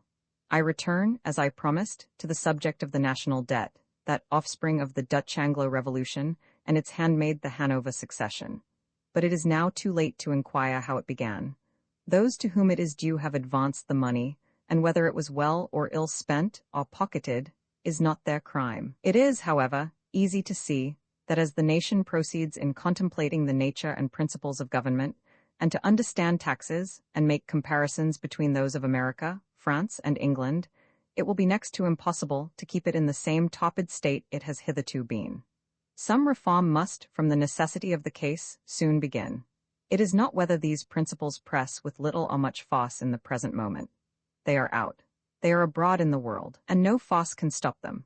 Like a secret told, they are beyond recall, and he must be blind indeed that does not see that a change is already beginning. 9 millions of dead taxes is a serious thing, and this not only for bad, but in a great measure for foreign government. By putting the power of making war into the hands of the foreigners who came for what they could get, little else was to be expected than what has happened. Reasons are already advanced in this work, showing that whatever the reforms in the taxes may be, they ought to be made in the current expenses of government, and not in the pot applied to the interest of the national debt. By remitting the taxes of the poor, they will be totally relieved, and all discontent will be taken away. And by striking off such of the taxes as are already mentioned, the nation will more than recover the whole expense of the mad American war. There will then remain only the national debt as a subject of discontent, and in order to remove, or rather to prevent this, it would be good policy in the stockholders themselves to consider it as property, subject like all other property, to bear some portion of the taxes. It would give to it both popularity and security, and as a great part of its present inconvenience is balanced by the capital which it keeps alive, a measure of this kind would so far add to that balance as to silence objections. This may be done by such gradual means as to accomplish all that is necessary with the greatest ease and convenience. Instead of taxing the capital, the best method would be to tax the interest by some progressive ratio, and to lessen the public taxes in the same proportion as the interest diminished. Suppose the interest was taxed 1 halfpenny in the pound the first year, a penny more the second, and to proceed by a certain ratio to be determined upon, always less than any other tax upon property. Such a tax would be subtracted from the interest at the time of payment, without any expense of collection. 1 halfpenny in the pound would lessen the interest, and consequently the taxes, £20,000. The tax on wagons amounts to this sum, and this tax might be taken off the first year. The second year the tax on female servants, or some other of the like amount, might also be taken off, and by proceeding in this manner, always applying the tax raised from the property of the debt toward its extinction, and not carry it to the current services, it would liberate itself. The stockholders, notwithstanding this tax, would pay less taxes than they do now. What they would save by the extinction of the poor rates, and the tax on houses and windows, and the commutation tax, would be considerably greater than what this tax, slow, but certain in its operation, amounts to. It appears to me to be prudence to look out for measures that may apply under any circumstances that may approach. There is, at this moment, a crisis in the affairs of Europe that requires it. Preparation now is wisdom. If taxation be once let loose, it will be difficult to reinstate it. Neither would the relief be so effectual as if it proceeded by some certain and gradual reduction. The fraud, hypocrisy, and imposition of governments are now beginning to be too well understood to promise them any long career. The farce of monarchy and aristocracy in all countries is following that of chivalry, and Mr. Burke is dressing for the funeral. Let it then pass quietly to the tomb of all other follies, and the mourners be comforted. The time is not very distant when England will laugh at itself for sending to Holland, Hanover, Zell, or Brunswick for men, at the expense of 1 million a year, who understood neither her laws, her language, nor her interest, and whose capacities would scarcely have fitted them for the office of a parish constable. If government could be trusted to such hands, it must be some easy and simple thing indeed, and materials fit for all the purposes may be found in every town and village in England. When it shall be said in any country in the world, "My poor are happy," neither ignorance nor distress is to be found among them. My jails are empty of prisoners, my streets of beggars. The aged are not in want, the taxes are not oppressive. The rational world is my friend, because I am the friend of its happiness. When these things can be said, then may that country boast its constitution and its government. Within the space of a few years we have seen 2 revolutions, those of America and France. In the former, the contest was long and the conflict severe. In the latter, the nation acted with such a consolidated impulse that having no foreign enemy to contend with, the revolution was complete in power the moment it appeared. From both those instances, it is evident that the greatest forces that can be brought into the field of revolutions are reason and common interest. Where these can have the opportunity of acting, opposition dies with fear, or crumbles away by conviction. It is a great standing which they have now universally obtained, and we may hereafter hope to see revolutions, or changes in governments, produced with the same quiet operation by which any measure, determinable by reason and discussion, is accomplished. When a nation changes its opinion and habits of thinking, it is no longer to be governed as before, but it would not only be wrong, but bad policy, to attempt by force what ought to be accomplished by reason. Rebellion consists in forcibly opposing the general will of a nation, whether by a party or by a government. There ought, therefore, to be in every nation a method of occasionally ascertaining the state of public opinion with respect to government. On this point, the old government of France was superior to the present government of England because, on extraordinary occasions, recourse could be had what was then called the States General. But in England there are no such occasional bodies, and as to those who are now called representatives, a great part of them are mere machines of the court, placemen, and dependents. I presume that though all the people of England pay taxes, not 100th part of them are electors, and the members of one of the Houses of Parliament represent nobody but themselves. There is, therefore, no power but the voluntary will of the people that has a right to act in any matter respecting a general reform, and by the same right that two persons can confer on such a subject, 1,000 may. The object, in all such preliminary proceedings, is to find out what the general sense of a nation is, and to be governed by it. If it prefer a bad or defective government to a reform or choose to pay 10 times more taxes than there is any occasion for, it has a right so to do. And so long as the majority do not impose conditions on the minority, different from what they impose upon themselves, though there may be much error, there is no injustice. Neither will the error continue long. Reason and discussion will soon bring things right, however wrong they may begin. By such a process no tumult is to be apprehended. The poor, in all countries, are naturally both peaceable and grateful in all reforms in which their interest and happiness is included. It is only by neglecting and rejecting them that they become tumultuous. The objects that now press on the public attention are the French Revolution and the prospect of a general revolution in governments. Of all nations in Europe, there is none so much interested in the French Revolution as England. Enemies for ages, and that at a vast expense, and without any national object, the opportunity now presents itself of amicably closing the scene and joining their efforts to reform the rest of Europe. By doing this, they will not only prevent the further effusion of blood and increase of taxes, but be in a condition of getting rid of a considerable part of their present burdens, as has been already stated. Long experience, however, has shown that reforms of this kind are not those which old governments wish to promote, and therefore it is to nations, and not to such governments, that these matters present themselves. In the preceding part of this work, I have spoken of an alliance between England, France, and America for purposes that were to be afterwards mentioned. Though I have no direct authority on the part of America, I have good reason to conclude that she is disposed to enter into a consideration of such a measure, provided that the governments with which she might ally acted as national governments and not as courts enveloped in intrigue and mystery. That France as a nation and a national government would prefer an alliance with England is a matter of certainty. Nations, like individuals, who have long been enemies without knowing each other, or knowing why, become the better friends when they discover the errors and impositions under which they had acted. Admitting, therefore, the probability of such a connection, I will state some matters by which such an alliance, together with that of Holland, might render service, not only to the parties immediately concerned, but to all Europe. It is, I think, certain that if the fleets of England, France, and Holland were confederated, they could propose with effect a limitation to, and a general dismantling of, all the navies in Europe, to a certain proportion to be agreed upon. First, that no new ship of war shall be built by any power in Europe, themselves included. Second, that all the navies now in existence shall be put back, supposed to 1/10 of their present force. This will save to France and England at least 2 millions sterling annually to each, and their relative force be in the same proportion as it is now.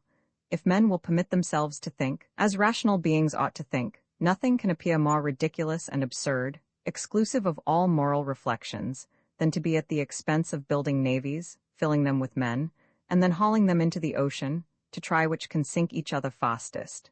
Peace, which costs nothing, is attended with infinitely more advantage than any victory with all its expense. But this, though it best answers the purpose of nations, does not that of caught governments, whose habited policy is pretense for taxation, places, and offices. It is, I think, also certain that the above confederated powers, together with that of the United States of America, can propose with effect to Spain the independence of South America and the opening those countries of immense extent and wealth to the general commerce of the world, as North America now is. With how much more glory and advantage to itself does a nation act when it exerts its powers to rescue the world from bondage and to create itself friends, than when it employs those powers to increase ruin, desolation, and misery. The horrid scene that is now acting by the English government in the East Indies is fit only to be told of Goths and Vandals, who, destitute of principle, robbed and tortured the world they were incapable of enjoying. The opening of South America would produce an immense field of commerce and a ready money market for manufactures, which the Eastern world does not. The East is already a country full of manufactures, the importation of which is not only an injury to the manufactures of England, but a drain upon its specie. The balance against England by this trade is regularly upwards of 500,000 annually sent out in the East India ships in silver, and this is the reason, together with German intrigue and German subsidies, that there is so little silver in England. But any war is harvest to such governments, however ruinous it may be to a nation. It serves to keep up deceitful expectations which prevent people from looking into the defects and abuses of government. It is the low here, and the low there, that amuses and cheats the multitude. Never did so great an opportunity offer itself to England, and to all Europe, as is produced by the two revolutions of America and France. By the former, freedom has a national champion in the Western world, and by the latter, in Europe. When another nation shall join France, despotism and bad government will scarcely dare to appear. To use a trite expression, the iron is becoming hot all over Europe. The insulted German and the enslaved Spaniard, the Russ and the Pole, are beginning to think. The present age will hereafter merit to be called the age of reason. 61, and the present generation will appear to the future as the atom of a new world. When all the governments of Europe shall be established on the representative system, nations will become acquainted, and the animosities and prejudices fomented by the intrigue and artifice of courts will cease. The oppressed soldier will become a freeman, and the tortured sailor, no longer dragged through the streets like a felon, will pursue his mercantile voyage in safety. It would be better that nations should continue the pay of their soldiers during their lives, and give them their discharge and restore them to freedom and their friends, and cease recruiting, than retain such multitudes at the same expense, in a condition useless to society and to themselves. As soldiers have hitherto been treated in most countries, they might be said to be without a friend. Shunned by the citizen on an apprehension of their being enemies to liberty, and too often insulted by those who commanded them, their condition was a double oppression. But where genuine principles of liberty pervade a people, everything is restored to order, and the soldier civilly treated returns the civility.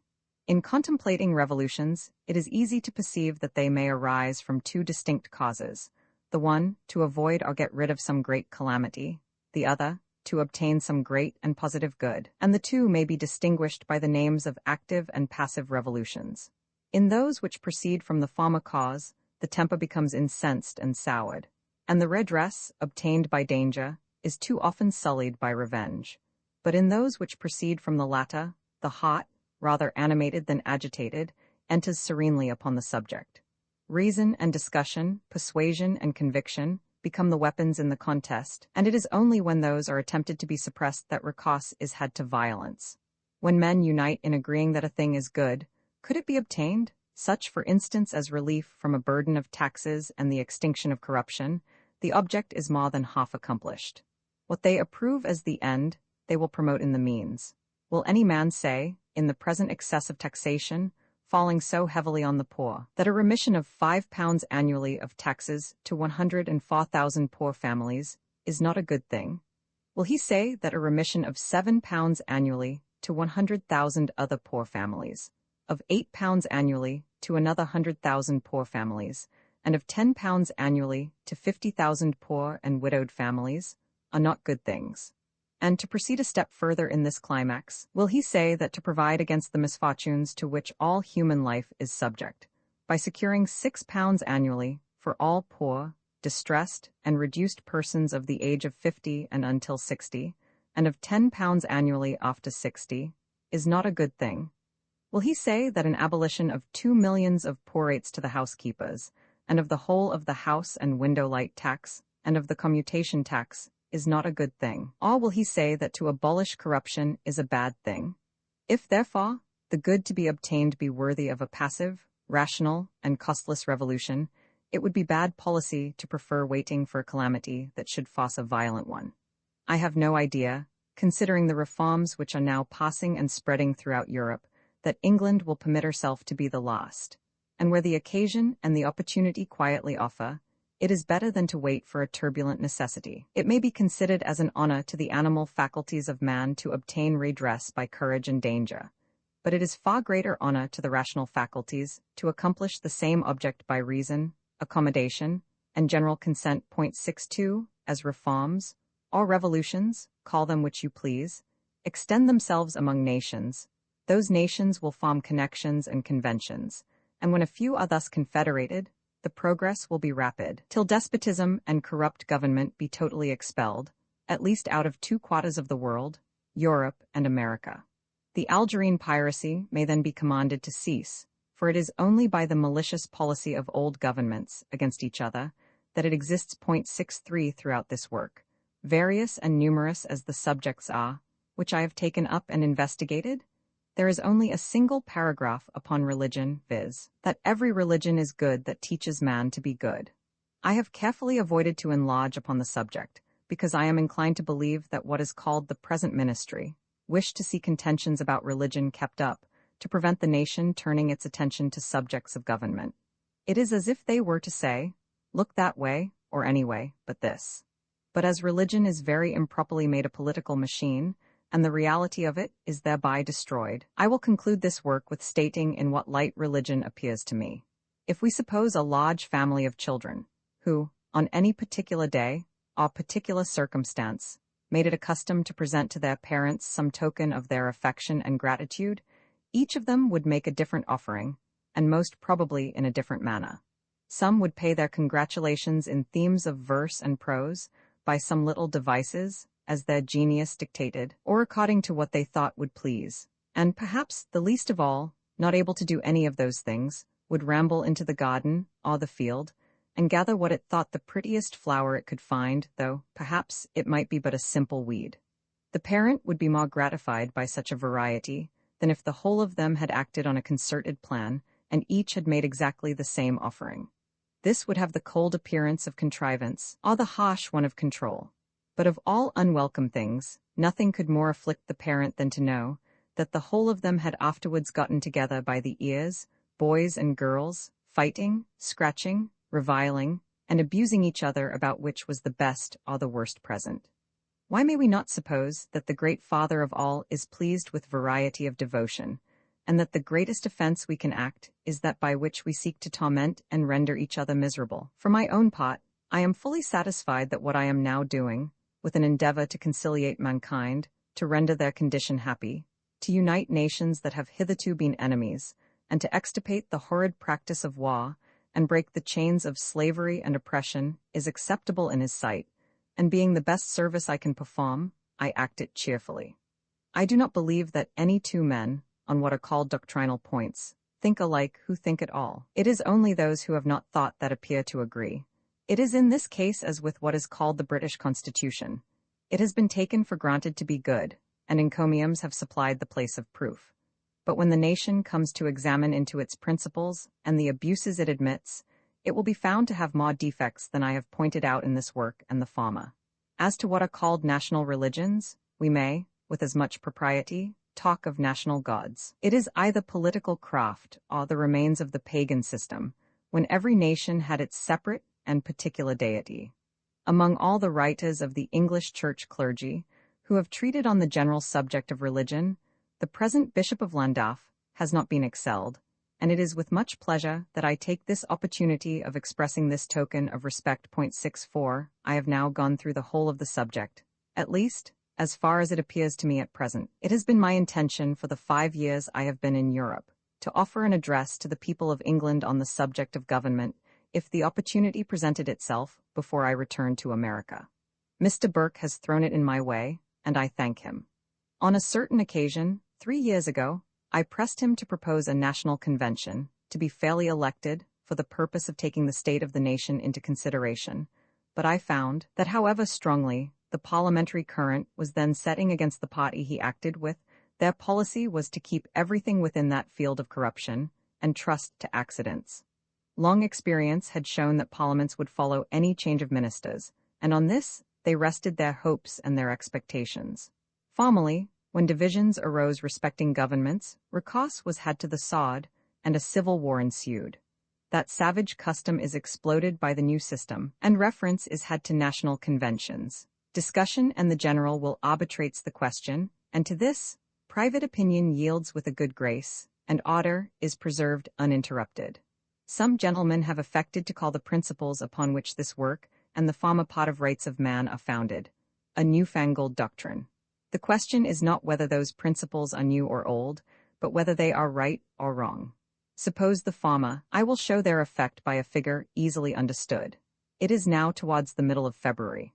Were I to take a turn into the country, the trees would present a leafless, wintry appearance. As people are apt to pluck twigs as they walk along, I perhaps might do the same, and by chance might observe that a single bud on that twig had begun to swell. I should reason very unnaturally, or rather not reason at all, to suppose this was the only bud in England which had this appearance. Instead of deciding thus, I should instantly conclude that the same appearance was beginning, or about to begin, everywhere. And though the vegetable sleep will continue longer on some trees and plants than on others, and though some of them may not blossom for 2 or 3 years, all will be in leaf in the summer, except those which are rotten. What pace the political summer may keep with the natural, no human foresight can determine. It is, however, not difficult to perceive that the spring is begun. Thus wishing, as I sincerely do, freedom and happiness to all nations, I close the second part, Declaration of the Rights of Man and of Citizens by the National Assembly of France, the representatives of the people of France, formed into a National Assembly, considering that ignorance, neglect, or contempt of human rights are the sole causes of public misfortunes and corruptions of government, have resolved to set forth in a solemn declaration these natural, imprescriptible, and inalienable rights, that this declaration being constantly present to the minds of the members of the body social, they may be forever kept attentive to their rights and their duties, that the acts of the legislative and executive powers of government, being capable of being every moment compared with the end of political institutions, may be more respected, and also that the future claims of the citizens, being directed by simple and incontestable principles, may always tend to the maintenance of the Constitution and the general happiness. For these reasons the National Assembly doth recognize and declare, in the presence of the Supreme Being, and with the hope of his blessing and favor, the following sacred rights of men and of citizens. Men are born, and always continue, free and equal in respect of their rights. Civil distinctions, therefore, can be founded only on public utility. The end of all political associations is the preservation of the natural and imprescriptible rights of man, and these rights are liberty, property, security, and resistance of oppression. The nation is essentially the source of all sovereignty, nor can any individual, or any body of men, be entitled to any authority which is not expressly derived from it. Political liberty consists in the power of doing whatever does not injure another. The exercise of the natural rights of every man has no other limits than those which are necessary to secure to every other man the free exercise of the same rights, and these limits are determinable only by the law. The law ought to prohibit only actions hurtful to society. What is not prohibited by the law should not be hindered, nor should anyone be compelled to that which the law does not require. The law is an expression of the will of the community. All citizens have a right to concur, either personally or by their representatives, in its formation. It should be the same to all, whether it protects or punishes, and all being equal in its sight, are equally eligible to all honors, places, and employments, according to their different abilities, without any other distinction than that created by their virtues and talents. No man should be accused, arrested, or held in confinement, except in cases determined by the law, and according to the forms which it has prescribed. All who promote, solicit, execute, all cause to be executed, arbitrary orders, ought to be punished, and every citizen called upon, or apprehended by virtue of the law, ought immediately to obey, and renders himself culpable by resistance. The law ought to impose no other penalties but such as are absolutely and evidently necessary, and no one ought to be punished, but in virtue of a law promulgated before the offense, and legally applied. Every man being presumed innocent till he has been convicted, whenever his detention becomes indispensable, all rigor to him, more than is necessary to secure his person, ought to be provided against by the law. No man ought to be molested on account of his opinions, not even on account of his religious opinions, provided his avowal of them does not disturb the public order established by the law. The unrestrained communication of thoughts and opinions being one of the most precious rights of man, every citizen may speak, write, and publish freely, provided he is responsible for the abuse of this liberty, in cases determined by the law. A public force being necessary to give security to the rights of men and of citizens, that force is instituted for the benefit of the community, and not for the particular benefit of the persons to whom it is entrusted. A common contribution being necessary for the support of the public force, and for defraying the other expenses of government, it ought to be divided equally among the members of the community, according to their abilities. Every citizen has a right, either by himself or his representative, to a free voice in determining the necessity of public contributions, the appropriation of them, and their amount, mode of assessment, and duration. Every community has a right to demand of all its agents an account of their conduct. Every community in which a separation of powers and a security of rights is not provided for wants a constitution.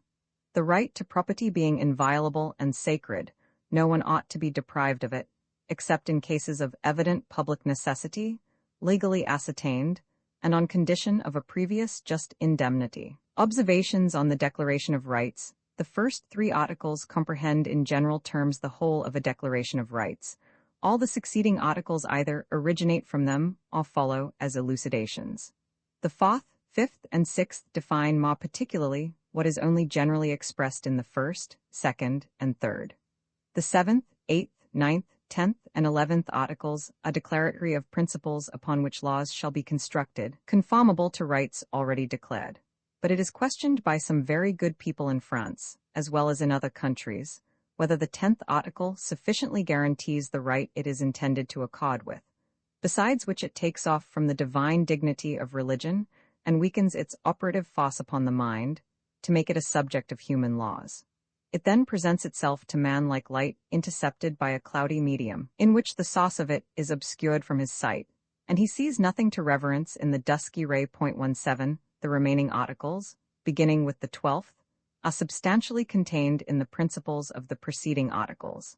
But in the particular situation in which France then was, having to undo what was wrong, as well as to set up what was right, it was proper to be more particular than what in another condition of things would be necessary. While the Declaration of Rights was before the National Assembly, some of its members remarked that if a Declaration of Rights were published, it should be accompanied by a Declaration of Duties. The observation discovered a mind that reflected, and it only erred by not reflecting far enough. A declaration of rights is, by reciprocity, a declaration of duties also.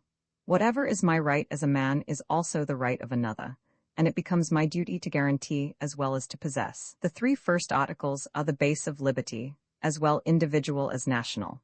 Nor can any country be called free, whose government does not take its beginning from the principles they contain, and continue to preserve them pure.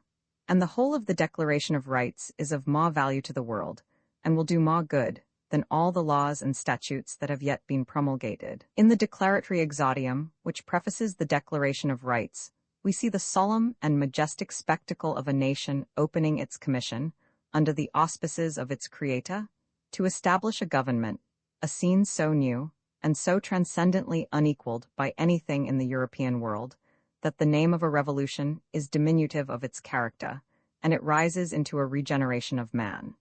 What are the present governments of Europe but a scene of iniquity and oppression? What is that of England? Do not its own inhabitants say it is a market where every man has his price, and where corruption is common traffic at the expense of a deluded people. No wonder, then, that the French Revolution is traduced. Had it confined itself merely to the destruction of flagrant despotism, perhaps Mr. Burke and some others had been silent. Their cry now is, "It has gone too far." That is, it has gone too far for them. It stares corruption in the face, and the venal tribe are all alarmed. Their fear discovers itself in their outrage, and they are but publishing the groans of a wounded vice. But from such opposition, the French Revolution, instead of suffering, receives an homage. The more it is struck, the more sparks it will emit, and the fear is it will not be struck enough. It has nothing to dread from attacks. Truth has given it an establishment, and time will record it with a name as lasting as his own. Having now traced the progress of the French Revolution through most of its principal stages, from its commencement to the taking of the Bastille, and its establishment by the Declaration of Rights, I will close the subject with the energetic apostrophe of M. de Lafayette. May this great monument, raised to liberty, serve as a lesson to the oppressor, and an example to the oppressed. 18. Miscellaneous chapter to prevent interrupting the argument in the preceding part of this work, or the narrative that follows it. I reserved some observations to be thrown together in a miscellaneous chapter, by which variety might not be censured for confusion. Mr. Burke's book is all miscellany. His intention was to make an attack on the French Revolution, but instead of proceeding with an orderly arrangement, he has stormed it with a mob of ideas tumbling over and destroying one another. But this confusion and contradiction in Mr. Burke's book is easily accounted for. When a man in a wrong cause attempts to steer his course by anything else than some polar truth or principle, he is sure to be lost. It is beyond the compass of his capacity to keep all the parts of an argument together and make them unite in one issue, by any other means than having this guide always in view. Neither memory nor invention will supply the want of it. The former fails him, and the latter betrays him. Notwithstanding the nonsense, for it deserves no better name, that Mr. Burke has asserted about hereditary rights and hereditary succession, and that a nation has not a right to form a government of itself, it happened to fall in his way to give some account of what government is. Government, says he, is a contrivance of human wisdom. Admitting that government is a contrivance of human wisdom, it must necessarily follow that hereditary succession, and hereditary rights, as they are called, can make no part of it, because it is impossible to make wisdom hereditary. And on the other hand, that cannot be a wise contrivance, which in its operation may commit the government of a nation to the wisdom of an idiot. The ground which Mr. Burke now takes is fatal to every part of his cause. The argument changes from hereditary rights to hereditary wisdom, and the question is, who is the wisest man? He must now show that everyone in the line of hereditary succession was a Solomon, or his title is not good to be a king. What a stroke has Mr. Burke now made! To use a sailor's phrase, he has swabbed the deck, and scarcely left a name legible in the list of kings, and he has mowed down and thinned the House of Peers with a scythe as formidable as death and time. But Mr. Burke appears to have been aware of this retort, and he has taken care to guard against it by making government to be not only a contrivance of human wisdom, but a monopoly of wisdom. He puts the nation as fools on one side, and places his government of wisdom, all wise men of Gotham, on the other side. And he then proclaims and says that men have a right that their wants should be provided for by this wisdom. Having thus made proclamation, he next proceeds to explain to them what their wants are, and also what their rights are. In this he has succeeded dexterously, for he makes their wants to be a want of wisdom.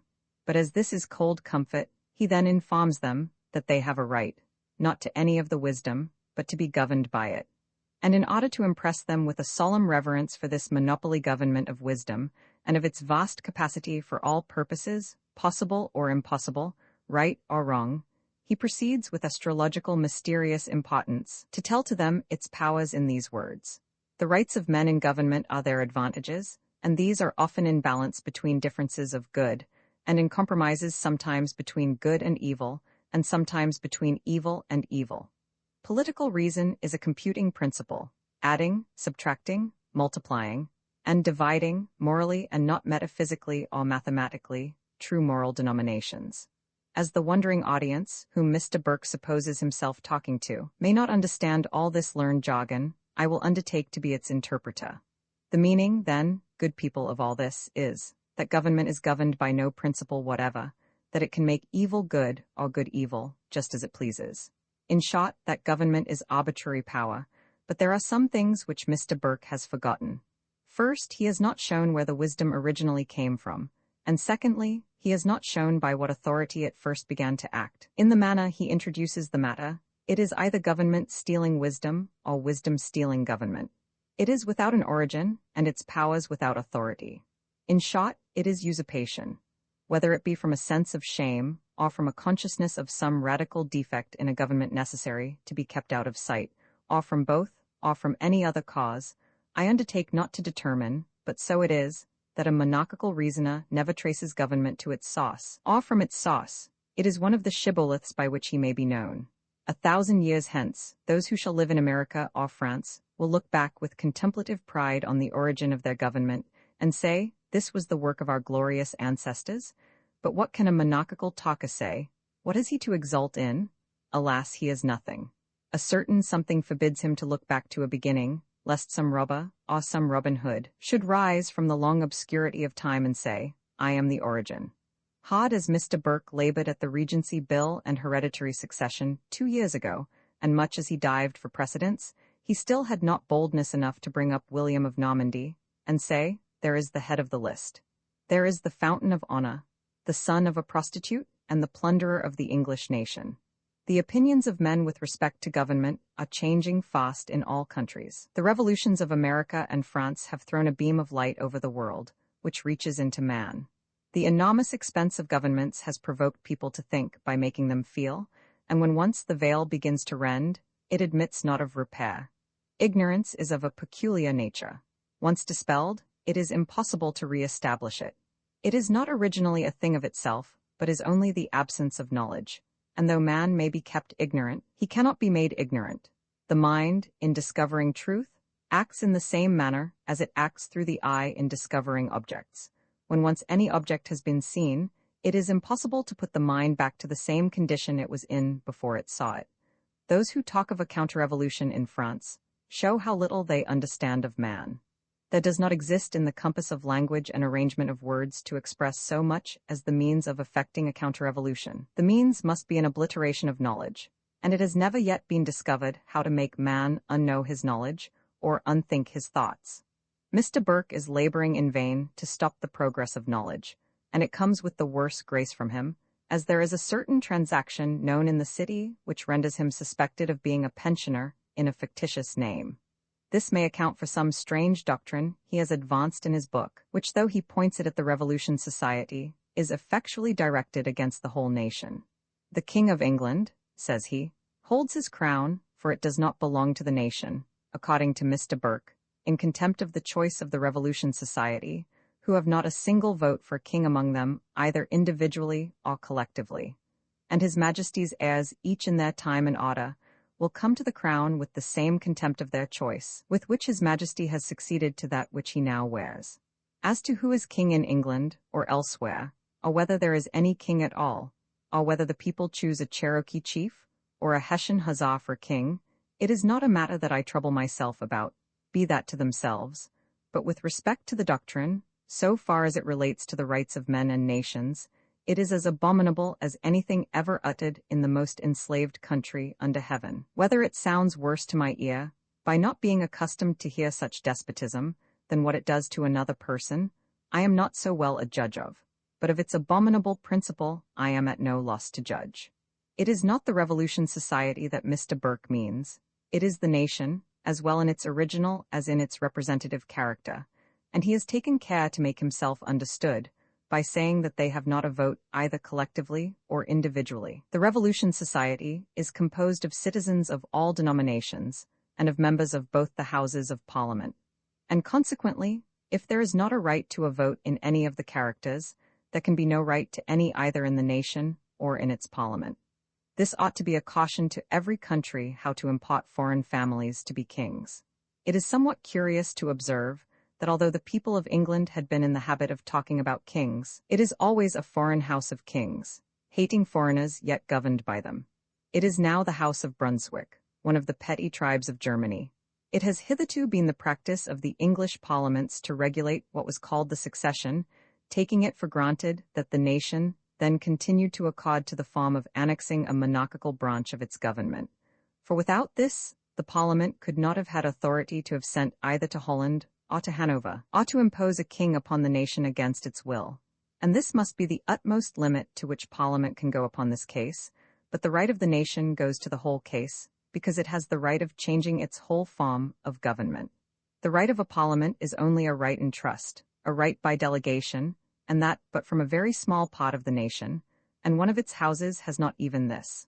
But the right of the nation is an original right, as universal as taxation. The nation is the paymaster of everything, and everything must conform to its general will. I remember taking notice of a speech in what is called the English House of Peers by the then Earl of Shelburne, and I think it was at the time he was minister, which is applicable to this case. I do not directly charge my memory with every particular, but the words and the purport, as nearly as I remember, were these: that the form of a government was a matter wholly at the will of the nation at all times, that if it chose a monarchical form, it had a right to have it so, and if it afterwards chose to be a republic, it had a right to be a republic, and to say to a king, "We have no longer any occasion for you." When Mr. Burke says that His Majesty's heirs and successors, each in their time and order, will come to the crown with the same contempt of their choice with which His Majesty had succeeded to that he wears, it is saying too much even to the humblest individual in the country, part of whose daily labor goes towards making up the millions sterling a year, which the country gives the person it styles a king. Government with insolence is despotism, but when contempt is added, it becomes worse, and to pay for contempt is the excess of slavery. This species of government comes from Germany, and reminds me of what one of the Brunswick soldiers told me, who was taken prisoner by the Americans in the late war. "Ah," said he, "America is a fine free country, it is worth the people's fighting for. I know the difference by knowing my own. In my country, if the prince says eat straw, we eat straw. God help that country, thought I, be it England or elsewhere, whose liberties ought to be protected by German principles of government, and princes of Brunswick." As Mr. Burke sometimes speaks of England, sometimes of France, and sometimes of the world, and of government in general, it is difficult to answer his book without apparently meeting him on the same ground. Although principles of government are general subjects, it is next to impossible, in many cases, to separate them from the idea of place and circumstance, and the more so when circumstances are put for arguments, which is frequently the case with Mr. Burke. In the former part of his book, addressing himself to the people of France, he says, "No experience has taught us, meaning the English, that in any other cause or method than that of a hereditary crown, can our liberties be regularly perpetuated and preserved sacred as our hereditary right." I ask Mr. Burke who is to take them away? M. de Lafayette, in speaking to France, says, "For a nation to be free, it is sufficient that she wills it." But Mr. Burke represents England as wanting capacity to take care of itself, and that its liberties must be taken care of by a king holding it in contempt. If England is sunk to this, it is preparing itself to eat straw, as in Hanover or in Brunswick. But besides the folly of the declaration, it happens that the facts are all against Mr. Burke. It was by the government being hereditary that the liberties of the people were endangered. Charles I and James Roman II are instances of this truth, yet neither of them went so far as to hold the nation in contempt. As it is sometimes of advantage to the people of one country to hear what those of other countries have to say respecting it, it is possible that the people of France may learn something from Mr. Burke's book, and that the people of England may also learn something from the answers it will occasion. When nations fall out about freedom, a wide field of debate is opened.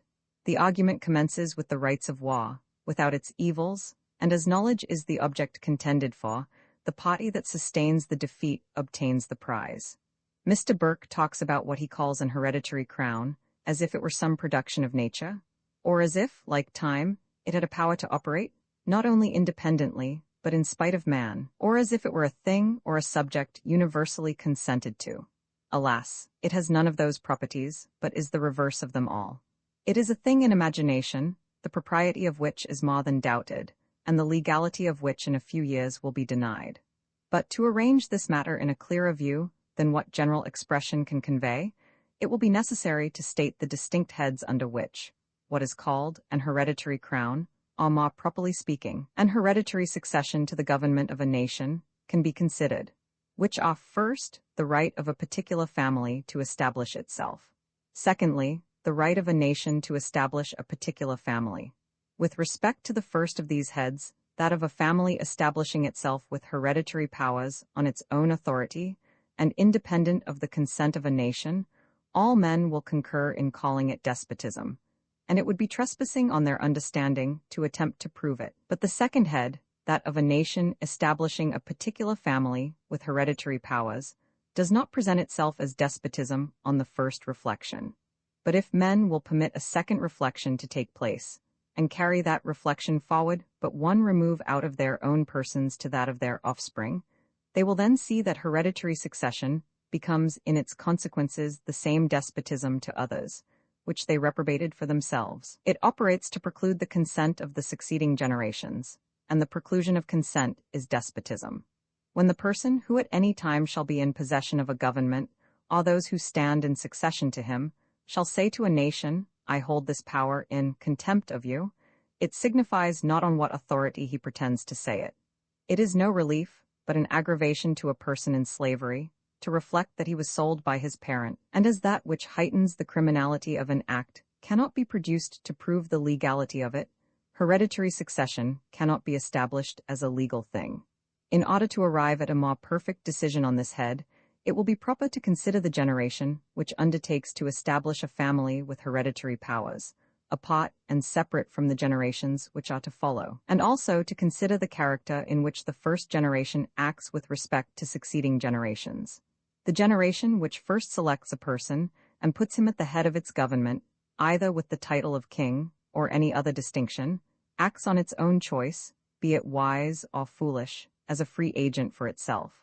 The person so set up is not hereditary, but selected and appointed, and the generation who sets him up does not live under a hereditary government, but under a government of its own choice and establishment, where the generation who sets him up, and the person so set up, to live forever, it never could become hereditary succession, and of consequence hereditary succession can only follow on the death of the first parties. As therefore, hereditary succession is out of the question with respect to the first generation, we have now to consider the character in which that generation acts with respect to the commencing generation and to all succeeding ones. It assumes a character to which it has neither right nor title. It changes itself from a legislator to a testator, and affects to make its will, which is to have operation after the demise of the makers, to bequeath the government. And it not only attempts to bequeath, but to establish on the succeeding generation a new and different form of government under which itself lived.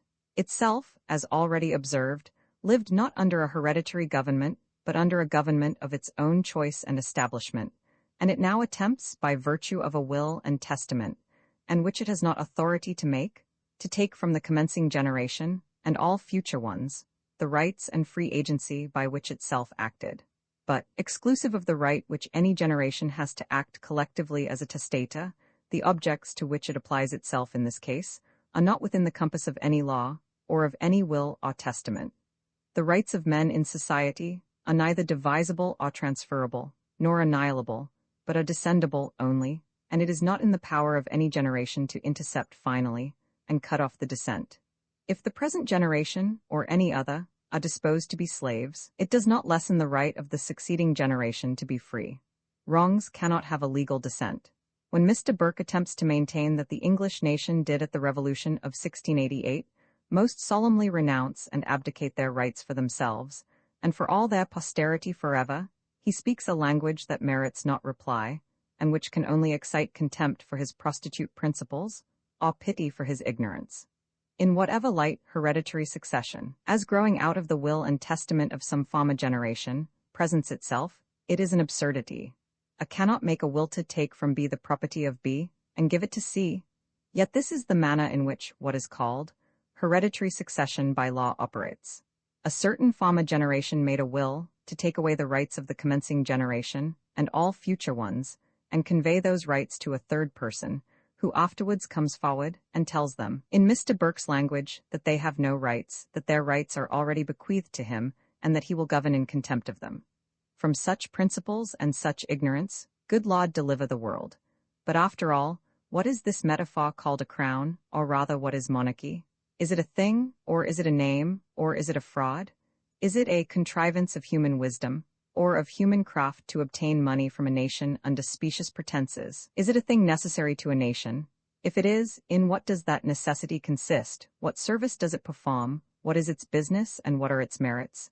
Does the virtue consist in the metaphor, or in the man? Doth the goldsmith that makes the crown make the virtue also? Doth it operate like Fortunatus's wishing cap, or Harlequin's wooden sword? Doth it make a man a conjurer? In fine, what is it? It appears to be something going much out of fashion, falling into ridicule, and rejected in some countries, both as unnecessary and expensive. In America, it is considered as an absurdity, and in France it has so far declined that the goodness of the man and the respect for his personal character are the only things that preserve the appearance of its existence. If government be what Mr. Burke describes it, a contrivance of human wisdom, I might ask him, if wisdom was at such a low ebb in England that it was become necessary to impart it from Holland and from Hanover? But I will do the country the justice to say that was not the case, and even if it was, it mistook the cargo. The wisdom of every country, when properly exerted, is sufficient for all its purposes, and there could exist no more real occasion in England to have sent for a Dutch stadtholder or a German elector than there was in America to have done a similar thing. If a country does not understand its own affairs, how is a foreigner to understand them, who knows neither its laws, its manners, nor its language? If there existed a man so transcendently wise above all others that his wisdom was necessary to instruct a nation, some reason might be offered for monarchy, but when we cast our eyes about a country and observe how every part understands its own affairs, and when we look around the world and see that of all men in it, the race of kings are the most insignificant in capacity, our reason cannot fail to ask us, what are those men kept for? If there is anything in monarchy which we people of America do not understand, I wish Mr. Burke would be so kind as to inform us. I see in America a government extending over a country 10 times as large as England, and conducted with regularity for a 40th part of the expense which government costs in England. If I ask a man in America if he wants a king, he retorts, and asks me if I take him for an idiot. How is it that this difference happens? Are we more or less wise than others?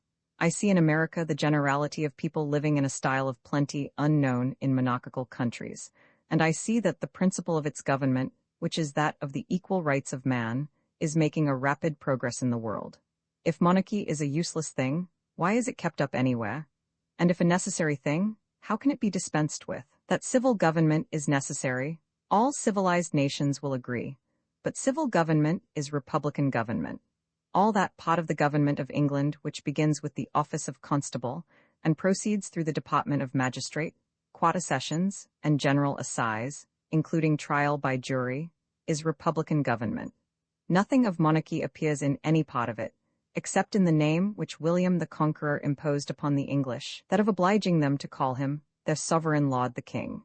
It is easy to conceive that a band of interested men, such as placemen, pensioners, lords of the bedchamber, lords of the kitchen, lords of the necessary house, and the Lord knows what besides, can find as many reasons for monarchy as their salaries, paid at the expense of the country, amount to. But if I ask the farmer, the manufacturer, the merchant, the tradesman, and down through all the occupations of life to the common laborer, what service monarchy is to him, he can give me no answer. If I ask him what monarchy is, he believes it is something like a sinecure. Notwithstanding the taxes of England amount to almost 17 millions a year, said to be for the expenses of government, it is still evident that the sense of the nation is left to govern itself, and does govern itself, by magistrates and juries, almost at its own charge, on republican principles, exclusive of the expense of taxes. The salaries of the judges are almost the only charge that is paid out of the revenue. Considering that all the internal government is executed by the people, the taxes of England ought to be the lightest of any nation in Europe, instead of which they are the contrary. As this cannot be accounted for on the score of civil government, the subject necessarily extends itself to the monarchical part. When the people of England sent for George I, and it would puzzle a wiser man than Mr. Burke to discover for what he could be wanted, or what service he could render, they ought at least to have conditioned for the abandonment of Hanover. Besides the endless German intrigues that must follow from a German elector being King of England, there is a natural impossibility of uniting in the same person the principles of freedom and the principles of despotism, or as it is usually called in England, arbitrary power. A German elector is in his electorate a despot. How then could it be expected that he should be attached to principles of liberty in one country, while his interest in another was to be supported by despotism?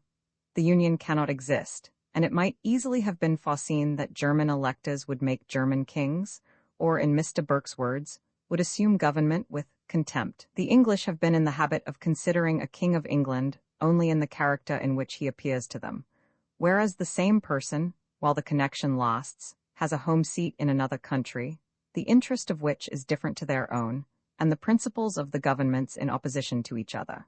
To such a person, England will appear as a town residence, and the electorate as the estate. The English may wish, as I believe they do, success to the principles of liberty in France, or in Germany, but a German elector trembles for the fate of despotism in his electorate. And the Duchy of Mecklenburg, where the present Queen's family governs, is under the same wretched state of arbitrary power, and the people in slavish vassalage. There never was a time when it became the English to watch continental intrigues more circumspectly than at the present moment, and to distinguish the politics of the electorate from the politics of the nation. The Revolution of France has entirely changed the ground with respect to England and France as nations, but the German despots, with Prussia at their head, are combining against liberty, and the fondness of Mr. Pitt for office, and the interest which all his family connections have obtained, do not give sufficient security against this intrigue. As everything which passes in the world becomes matter for history, I will now quit this subject and take a concise review of the state of parties and politics in England, as Mr. Burke has done in France. Whether the present reign commenced with contempt, I leave to Mr. Burke. Certain, however, it is, that it had strongly that appearance. The animosity of the English nation, it is very well remembered, ran high, and had the true principles of liberty been as well understood then as they now promise to be, it is probable the nation would not have patiently submitted to so much. George the First and Second were sensible of a rival in the remains of the Stuarts, and as they could not but consider themselves as standing on their good behavior, they had prudence to keep their German principles of government to themselves. But as the Stuart family wore away, the prudence became less necessary. The contest between rights and what were called prerogatives continued to heat the nation till some time after the conclusion of the American War, when all at once it fell a calm. Execration exchanged itself for applause, and caught popularity sprung up like a mushroom in a night. To account for this sudden transition, it is proper to observe that there are two distinct species of popularity, the one excited by merit, and the other by resentment. As the nation had formed itself into two parties, and each was extolling the merits of its parliamentary champions for and against prerogative, nothing could operate to give a more general shock than an immediate coalition of the champions themselves, 19 the partisans of each being thus suddenly left in the lurch, and mutually heated with disgust at the measure, felt no other relief than uniting in a common execration against both. A higher stimulus or resentment being thus excited than what the contest on prerogatives occasioned, the nation quitted all former objects of rights and wrongs, and sought only that of gratification. The indignation at the coalition so effectually superseded the indignation against the court as to extinguish it, and without any change of principles on the part of the court, the same people who had reprobated its despotism united with it to revenge themselves on the coalition parliament. The case was not which they liked best, but which they hated most, and the least hated passed for love. The dissolution of the coalition parliament, as it afforded the means of gratifying the resentment of the nation, could not fail to be popular, and from hence arose the popularity of the court. Transitions of this kind exhibit a nation under the government of temper, instead of a fixed and steady principle, and having once committed itself, however rashly, it feels itself urged along to justify, by continuance, its first proceeding. Measures which at other times it would censure it now approves, and acts persuasion upon itself to suffocate its judgment. On the return of a new parliament, the new minister, Mr. Pitt, found himself in a secure majority, and the nation gave him credit, not out of regard to himself, but because it had resolved to do it out of resentment to another. He introduced himself to public notice by a proposed reform of Parliament, which in its operation would have amounted to a public justification of corruption. The nation was to be at the expense of buying up the rotten boroughs, whereas it ought to punish the persons who deal in the traffic. passing over the two bubbles of the Dutch business and the million a year to sink the national debt, the matter which most presents itself, is the affair of the Regency. Never, in the course of my observation, was delusion more successfully acted, nor a nation more completely deceived.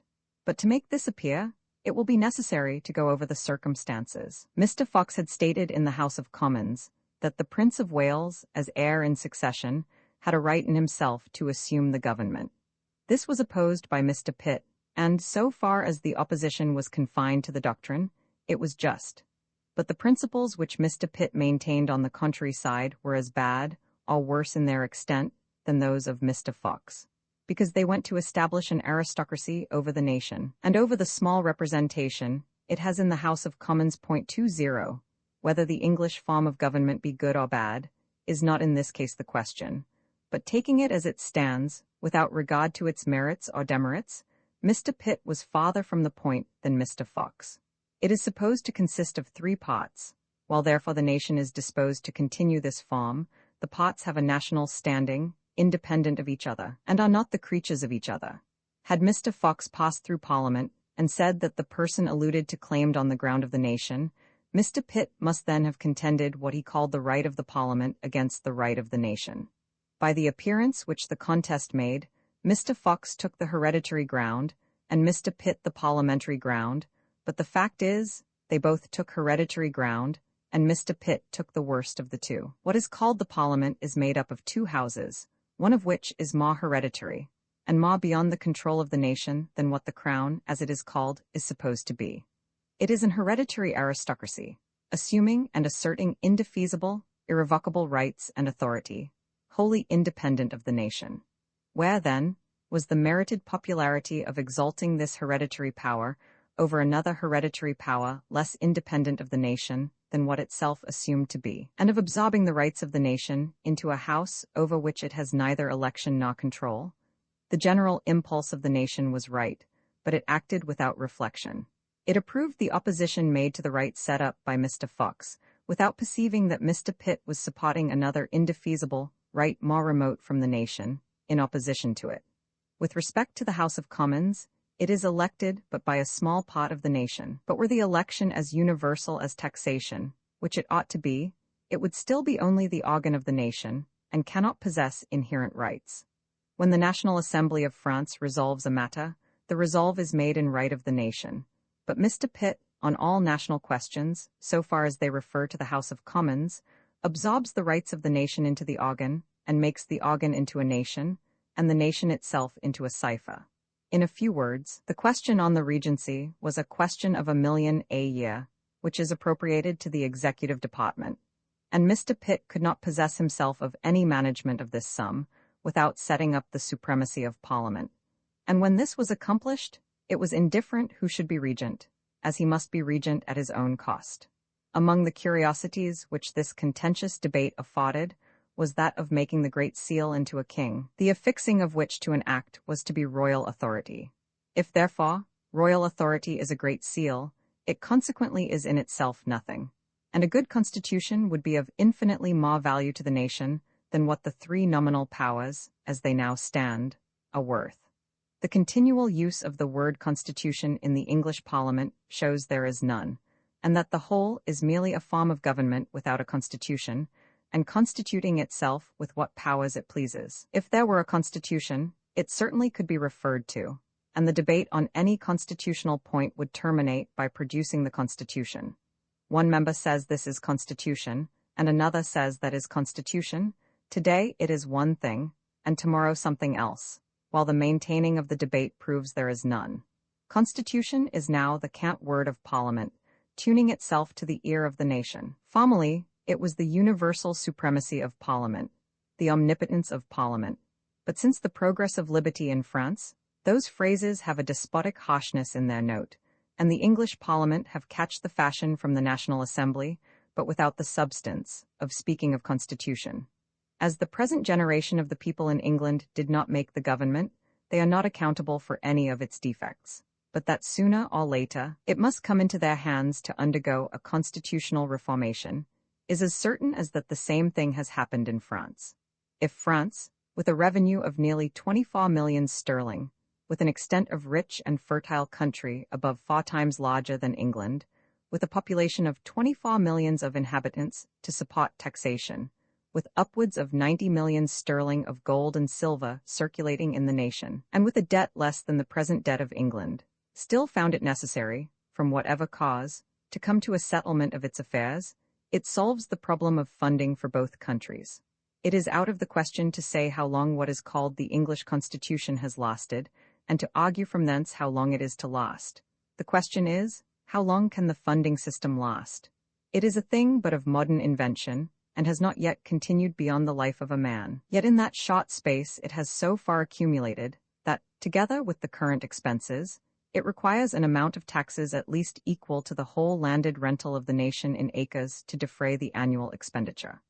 That a government could not have always gone on by the same system which has been followed for the last 70 years must be evident to every man, and for the same reason it cannot always go on.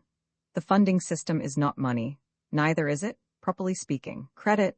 It, in effect, creates upon paper the sum which it appears to borrow, and lays on a tax to keep the imaginary capital alive by the payment of interest, and sends the annuity to market, to be sold for paper already in circulation. If any credit is given, it is to the disposition of the people to pay the tax, and not to the government, which lays it on. When this disposition expires, what is supposed to be the credit of government expires with it. The instance of France under the former government shows that it is impossible to compel the payment of taxes by force, when a whole nation is determined to take its stand upon that ground. Mr. Burke, in his review of the finances of France, states the quantity of gold and silver in France at about 88 millions sterling. In doing this, he has, I presume, divided by the difference of exchange, instead of the standard of 24 livres to a pound sterling. For M. Neckar's statement, from which Mr. Burke's is taken, is 2,200 millions of livres, which is upwards of 91 millions and a half sterling. M. Neckar in France, and Mr. George Chalmers at the Office of Trade and Plantation in England, of which Lord Hawkesbury is president, published nearly about the same time, 1786, an account of the quantity of money in each nation, from the returns of the mint of each nation. Mr. Chalmers, from the returns of the English mint at the Tower of London, states the quantity of money in England, including Scotland and Ireland, to be 20 millions sterling. 21 m. Neckar 22 says that the amount of money in France, recoined from the old coin which was called in, was 2,500 millions of livres, upwards of 104 millions sterling, and, after deducting for waste, and what may be in the West Indies and other possible circumstances, states the circulation quantity at home to be 91 millions and a half sterling, but taking it as Mr. Burke has put it, it is 68 millions more than the national quantity in England. That the quantity of money in France cannot be under this sum may at once be seen from the state of the French revenue, without referring to the records of the French mint for proofs. The revenue of France, prior to the Revolution, was nearly 24 millions sterling, and as paper had then no existence in France, the whole revenue was collected upon gold and silver, and it would have been impossible to have collected such a quantity of revenue upon a less national quantity than M. Neckar has stated. Before the establishment of paper in England, the revenue was about a fourth part of the national amount of gold and silver, as may be known by referring to the revenue prior to King William, and the quantity of money stated to be in the nation at that time, which was nearly as much as it is now. It can be of no real service to a nation to impose upon itself, or to permit itself to be imposed upon, but the prejudices of some, and the imposition of others, have always represented France as a nation possessing but little money, whereas the quantity is not only more than 4 times what the quantity is in England, but is considerably greater on a proportion of numbers. To account for this deficiency on the part of England, some reference should be had to the English system of funding. It operates to multiply paper, and to substitute it in the room of money, in various shapes, and the more paper is multiplied, the more opportunities are offered to export the specie, and it admits of a possibility, by extending it to small notes, of increasing paper till there is no money left. I know this is not a pleasant subject to English readers, but the matters I am going to mention are so important in themselves as to require the attention of men interested in money transactions of a public nature. There is a circumstance stated by M. Neckar, in his treatise on the administration of the finances, which has never been attended to in England, but which forms the only basis whereon to estimate the quantity of money, gold and silver, which ought to be in every nation in Europe, to preserve a relative proportion with other nations. Lisbon and Cadiz are the two pots into which money, gold and silver from South America are imparted, and which afterwards divide and spread themselves over Europe by means of commerce, and increase the quantity of money in all parts of Europe. If, therefore, the amount of the annual importation into Europe can be known, and the relative proportion of the foreign commerce of the several nations by which it can be distributed can be ascertained, they give a rule sufficiently true to ascertain the quantity of money which ought to be found in any nation at any given time. Neckar shows from the registers of Lisbon and Cadiz that the importation of gold and silver into Europe is 5 millions sterling annually. He has not taken it on a single year, but on an average of 15 succeeding years, from 1763 to 1777, both inclusive, in which time the amount was 1,800 million livres, which is 75 millions sterling.23, from the commencement of the Hanover succession in 1714 to the time Mr. Chalmers published, is 72 years, and the quantity imported into Europe in that time would be 360 millions sterling. If the foreign commerce of Great Britain be stated at a sixth part of what the whole foreign commerce of Europe amounts to, which is probably an inferior estimation to what the gentleman at the exchange would allow, the proportion which Britain should draw by commerce of this sum, to keep herself on a proportion with the rest of Europe, would be also a sixth part, which is 60 millions sterling. And if the same allowance for waste and accident be made for England which Neckar makes for France, the quantity remaining after these deductions would be 52 millions, and this sum ought to have been in the nation, at the time Mr. Chalmers published, in addition to the sum which was in the nation at the commencement of the Hanover succession, and to have made in the whole at least 66 millions sterling, instead of which there were but 20 millions, which is 46 millions below its proportionate quantity. As the quantity of gold and silver imported into Lisbon and Cadiz is more exactly ascertained than that of any commodity imported into England, and as the quantity of money coined at the Tower of London is still more positively known, the leading facts do not admit of controversy. Either, therefore, the commerce of England is unproductive of profit, or the gold and silver, which it brings in, leak continually away by unseen means at the average rate of about 750,000 a year, which, in the course of 72 years, accounts for the deficiency, and its absence is supplied by paper. 2. For the Revolution of France is attended with many novel circumstances, not only in the political sphere, but in the circle of money transactions. Among others, it shows that a government may be in a state of insolvency and a nation rich. So far as the fact is confined to the late government of France, it was insolvent, because the nation would no longer support its extravagance, and therefore it could no longer support itself. But with respect to the nation, all the means existed. A government may be said to be insolvent every time it applies to the nation to discharge its arrears. The insolvency of the late government of France and the present of England differed in no other respect than as the dispositions of the people differ. The people of France refused their aid to the old government, and the people of England submit to taxation without inquiry. What is called the Crown in England has been insolvent several times, the last of which, publicly known, was in May 1777, when it applied to the nation to discharge upwards of £600,000 private debts, which otherwise it could not pay. It was the error of Mr. Pitt, Mr. Burke, and all those who were unacquainted with the affairs of France to confound the French nation with the French government. The French nation, in effect, endeavored to render the late government insolvent for the purpose of taking government into its own hands, and it reserved its means for the support of the new government. In a country of such vast extent and population as France, the natural means cannot be wanting, and the political means appear the instant the nation is disposed to permit them. When Mr. Burke, in a speech last winter in the British Parliament, cast his eyes over the map of Europe and saw a chasm that once was France, he talked like a dreamer of dreams.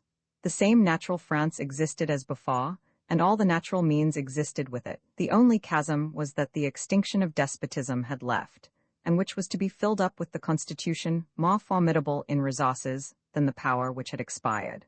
Although the French nation rendered the late government insolvent, It did not permit the insolvency to act towards the creditors.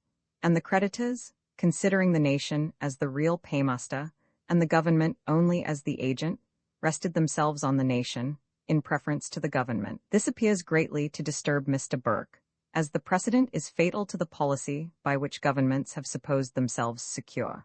They have contracted debts, with a view of attaching what is called the moneyed interest of a nation to their support.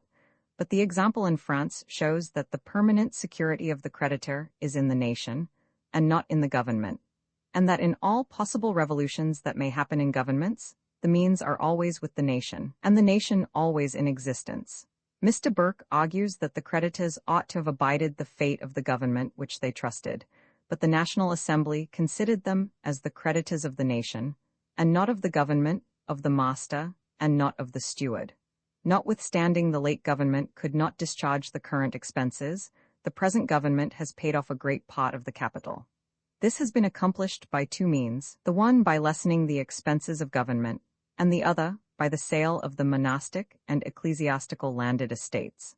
The devotees and penitent debauchees, extortioners and misers of former days, to ensure themselves a better world than that they were about to leave, had bequeathed immense property in trust to the priesthood for pious uses, and the priesthood kept it for themselves.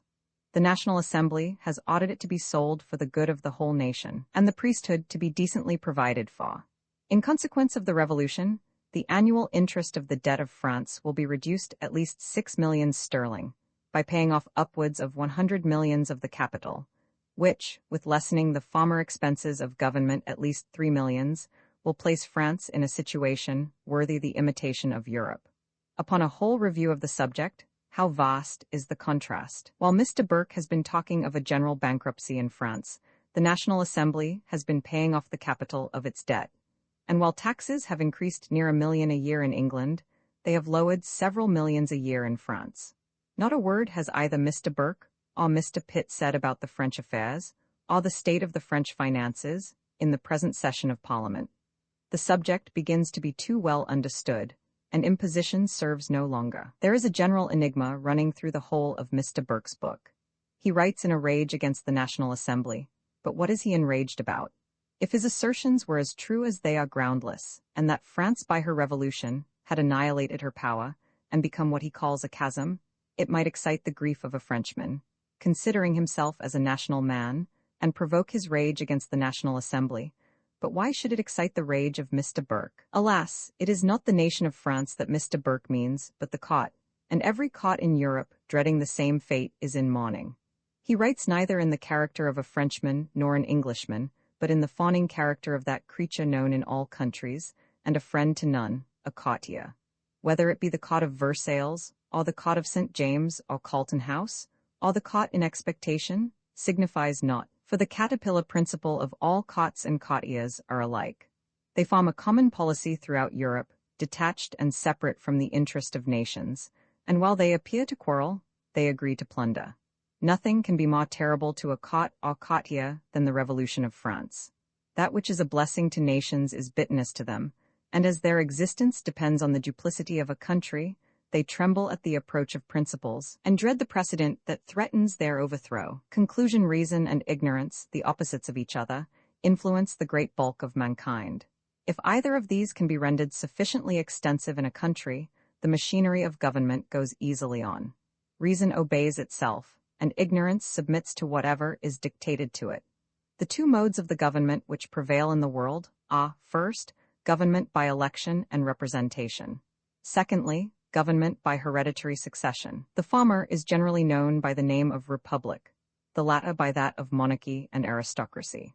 Those two distinct and opposite forms erect themselves on the two distinct and opposite bases of reason and ignorance. As the exercise of government requires talents and abilities, and as talents and abilities cannot have hereditary descent, it is evident that hereditary succession requires a belief from man to which his reason cannot subscribe, and which can only be established upon his ignorance. And the more ignorant any country is, the better it is fitted for this species of government. On the contrary, government, in a well-constituted republic, requires no belief from man beyond what his reason can give. He sees the rationale of the whole system, its origin and its operation, and as it is best supported when best understood, the human faculties act with boldness and acquire, under this form of government, a gigantic manliness. As therefore, each of those forms acts on a different base, the one moving freely by the aid of reason, the other by ignorance, we have next to consider what it is that gives motion to that species of government which is called mixed government, or, as it is sometimes ludicrously styled, a government of this, that, and t'other. The moving power in this species of government is, of necessity, corruption. However imperfect election and representation may be in mixed governments, they still give exercise to a greater portion of reason than is convenient to the hereditary pot, and therefore it becomes necessary to buy the reason up. A mixed government is an imperfect everything, cementing and soldering the discordant pots together by corruption, to act as a whole. Mr. Burke appears highly disgusted that France, since she had resolved on a revolution, did not adopt what he calls a British Constitution, and the regretful manner in which he expresses himself on this occasion implies a suspicion that the British Constitution needed something to keep its defects in countenance. In mixed governments, there is no responsibility. The pots cover each other till responsibility is lost, and the corruption which moves the machine contrives at the same time its own escape. When it is laid down as a maxim that a king can do no wrong, it places him in a state of similar security with that of idiots and persons insane, and responsibility is out of the question with respect to himself. It then descends upon the minister, who shelters himself under a majority in Parliament, which, by places, pensions, and corruption, he can always command, and that majority justifies itself by the same authority with which it protects the minister. In this rotatory motion, responsibility is thrown off from the pots and from the whole.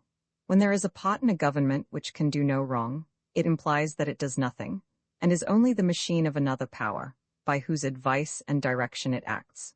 What is supposed to be the king in the mixed governments is the cabinet, and as the cabinet is always a part of the parliament, and the members justifying in one character what they advise and act in another, a mixed government becomes a continual enigma, entailing upon a country by the quantity of corruption necessary to solder the pots, the expense of supporting all the forms of government at once, and finally resolving itself into a government by committee, in which the advisers, the actors, the approvers, the justifiers, the persons responsible, and the persons not responsible are the same persons. By this pantomimical contrivance and change of scene and character, the pots help each other out in matters which neither of them singly would assume to act. When money is to be obtained, the mass of variety apparently dissolves, and a profusion of parliamentary praises passes between the pots. Each admires with astonishment the wisdom, the liberality, the disinterestedness of the other, and all of them breathe a pitying sigh at the burdens of the nation. But in a well-constituted republic, nothing of this soldering, praising, and pitying can take place, the representation being equal throughout the country, and complete in itself. However it may be arranged into legislative and executive, they have all one and the same natural sauce. The pots are not foreigners to each other, like democracy, aristocracy, and monarchy. As there are no discordant distinctions, there is nothing to corrupt by compromise, nor confound by contrivance. Public measures appeal of themselves to the understanding of the nation, and, resting on their own merits, disown any flattering applications to vanity. The continual whine of lamenting the burden of taxes, however successfully it may be practiced in mixed governments, is inconsistent with the sense and spirit of a republic. If taxes are necessary, they are of course advantageous, but if they require an apology, the apology itself implies an impeachment. Why, then, is man thus imposed upon, or why does he impose upon himself, when men are spoken of as kings and subjects, or when government is mentioned under the distinct and combined heads of monarchy, aristocracy, and democracy?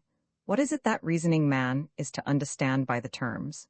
If there really existed in the world two or more distinct and separate elements of human power, we should then see the several origins to which those terms would descriptively apply. But as there is but one species of man, there can be but one element of human power, and that element is man himself. Monarchy, aristocracy, and democracy are but creatures of imagination, and 1,000 such may be contrived as well as 3.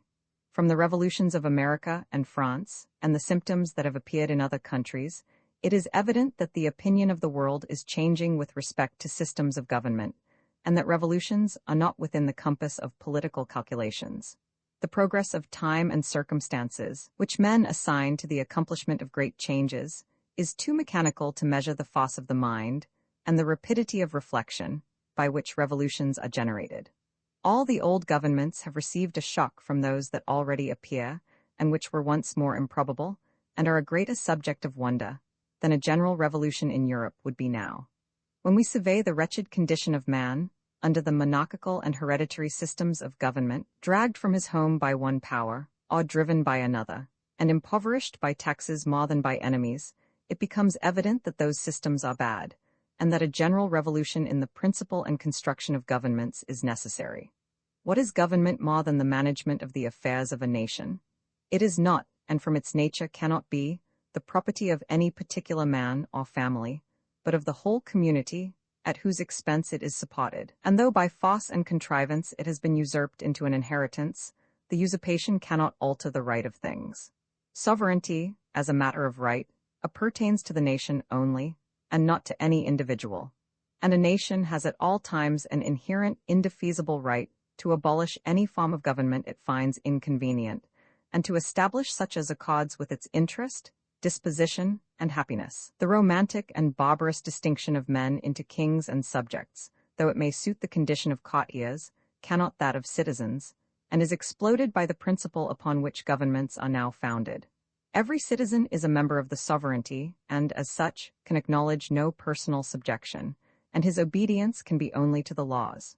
When men think of what government is, they must necessarily suppose it to possess a knowledge of all the objects and matters upon which its authority is to be exercised. In this view of government, the republican system, as established by America and France, operates to embrace the whole of a nation, and the knowledge necessary to the interest of all the parts is to be found in the center, which the parts by representation form. But the old governments are on a construction that excludes knowledge as well as happiness. Government by monks, who knew nothing of the world beyond the walls of a convent, is as consistent as government by kings. What were formerly called revolutions were little more than a change of persons or an alteration of local circumstances. They rose and fell like things of course, and had nothing in their existence or their fate that could influence beyond the spot that produced them. But what we now see in the world, from the revolutions of America and France, are a renovation of the natural order of things, a system of principles as universal as truth and the existence of man, and combining moral with political happiness and national prosperity. Men are born, and always continue, free and equal in respect of their rights. Civil distinctions, therefore, can be founded only on public utility. The end of all political associations is the preservation of the natural and imprescriptible rights of man, and these rights are liberty, property, security, and resistance of oppression. The nation is essentially the source of all sovereignty, nor can any individual, or any body of men, be entitled to any authority which is not expressly derived from it. In these principles, there is nothing to throw a nation into confusion by inflaming ambition. They are calculated to call forth wisdom and abilities, and to exercise them for the public good, and not for the emolument or aggrandizement of particular descriptions of men or families. Monarchical sovereignty, the enemy of mankind and the source of misery, is abolished, and the sovereignty itself is restored to its natural and original place, the nation. Were this the case throughout Europe, the cause of wars would be taken away. It is attributed to Henry IV of France, a man of enlarged and benevolent heart, that he proposed, about the year 1610, a plan for abolishing war in Europe. The plan consisted in constituting a European Congress, or as the French authors style it, a Pacific Republic, by appointing delegates from the several nations who were to act as a court of arbitration in any disputes that might arise between nation and nation. Had such a plan been adopted at the time it was proposed, the taxes of England and France, as two of the parties, would have been at least 10 million sterling annually to each nation, less than they were at the commencement of the French Revolution. To conceive a cause why such a plan has not been adopted, and that, instead of a Congress for the purpose of preventing war, it has been called only to terminate a war, after a fruitless expense of several years, it will be necessary to consider the interest of governments as a distinct interest to that of nations. Whatever is the cause of taxes to a nation becomes also the means of revenue to government.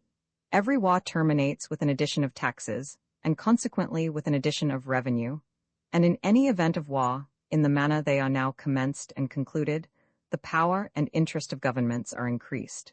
War, therefore, from its productiveness, as it easily furnishes the pretense of necessity for taxes and appointments to places and offices, becomes a principal part of the system of old governments, and to establish any mode to abolish war, however advantageous it might be to nations, would be to take from such government the most lucrative of its branches.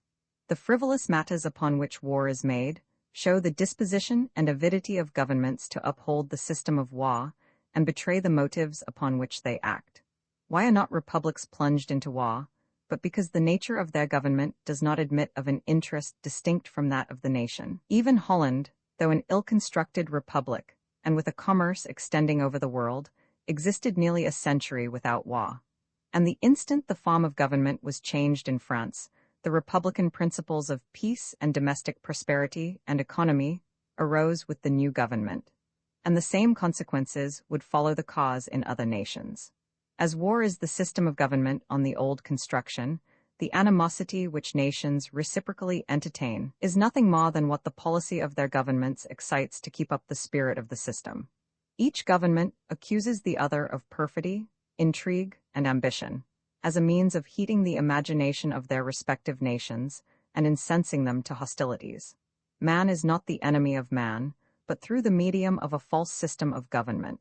Instead, therefore, of exclaiming against the ambition of kings, the exclamation should be directed against the principle of such governments, and instead of seeking to reform the individual, the wisdom of a nation should apply itself to reform the system. Whether the forms and maxims of governments which are still in practice were adapted to the condition of the world at the period they were established is not in this case the question. The older they are, the less correspondence can they have with the present state of things. Time and change of circumstances and opinions have the same progressive effect in rendering modes of government obsolete as they have upon customs and manners. Agriculture, commerce, manufactures, and the tranquil arts, by which the prosperity of nations is best promoted, require a different system of government and a different species of knowledge to direct its operations than what might have been required in the former condition of the world. As it is not difficult to perceive, from the enlightened state of mankind, that hereditary governments are verging to their decline, and that revolutions on the broad basis of national sovereignty and government by representation are making their way in Europe, it would be an act of wisdom to anticipate their approach, and produce revolutions by reason and accommodation, rather than commit them to the issue of convulsions. From what we now see, nothing of reform in the political world ought to be held improbable. It is an age of revolutions, in which everything may be looked for. The intrigue of courts by which the system of war is kept up may provoke a confederation of nations to abolish it, and a European Congress to patronize the progress of free government and promote the civilization of nations with each other, is an event nearer in probability than once were the revolutions and alliance of France and America. Eye of society and civilization, great part of that order which reigns among mankind is not the effect of government. It has its origin in the principles of society and the natural constitution of man. It existed prior to government, and would exist if the formality of government was abolished. The mutual dependence and reciprocal interest which man has upon man, and all the parts of civilized community upon each other, create that great chain of connection which holds it together.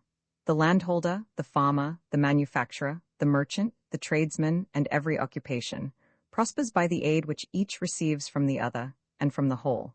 Common interest regulates their concerns and forms their law, and the laws which common usage ordains have a greater influence than the laws of government. In fine, society performs for itself almost everything which is ascribed to government. To understand the nature and quantity of government proper for man, it is necessary to attend to his character. As nature created him for social life, she fitted him for the station she intended. In all cases, she made his natural wants greater than his individual powers. No one man is capable, without the aid of society, of supplying his own wants, and those wants, acting upon every individual, impel the whole of them into society, as naturally as gravitation acts to a center. But she has gone further. She has not only forced man into society by a diversity of wants which the reciprocal aid of each other can supply, but she has implanted in him a system of social affections, which, though not necessary to his existence, are essential to his happiness. There is no period in life when this love for society ceases to act. It begins and ends with our being. If we examine with attention into the composition and constitution of man, the diversity of his wants, and the diversity of talents in different men for reciprocally accommodating the wants of each other, his propensity to society, and consequently to preserve the advantages resulting from it, we shall easily discover that a great part of what is called government is mere imposition. Government is no farther necessary than to supply the few cases to which society and civilization are not conveniently competent, and instances are not wanting to show that everything which government can usefully add thereto has been performed by the common consent of society without government. For upwards of 2 years from the commencement of the American War, and to a longer period in several of the American states, there were no established forms of government. The old governments had been abolished, and the country was too much occupied in defense to employ its attention in establishing new governments. Yet during this interval, order and harmony were preserved as inviolate as in any country in Europe. 27. There is a natural aptness in man, and more so in society, because it embraces a greater variety of abilities and resource to accommodate itself to whatever situation it is in. The instant formal government is abolished, society begins to act, a general association takes place, and common interest produces common security. So far is it from being true, as has been pretended, that the abolition of any formal government is the dissolution of society, that it acts by a contrary impulse, and brings the latter the closer together. All that part of its organization which it had committed to its government devolves again upon itself, and acts through its medium. When men, as well from natural instinct as from reciprocal benefits, have habituated themselves to social and civilized life, there is always enough of its principles in practice to carry them through any changes they may find necessary or convenient to make in their government. In short, man is so naturally a creature of society that it is almost impossible to put him out of it. Formal government makes but a small part of civilized life, and when even the best that human wisdom can devise is established, it is a thing more in name and idea than in fact. It is to the great and fundamental principles of society and civilization, to the common usage universally consented to, and mutually and reciprocally maintained, to the unceasing circulation of interest, which, passing through its million channels, invigorates the whole mass of civilized man. It is to these things, infinitely more than to anything which even the best instituted government can perform, that the safety and prosperity of the individual and of the whole depends.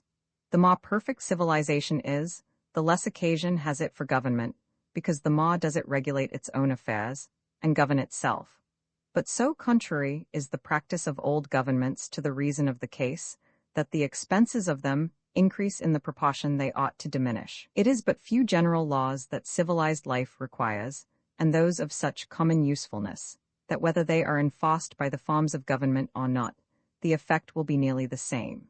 If we consider what the principles are that first condense men into society, and what are the motives that regulate their mutual intercourse afterwards, we shall find, by the time we arrive at what is called government, that nearly the whole of the business is performed by the natural operation of the parts upon each other. Man, with respect to all those matters, is more a creature of consistency than he is aware, or than governments would wish him to believe. All the great laws of society are laws of nature. Those of trade and commerce, whether with respect to the intercourse of individuals or of nations, are laws of mutual and reciprocal interest. They are followed and obeyed because it is the interest of the parties so to do, and not on account of any formal laws their governments may impose or interpose.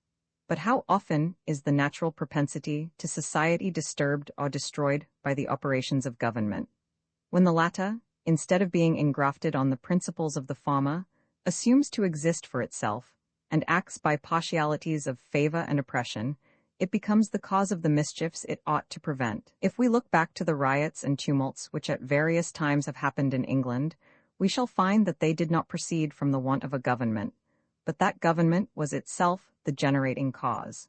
Instead of consolidating society, it divided it. It deprived it of its natural cohesion, and engendered discontents and disorders which otherwise would not have existed. In those associations which men promiscuously form for the purpose of trade, or of any concern in which government is totally out of the question, and in which they act merely on the principles of society, we see how naturally the various parties unite. And this shows, by comparison, that governments, so far from being always the cause or means of order, are often the destruction of it. The riots of 1780 had no other source than the remains of those prejudices which the government itself had encouraged. But with respect to England, there are also other causes. Excess and inequality of taxation, however disguised in the means, never fail to appear in their effects. As a great mass of the community are thrown thereby into poverty and discontent, they are constantly on the brink of commotion, and deprived, as they unfortunately are, of the means of information, are easily heated to outrage. Whatever the apparent cause of any riots may be, the real one is always want of happiness. It shows that something is wrong in the system of government that injures the felicity by which society is to be preserved.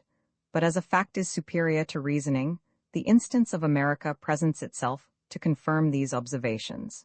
If there is a country in the world where concord, according to common calculation, would be least expected, it is America.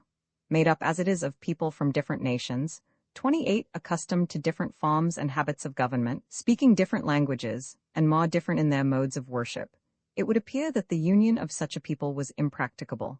But by the simple operation of constructing government on the principles of society and the rights of man, every difficulty retires, and all the parts are brought into cordial unison. There the poor are not oppressed, the rich are not privileged. Industry is not modified by the splendid extravagance of a court rioting at its expense. Their taxes are few, because their government is just. And as there is nothing to render them wretched, there is nothing to engender riots and tumults. A metaphysical man, like Mr. Burke, would have tortured his invention to discover how such a people could be governed. He would have supposed that some must be managed by fraud, others by force, and all by some contrivance.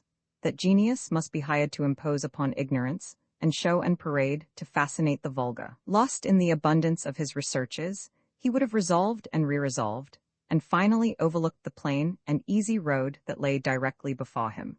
One of the great advantages of the American Revolution has been that it led to a discovery of the principles and laid open the imposition of governments. All the revolutions till then had been worked within the atmosphere of a court, and never on the grand floor of a nation. The parties were always of the class of courtiers, and whatever was their rage for reformation, they carefully preserved the fraud of the profession. In all cases, they took care to represent government as a thing made up of mysteries, which only themselves understood, and they hid from the understanding of the nation the only thing that was beneficial to know, namely, that government is nothing more than a national association, adding on the principles of society. Having thus endeavored to show that the social and civilized state of man is capable of performing within itself almost everything necessary to its protection and government, it will be proper, on the other hand, to take a review of the present old governments, and examine whether their principles and practice are correspondent thereto. Roman II of the origin of the present old governments, it is impossible that such governments as have hitherto existed in the world could have commenced by any other means than a total violation of every principle sacred and moral. The obscurity in which the origin of all the present old governments is buried implies the iniquity and disgrace with which they began. The origin of the present government of America and France will ever be remembered, because it is honorable to record it, but with respect to the rest, even flattery has consigned them to the tomb of time, without an inscription. It could have been no difficult thing in the early and solitary ages of the world, while the chief employment of men was that of attending flocks and herds, for a banditti of ruffians to overrun a country, and lay it under contributions. Their power being thus established, the chief of the band contrived to lose the name of robber in that of monarch, and hence the origin of monarchy and kings. The origin of the government of England, so far as relates to what is called its line of monarchy, being one of the latest, is perhaps the best recorded. The hatred which the Norman invasion and tyranny begat must have been deeply rooted in the nation, to have outlived the contrivance to obliterate it. Though not a courtier will talk of the curfew bell, not a village in England has forgotten it. Those bands of robbers having parcelled out the world, and divided it into dominions, began, as is naturally the case, to quarrel with each other. What at first was obtained by violence was considered by others as lawful to be taken, and a second plunderer succeeded the first. They alternately invaded the dominions which each had assigned to himself, and the brutality with which they treated each other explains the original character of monarchy. It was ruffian torturing ruffian. The conqueror considered the conquered, not as his prisoner, but his property. He led him in triumph rattling in chains, and doomed him, at pleasure, to slavery or death. As time obliterated the history of their beginning, their successors assumed new appearances, to cut off the entail of their disgrace, but their principles and objects remained the same. What at first was plunder, assumed the softer name of revenue, and the power originally usurped they affected to inherit. From such beginning of governments, what could be expected but a continued system of war and extortion? It has established itself into a trade. The vice is not peculiar to one more than to another, but is the common principle of all. There does not exist within such governments sufficient stamina whereon to engraft reformation, and the shortest and most effectual remedy is to begin anew on the ground of the nation. What scenes of horror, what perfection of iniquity, present themselves in contemplating the character and reviewing the history of such governments. If we would delineate human nature with a baseness of heart and hypocrisy of countenance that reflection would shudder at and humanity disown, it is kings, courts, and cabinets that must sit for the portrait. Man, naturally as he is, with all his faults about him, is not up to the character. Can we possibly suppose that if governments had originated in a right principle, and had not an interest in pursuing a wrong one, the world could have been in the wretched and quarrelsome condition we have seen it? What inducement has the farmer, while following the plough, to lay aside his peaceful pursuit and go to war with the farmer of another country? Or what inducement has the manufacturer? What is dominion to them, or to any class of men in a nation? Does it add an acre to any man's estate, or raise its value? Are not conquest and defeat each of the same price, and taxes the never-failing consequence? Though this reasoning may be good to a nation, it is not so to a government. War is the faro table of governments, and nations the dupes of the game. If there is anything to wonder at in this miserable scene of governments more than might be expected, it is the progress which the peaceful arts of agriculture, manufacture, and commerce have made beneath such a long accumulating load of discouragement and oppression. It serves to show that instinct in animals does not act with stronger impulse than the principles of society and civilization operate in man. Under all discouragements, he pursues his object and yields to nothing but impossibilities. Roman 3 of the old and new systems of government, nothing can appear more contradictory than the principles on which the old governments began, and the condition to which society, civilization, and commerce are capable of carrying mankind. Government, on the old system, is an assumption of power, for the aggrandizement of itself. On the new, a delegation of power for the common benefit of society. The former supports itself by keeping up a system of war. The latter promotes a system of peace, as the true means of enriching a nation. The one encourages national prejudices, the other promotes universal society, as the means of universal commerce. The one measures its prosperity by the quantity of revenue it extorts, the other proves its excellence by the small quantity of taxes it requires. Mr. Burke has talked of old and new wigs. If he can amuse himself with childish names and distinctions, I shall not interrupt his pleasure. It is not to him, but to the Abbé Sieyes, that I address this chapter.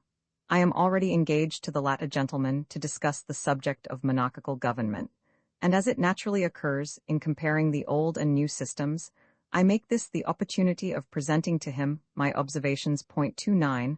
I shall occasionally take Mr. Burke in my way. Though it might be proved that the system of government now called the new is the most ancient in principle of all that have existed, being founded on the original, inherent rights of man. Yet, as tyranny and the sword have suspended the exercise of those rights for many centuries past, it serves better the purpose of distinction to call it the new, than to claim the right of calling it the old. The first general distinction between those two systems is that the one now called the old is hereditary, either in whole or in part, and the new is entirely representative. It rejects all hereditary government, first, as being an imposition on mankind, secondly, as inadequate to the purposes for which government is necessary. With respect to the first of these heads, it cannot be proved by what right hereditary government could begin, neither does there exist within the compass of mortal power a right to establish it. man has no authority over posterity in matters of personal right, and therefore, no man, or body of men, had or can have a right to set up hereditary government. Were even ourselves to come again into existence, instead of being succeeded by posterity, we have not now the right of taking from ourselves the rights which would then be ours. On what ground, then, do we pretend to take them from others? All hereditary government is in its nature tyranny. An heritable crown, or an heritable throne, or by what other fanciful names such things may be called, have no other significant explanation than that mankind are heritable property. To inherit a government is to inherit the people, as if they were flocks and herds. With respect to the second head, that of being inadequate to the purposes for which government is necessary, we have only to consider what government essentially is, and compare it with the circumstances to which hereditary succession is subject. Government ought to be a thing always in full maturity. It ought to be so constructed as to be superior to all the accidents to which individual man is subject. And therefore, hereditary succession, by being subject to them all, is the most irregular and imperfect of all the systems of government. We have heard the rights of man called a leveling system, but the only system to which the word leveling is truly applicable is the hereditary monarchical system. It is a system of mental leveling. It indiscriminately admits every species of character to the same authority.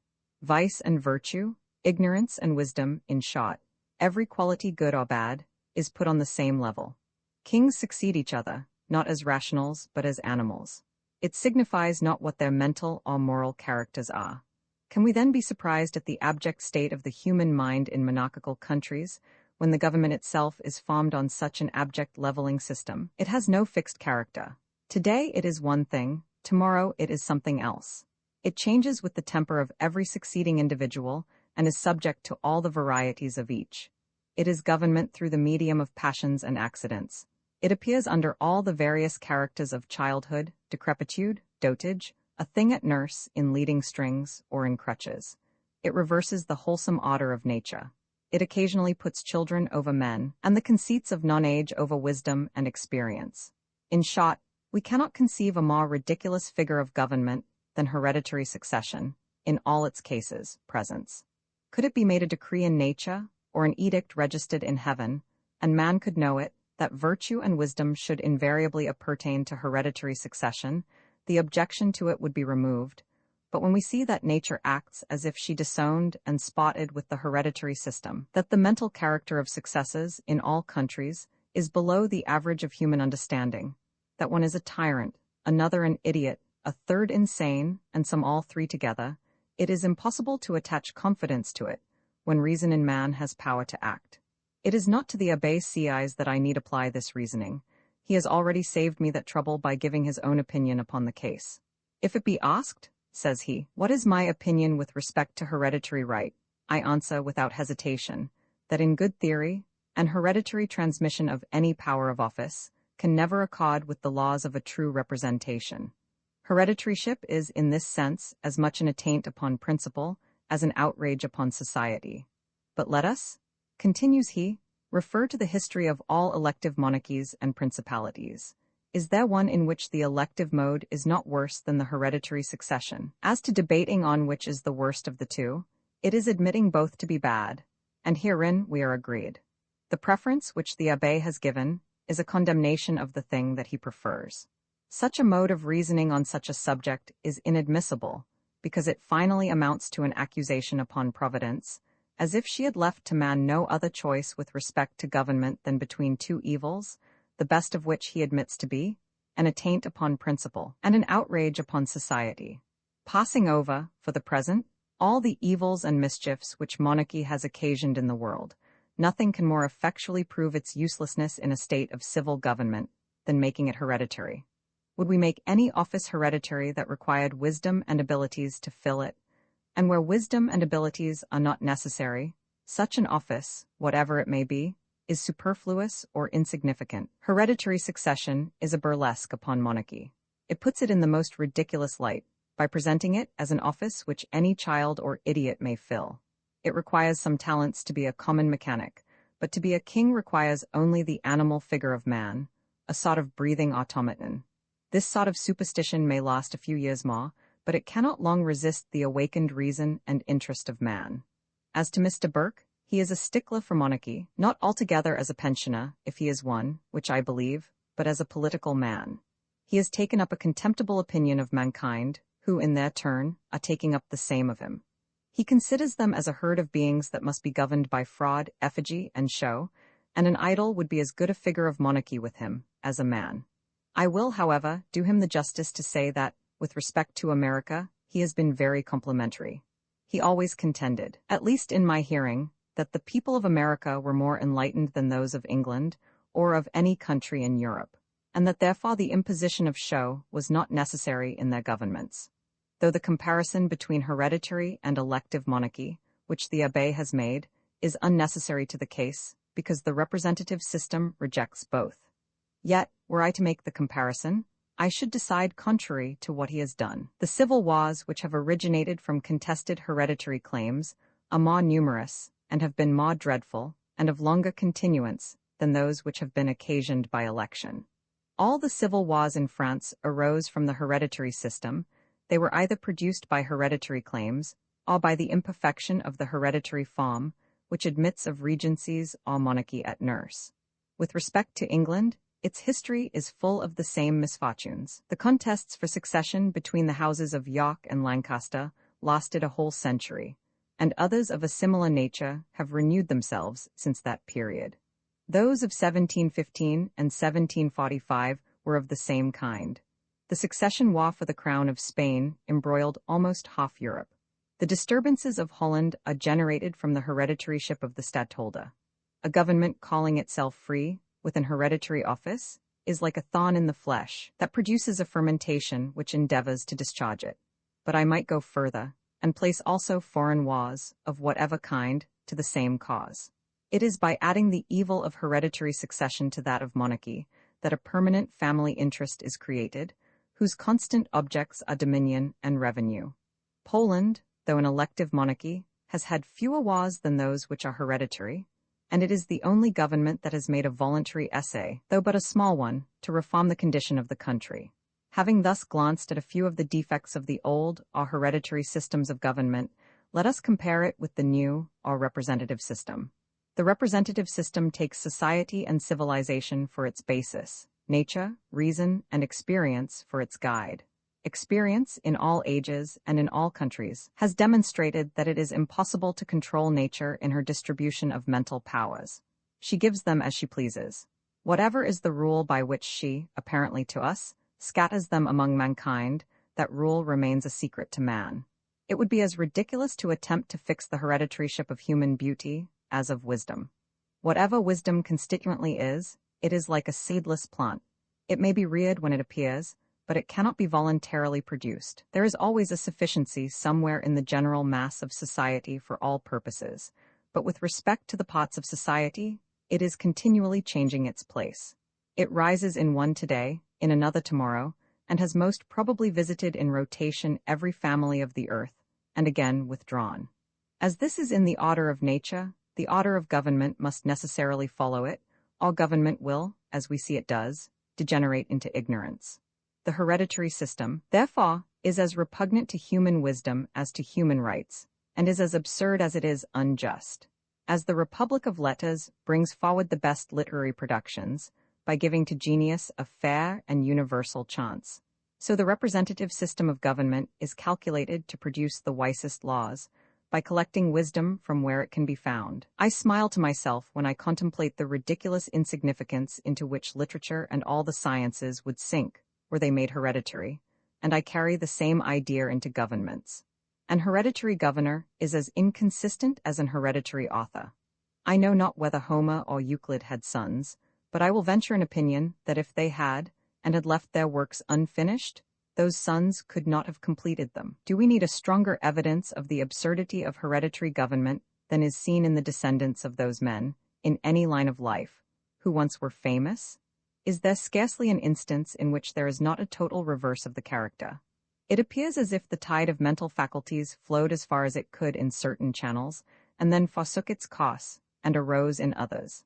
How irrational, then, is the hereditary system, which establishes channels of power, in company with which wisdom refuses to flow, By continuing this absurdity, man is perpetually in contradiction with himself. He accepts, for a king, or a chief magistrate, or a legislator, a person whom he would not elect for a constable. It appears to general observation that revolutions create genius and talents, but those events do no more than bring them forward. There is existing in man a mass of sense lying in a dormant state, and which, unless something excites it to action, will descend with him, in that condition, to the grave. As it is to the advantage of society that the whole of its faculties should be employed, the construction of government ought to be such as to bring forward, by a quiet and regular operation, all that extent of capacity which never fails to appear in revolutions. This cannot take place in the insipid state of hereditary government, not only because it prevents, but because it operates to benumb. When the mind of a nation is bowed down by any political superstition in its government, such as hereditary succession is, it loses a considerable portion of its powers on all other subjects and objects. Hereditary succession requires the same obedience to ignorance as to wisdom, and when once the mind can bring itself to pay this indiscriminate reverence, it descends below the stature of mental manhood. It is fit to be great only in little things. It acts a treachery upon itself, and suffocates the sensations that urge the detection. Though the ancient governments present to us a miserable picture of the condition of man, there is one which above all others exempts itself from the general description. I mean the democracy of the Athenians. We see more to admire, and less to condemn, in that great, extraordinary people, than in anything which history affords. Mr. Burke is so little acquainted with constituent principles of government that he confounds democracy and representation together.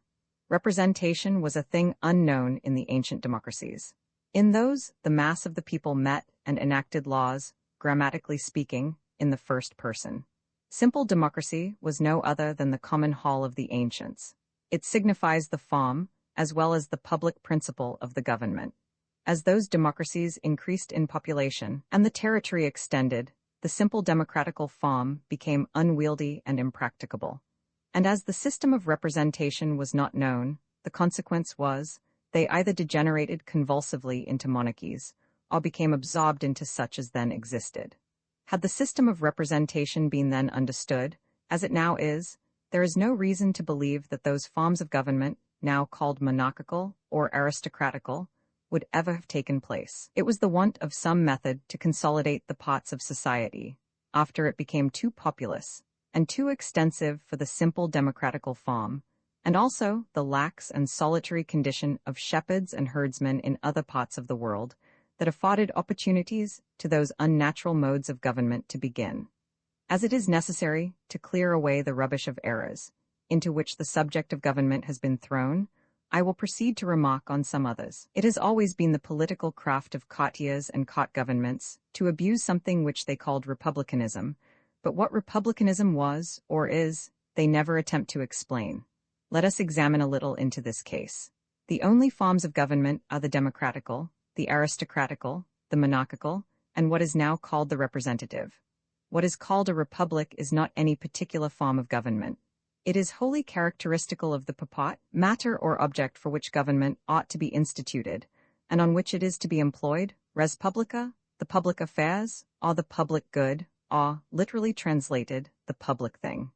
It is a word of a good original, referring to what ought to be the character and business of government, and in this sense it is naturally opposed to the word monarchy, which has a base original signification. It means arbitrary power in an individual person, in the exercise of which himself, and not the res publica, is the object. Every government that does not act on the principle of a republic, or in other words, that does not make the res publica its whole and sole object, is not a good government. Republican government is no other than government established and conducted for the interest of the public, as well individually as collectively.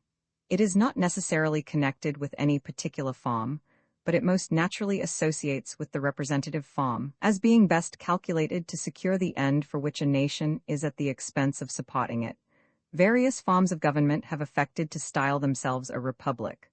Poland calls itself a republic, which is an hereditary aristocracy, with what is called an elective monarchy. Holland calls itself a republic, which is chiefly aristocratical, with an hereditary stadtholdership. But the government of America, which is wholly on the system of representation, is the only real republic, in character and in practice, that now exists. Its government has no other object than the public business of the nation, and therefore it is properly a republic. And the Americans have taken care that this, and no other, shall always be the object of their government, by their rejecting everything hereditary, and establishing governments on the system of representation only. Those who have said that a republic is not a form of government calculated for countries of great extent, mistook, in the first place, the business of a government for a form of government. For the res publica equally appertains to every extent of territory and population.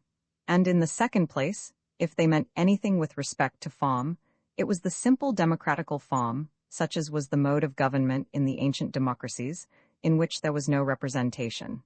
The case, therefore, is not that a republic cannot be extensive, but that it cannot be extensive on the simple democratical form, and the question naturally presents itself: what is the best form of government for conducting the res publica, or the public business of a nation, after it becomes too extensive and populous for the simple democratical form?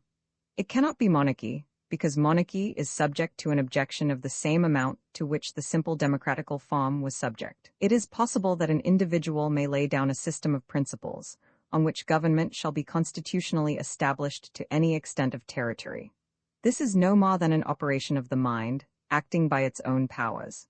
But the practice upon those principles, as applying to the various and numerous circumstances of a nation, its agriculture, manufacture, trade, commerce, etc., a knowledge of a different kind, and which can be had only from the various parts of society. It is an assemblage of practical knowledge, which no individual can possess, and therefore the monarchical form is as much limited, in useful practice, from the incompetency of knowledge, as was the democratical form, from the multiplicity of population. The one degenerates, by extension, into confusion, the other, into ignorance and incapacity, of which all the great monarchies are an evidence. The monarchical form, therefore, could not be a substitute for the democratical, because it has equal inconveniences. Much less could it when made hereditary. This is the most effectual of all forms to preclude knowledge. Neither could the high democratical mind have voluntarily yielded itself to be governed by children and idiots, and all the motley insignificance of character, which attends such a mere animal system, the disgrace and the reproach of reason and of man. As to the aristocratical form, it has the same vices and defects with the monarchical, except that the chance of abilities is better from the proportion of numbers, but there is still no security for the right use and application of them. 30, referring them to the original simple democracy. It affords the true data from which government on a large scale can begin. It is incapable of extension, not from its principle, but from the inconvenience of its form, and monarchy and aristocracy from their incapacity. Retaining, then, democracy as the ground, and rejecting the corrupt systems of monarchy and aristocracy, the representative system naturally presents itself, remedying at once the defects of the simple democracy as to form, and the incapacity of the other two with respect to knowledge. Simple democracy was society governing itself without the aid of secondary means. By engrafting representation upon democracy, we arrive at a system of government capable of embracing and confederating all the various interests and every extent of territory and population, and that also with advantages as much superior to hereditary government as the Republic of Letters is to hereditary literature. It is on this system that the American government is founded. It is representation engrafted upon democracy. It has fixed the form by a scale parallel, in all cases, to the extent of the principle. What Athens was in miniature America will be in magnitude. The one was the wonder of the ancient world. The other is becoming the admiration of the present. It is the easiest of all the forms of government to be understood and the most eligible in practice, and excludes at once the ignorance and insecurity of the hereditary mode and the inconvenience of the simple democracy. It is impossible to conceive a system of government capable of acting over such an extent of territory and such a circle of interests as is immediately produced by the operation of representation. France, great and populous as it is but a spot in the capaciousness of the system. It is preferable to simple democracy even in small territories. Athens, by representation, would have outrivaled her own democracy. That which is called government, or rather that which we ought to conceive government to be, is no more than some common centre in which all the parts of society unite. This cannot be accomplished by any method so conducive to the various interests of the community as by the representative system. It concentrates the knowledge necessary to the interest of the parts and of the whole.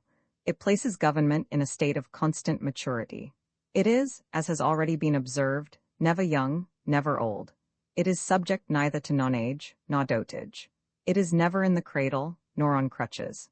It admits not of a separation between knowledge and power, and is superior, as government always ought to be, to all the accidents of individual man, and is therefore superior to what is called monarchy. A nation is not a body, the figure of which is to be represented by the human body, but is like a body contained within a circle, having a common centre, in which every radius meets, and that centre is formed by representation. To connect representation with what is called monarchy is eccentric government. Representation is of itself the delegated monarchy of a nation, and cannot debase itself by dividing it with another. Mr. Burke has 2 or 3 times, in his parliamentary speeches, and in his publications, made use of a jingle of words that convey no ideas. Speaking of government, he says, "It is better to have monarchy for its basis, and republicanism for its corrective, than republicanism for its basis, and monarchy for its corrective." If he means that it is better to correct folly with wisdom, than wisdom with folly, I will no otherwise contend with him, than that it would be much better to reject the folly entirely. But what is this thing which Mr. Burke calls monarchy? Will he explain it? All men can understand what representation is, and that it must necessarily include a variety of knowledge and talents. But what security is there for the same qualities on the part of monarchy? Ah, when the monarchy is a child, where then is the wisdom? What does it know about government? Who then is the monarch, or where is the monarchy? If it is to be performed by regency, it proves to be a farce. A regency is a mock species of republic, and the whole of monarchy deserves no better description. It is a thing as various as imagination can paint. It has none of the stable character that government ought to possess. Every succession is a revolution, and every regency a counter-revolution. The whole of it is a scene of perpetual cabal and intrigue, of which Mr. Burke is himself an instance. To render monarchy consistent with government, the next in succession should not be born a child, but a man at once, and that man a Solomon. It is ridiculous that nations ought to wait and government be interrupted till boys grow to be men. Whether I have too little sense to see, or too much to be imposed upon, whether I have too much or too little pride, or of anything else, I leave out of the question, but certain it is that what is called monarchy always appears to me a silly, contemptible thing. I compare it to something kept behind a curtain, about which there is a great deal of bustle and fuss, and a wonderful air of seeming solemnity. But when, by any accident, the curtain happens to be open, and the company see what it is, they burst into laughter. In the representative system of government, nothing of this can happen. Like the nation itself, it possesses a perpetual stamina, as well of body as of mind, and presents itself on the open theatre of the world in a fair and manly manner. Whatever are its excellences or defects, they are visible to all. It exists not by fraud and mystery. It deals not in cant and sophistry, but inspires a language that, passing from heart to heart, is felt and understood. We must shut our eyes against reason, we must basely degrade our understanding, not to see the folly of what is called monarchy. Nature is orderly in all her works, but this is a mode of government that counteracts nature. It turns the progress of the human faculties upside down. It subjects age to be governed by children, and wisdom by folly. On the contrary, the representative system is always parallel with the order and immutable laws of nature, and meets the reason of man in every part. For example, in the American federal government, more power is delegated to the President of the United States than to any other individual member of Congress. 31 He cannot, therefore, be elected to this office under the age of 35 years. By this time, the judgment of man becomes more matured, and he has lived long enough to be acquainted with men and things, and the country with him. But on the monarchical plan, exclusive of the numerous chances there are against every man born into the world, of drawing a prize in the lottery of human faculties, the next in succession, whatever he may be, is put at the head of a nation, and of a government, at the age of 18 years. Does this appear like an action of wisdom? Is it consistent with the proper dignity and the manly character of a nation? Where is the propriety of calling such a lad the father of the people? In all other cases, a person is a minor until the age of 21 years. Before this period, he is not trusted with the management of an acre of land, or with the heritable property of a flock of sheep or an herd of swine, but wonderful to tell, he may, at the age of 18 years, be trusted with a nation. That monarchy is all a bubble, a mere caught artifice to procure money, is evident, at least to me, in every character in which it can be viewed. It would be impossible, on the rational system of representative government, to make out a bill of expenses to such an enormous amount as this deception admits. Government is not of itself a very chargeable institution.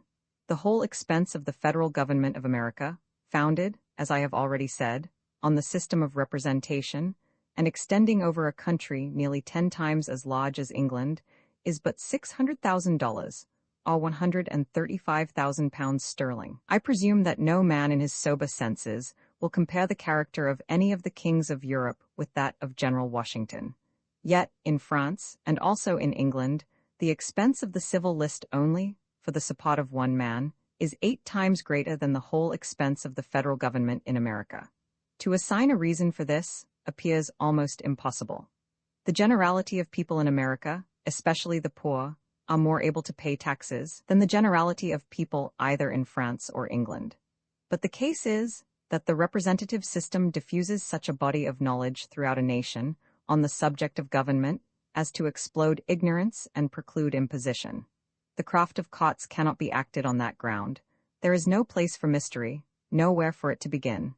Those who are not in the representation know as much of the nature of business as those who are. An affectation of mysterious importance would there be scouted. Nations can have no secrets, and the secrets of courts, like those of individuals, are always their defects. In the representative system, the reason for everything must publicly appear. Every man is a proprietor in government and considers it a necessary part of his business to understand. It concerns his interest because it affects his property.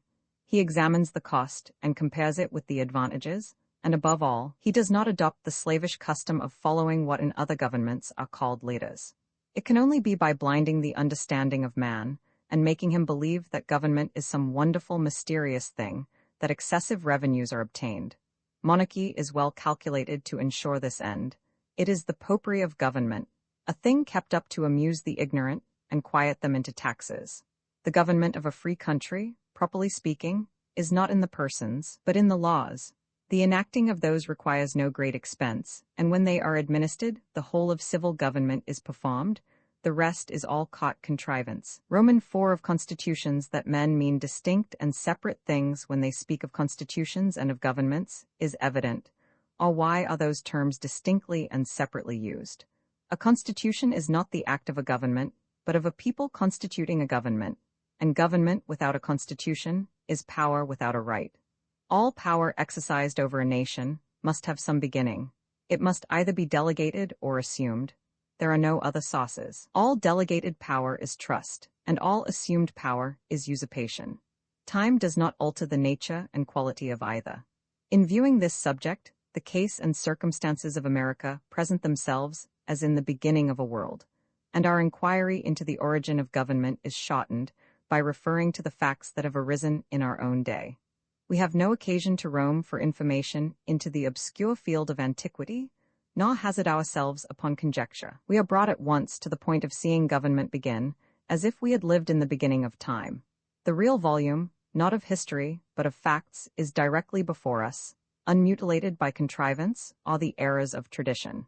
I will here concisely state the commencement of the American constitutions, by which the difference between constitutions and governments will sufficiently appear. It may not appear improper to remind the reader that the United States of America consist of 13 separate states, each of which established a government for itself, after the Declaration of Independence, done the 4th of July, 1776. Each state acted independently of the rest in forming its governments, but the same general principle pervades the whole. When the several state governments were formed, they proceeded to form the federal government that acts over the whole in all matters which concern the interest of the whole, or which relate to the intercourse of the several states with each other, or with foreign nations. I will begin with giving an instance from one of the state governments, that of Pennsylvania, and then proceed to the federal government. The state of Pennsylvania, though nearly of the same extent of territory as England, was then divided into only 12 counties. Each of those counties had elected a committee at the commencement of the dispute with the English government. And as the city of Philadelphia, which also had its committee, was the most central for intelligence, it became the center of communication to the several country committees. When it became necessary to proceed to the formation of a government, the Committee of Philadelphia proposed a conference of all the committees to be held in that city, and which met the latter end of July, 1776. Though these committees had been duly elected by the people, they were not elected expressly for the purpose, nor invested with the authority of forming a constitution, and as they could not, consistently with the American idea of rights, assume such a power, they could only confer upon the matter and put it into a train of operation. The conferees, therefore, did no more than state the case, and recommend to the several counties to elect 6 representatives for each county, to meet in convention at Philadelphia, with powers to form a constitution, and propose it for public consideration. This convention, of which Benjamin Franklin was president, having met and deliberated, and agreed upon a constitution, they next ordered it to be published, not as a thing established, but for the consideration of the whole people, their approbation or rejection, and then adjourned to a stated time. When the time of adjournment was expired, the convention reassembled, and as the general opinion of the people in approbation of it was then known, the Constitution was signed, sealed, and proclaimed on the authority of the people, and the original instrument deposited as a public record. The convention then appointed a day for the general election of the representatives who were to compose the government, and the time it should commence, and having done this they dissolved, and returned to their several homes and occupations. In this constitution were laid down, first, a declaration of rights, then followed the form which the government should have, and the powers it should possess, the authority of the courts of judicature and of juries, the manner in which elections should be conducted, and the proportion of representatives to the number of electors, the time which each succeeding assembly should continue, which was 1 year, the mode of levying and of accounting for the expenditure of public money, of appointing public officers, etc., etc., etc. No article of this Constitution could be altered or infringed at the discretion of the government that was to ensue. It was to that government a law. But as it would have been unwise to preclude the benefit of experience, and in order also to prevent the accumulation of errors, if any should be found, and to preserve an unison of government with the circumstances of the state at all times, the Constitution provided that, at the expiration of every 7 years, a convention should be elected for the express purpose of revising the Constitution and making alterations, additions, or abolitions therein, if any such should be found necessary. Here we see a regular process, a government issuing out of a constitution, formed by the people in their original character, and that constitution serving, not only as an authority, but as a law of control to the government. It was the political Bible of the state. Scarcely a family was without it. Every member of the government had a copy, and nothing was more common, when any debate arose on the principle of a bill, or on the extent of any species of authority, than for the members to take the printed constitution out of their pocket, and read the chapter with which such matter in debate was connected. Having thus given an instance from one of the states, I will show the proceedings by which the Federal Constitution of the United States arose and was formed. Congress, at its 2 first meetings, in September 1774 and May 1775, was nothing more than a deputation from the legislatures of the several provinces, afterwards states, and had no other authority than what arose from common consent, and the necessity of its acting as a public body. In everything which related to the internal affairs of America, Congress went no further than to issue recommendations to the several provincial assemblies, who at discretion adopted them or not. Nothing on the part of Congress was compulsive, yet, in this situation, it was more faithfully and affectionately obeyed than was any government in Europe. This instance, like that of the National Assembly in France, sufficiently shows that the strength of government does not consist in anything within itself, but in the attachment of a nation and the interest which a people feel in supporting it. When this is lost, government is but a child in power, and though, like the old government in France, it may harass individuals for a while, it but facilitates its own fall. After the Declaration of Independence, it became consistent with the principle on which representative government is founded, that the authority of Congress should be defined and established. Whether that authority should be more or less than Congress, then discretionarily exercised, was not the question. It was merely the rectitude of the measure. For this purpose, the act, called the Act of Confederation, which was a sort of imperfect federal constitution, was proposed and, after long deliberation, was concluded in the year 1781. It was not the Act of Congress, because it is repugnant to the principles of representative government that a body should give power to itself. Congress first informed the several states of the powers which it conceived were necessary to be invested in the Union, to enable it to perform the duties and services required from it, and the states severally agreed with each other and concentrated in Congress those powers. It may not be improper to observe that in both those instances, the one of Pennsylvania and the other of the United States, there is no such thing as the idea of a compact between the people on one side and the government on the other. The compact was that of the people with each other to produce and constitute a government. To suppose that any government can be a party in a compact with the whole people is to suppose it to have existence before it can have a right to exist. The only instance in which a compact can take place between the people and those who exercise the government is that the people shall pay them, while they choose to employ them. Government is not a trade which any man, or any body of men, has a right to set up and exercise for his own emolument, but is altogether a trust, in right of those by whom that trust is delegated, and by whom it is always resumable. It has of itself no rights, they are altogether duties. Having thus given two instances of the original formation of a constitution, I will show the manner in which both have been changed since their first establishment. The powers vested in the governments of the several states, by the state constitutions, were found, upon experience, to be too great, and those vested in the federal government, by the Act of Confederation, too little.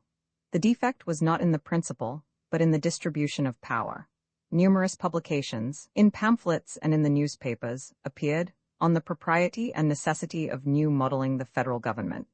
After some time of public discussion, carried on through the channel of the press, and in conversations, the state of Virginia, experiencing some inconvenience with respect to commerce, proposed holding a continental conference, in consequence of which, a deputation from 5 or 6 state assemblies met at Annapolis, in Maryland, in 1786.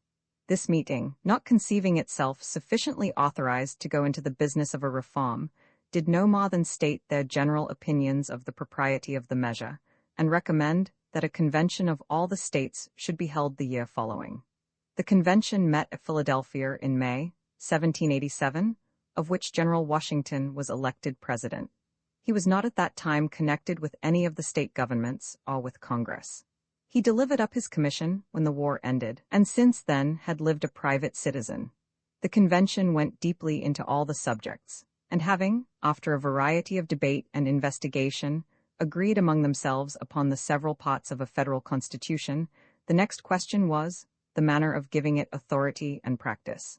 For this purpose they did not, like a cabal of courtiers, send for a Dutch stadtholder or a German elector, but they referred the whole matter to the sense and interest of the country. They first directed that the proposed constitution should be published. Secondly, that each state should elect a convention, expressly for the purpose of taking it into consideration, and of ratifying or rejecting it, and that as soon as the approbation and ratification of any 9 states should be given, that those states shall proceed to the election of their proportion of members to the new federal government, and that the operation of it should then begin, and the form of federal government cease. The several states proceeded accordingly to elect their conventions. Some of those conventions ratified the Constitution by very large majorities, and 2 or 3 unanimously. In others, there were much debate and division of opinion. In the Massachusetts Convention, which met at Boston, the majority was not above 19 or 20, in about 300 members, but such is the nature of representative government that it quietly decides all matters by majority. After the debate in the Massachusetts Convention was closed, and the vote taken, the objecting members rose and declared that though they had argued and voted against it, because certain parts appeared to them in a different light to what they appeared to other members, yet, as the vote had decided in favor of the Constitution as proposed, they should give it the same practical support as if they had for it. As soon as 9 states had concurred, and the rest followed in the order their conventions were elected, The old fabric of the federal government was taken down, and the new one erected, of which General Washington is president. In this place, I cannot help remarking that the character and services of this gentleman are sufficient to put all those men called kings to shame. While they are receiving from the sweat and labors of mankind a prodigality of pay, to which neither their abilities nor their services can entitle them, he is rendering every service in his power, and refusing every pecuniary reward. He accepted no pay as commander-in-chief. He accepts none as President of the United States. 32.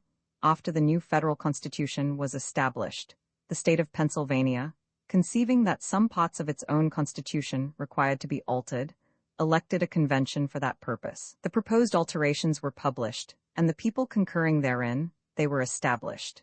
In forming those constitutions, or in altering them, little or no inconvenience took place. The ordinary course of things was not interrupted, and the advantages have been much.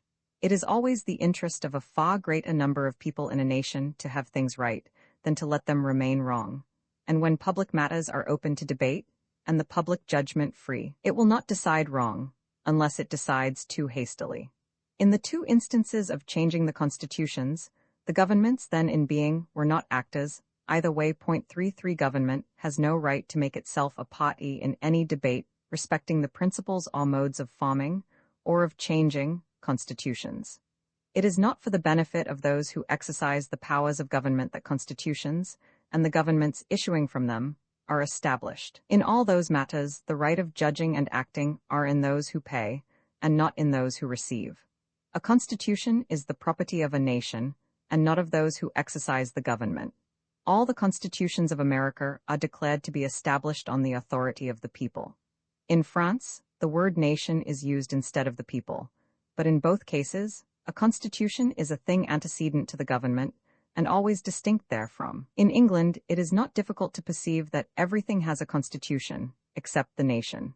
Every society and association that is established first agreed upon a number of original articles, digested into form, which are its constitution.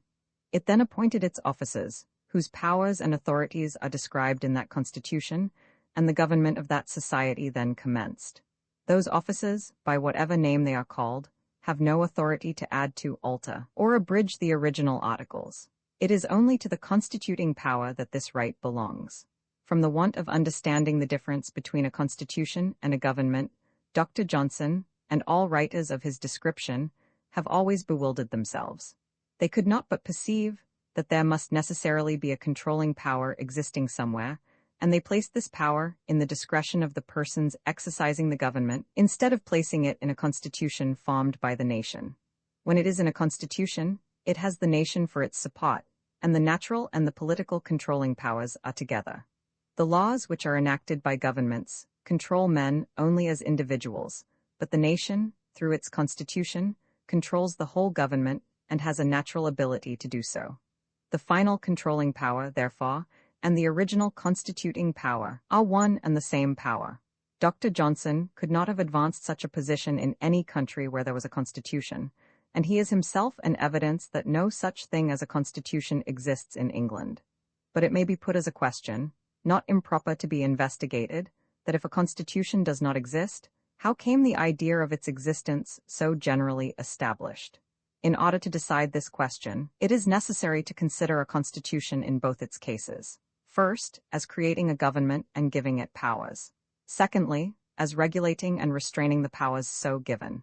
If we begin with William of Normandy, we find that the government of England was originally a tyranny, founded on an invasion and conquest of the country. This being admitted, it will then appear that the exertion of the nation, at different periods, to abate that tyranny, and render it less intolerable, has been credited for a constitution. Magna Charta, as it was called, it is now like an almanac of the same date, was no more than compelling the government to renounce a part of its assumptions. It did not create and give powers to government in a manner a constitution does, but was, as far as it went, of the nature of a reconquest and not a constitution. For could the nation have totally expelled the usurpation, as France has done its despotism, it would then have had a constitution to form. The history of the Edwards and the Henrys, and up to the commencement of the Stuarts, exhibits as many instances of tyranny as could be acted within the limits to which the nation had restricted it. The Stuarts endeavored to pass those limits, and their fate is well known. In all those instances, we see nothing of a constitution, but only of restrictions on assumed power. After this, another William, descended from the same stock, and claiming from the same origin, gained possession, and of the two evils, James and William, the nation preferred what it thought the least, since from circumstances it must take one. The act, called the Bill of Rights, comes here into view. What is it but a bargain, which the parts of the government made with each other to divide powers, profits, and privileges? You shall have so much, and I will have the rest. And with respect to the nation, it said, for your share, you shall have the right of petitioning. This being the case, the Bill of Rights is more properly a bill of wrongs and of insult. As to what is called the Convention Parliament, it was a thing that made itself, and then made the authority by which it acted. A few persons got together, and called themselves by that name. Several of them had never been elected, and none of them for the purpose. From the time of William, a species of government arose, issuing out of this coalition Bill of Rights, and more so, since the corruption introduced at the Hanover succession by the agency of Walpole, that can be described by no other name than a despotic legislation. Though the parts may embarrass each other, the whole has no bounds, and the only right it acknowledges out of itself is the right of petitioning. Where, then, is the Constitution either that gives or restrains power? It is not because a part of the government is elective that makes it less a despotism, if the persons so elected possess afterwards, as a parliament, unlimited powers. Election, in this case, becomes separated from representation, and the candidates are candidates for despotism. 34. I cannot believe that any nation, reasoning on its own rights, would have thought of calling these things a constitution, if the cry of constitution had not been set up by the government. It has got into circulation like the words "baw" and "quiz" by being chalked up in the speeches of Parliament, as those words were on window shutters and doorposts. But whatever the Constitution may be in other respects, it has undoubtedly been the most productive machine of taxation that was ever invented. The taxes in France, under the new Constitution, are not quite 13 shillings per head, 35, and the taxes in England, under what is called its present Constitution, are 48 shillings and sixpence per head, men, women, and children, amounting to nearly 17 millions sterling, besides the expense of collecting, which is upwards of 1 million more. In a country like England, where the whole of the civil government is executed by the people of every town and county, by means of parish officers, magistrates, quarterly sessions, juries, and assize, without any trouble to what is called the government or any other expense to the revenue than the salary of the judges, it is astonishing how such a mass of taxes can be employed. Not even the internal defense of the country is paid out of the revenue. On all occasions, whether real or contrived, recourse is continually had to new loans and new taxes. No wonder, then, that a machine of government so advantageous to the advocates of a cot should be so triumphantly extolled. No wonder that St. James's or St. Stephen's should echo with the continual cry of Constitution. No wonder that the French Revolution should be reprobated, and the Res Publica treated with reproach. The Red Book of England, like the Red Book of France, will explain the reason. 36. I will now, by way of relaxation, turn a thought or two to Mr. Burke. I ask his pardon for neglecting him so long.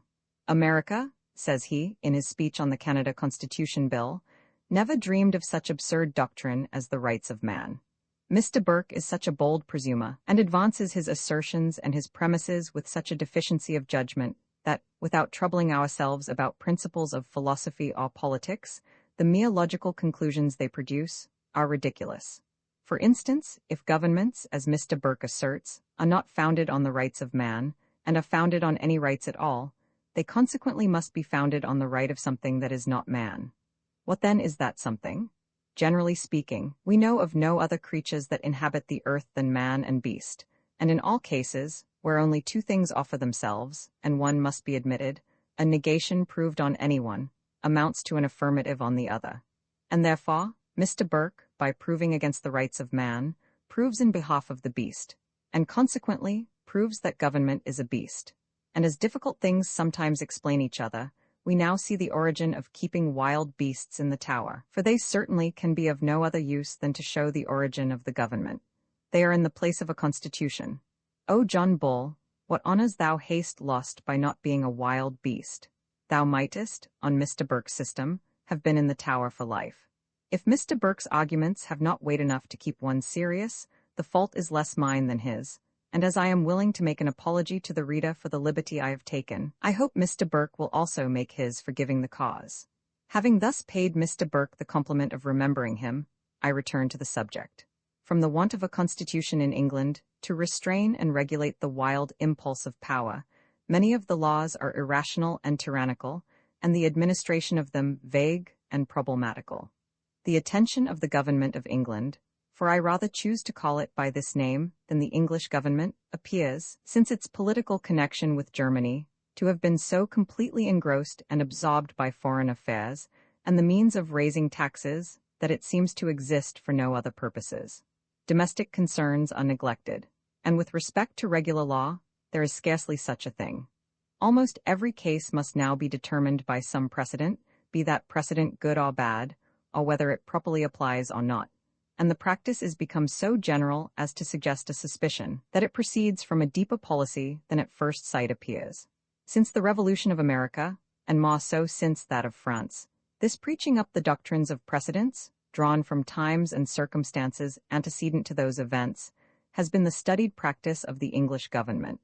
The generality of those precedents are founded on principles and opinions, the reverse of what they ought, and the greater distance of time they are drawn from, the more they ought to be suspected. But by associating those precedents with a superstitious reverence for ancient things, as monks show relics and call them holy, the generality of mankind are deceived into the design.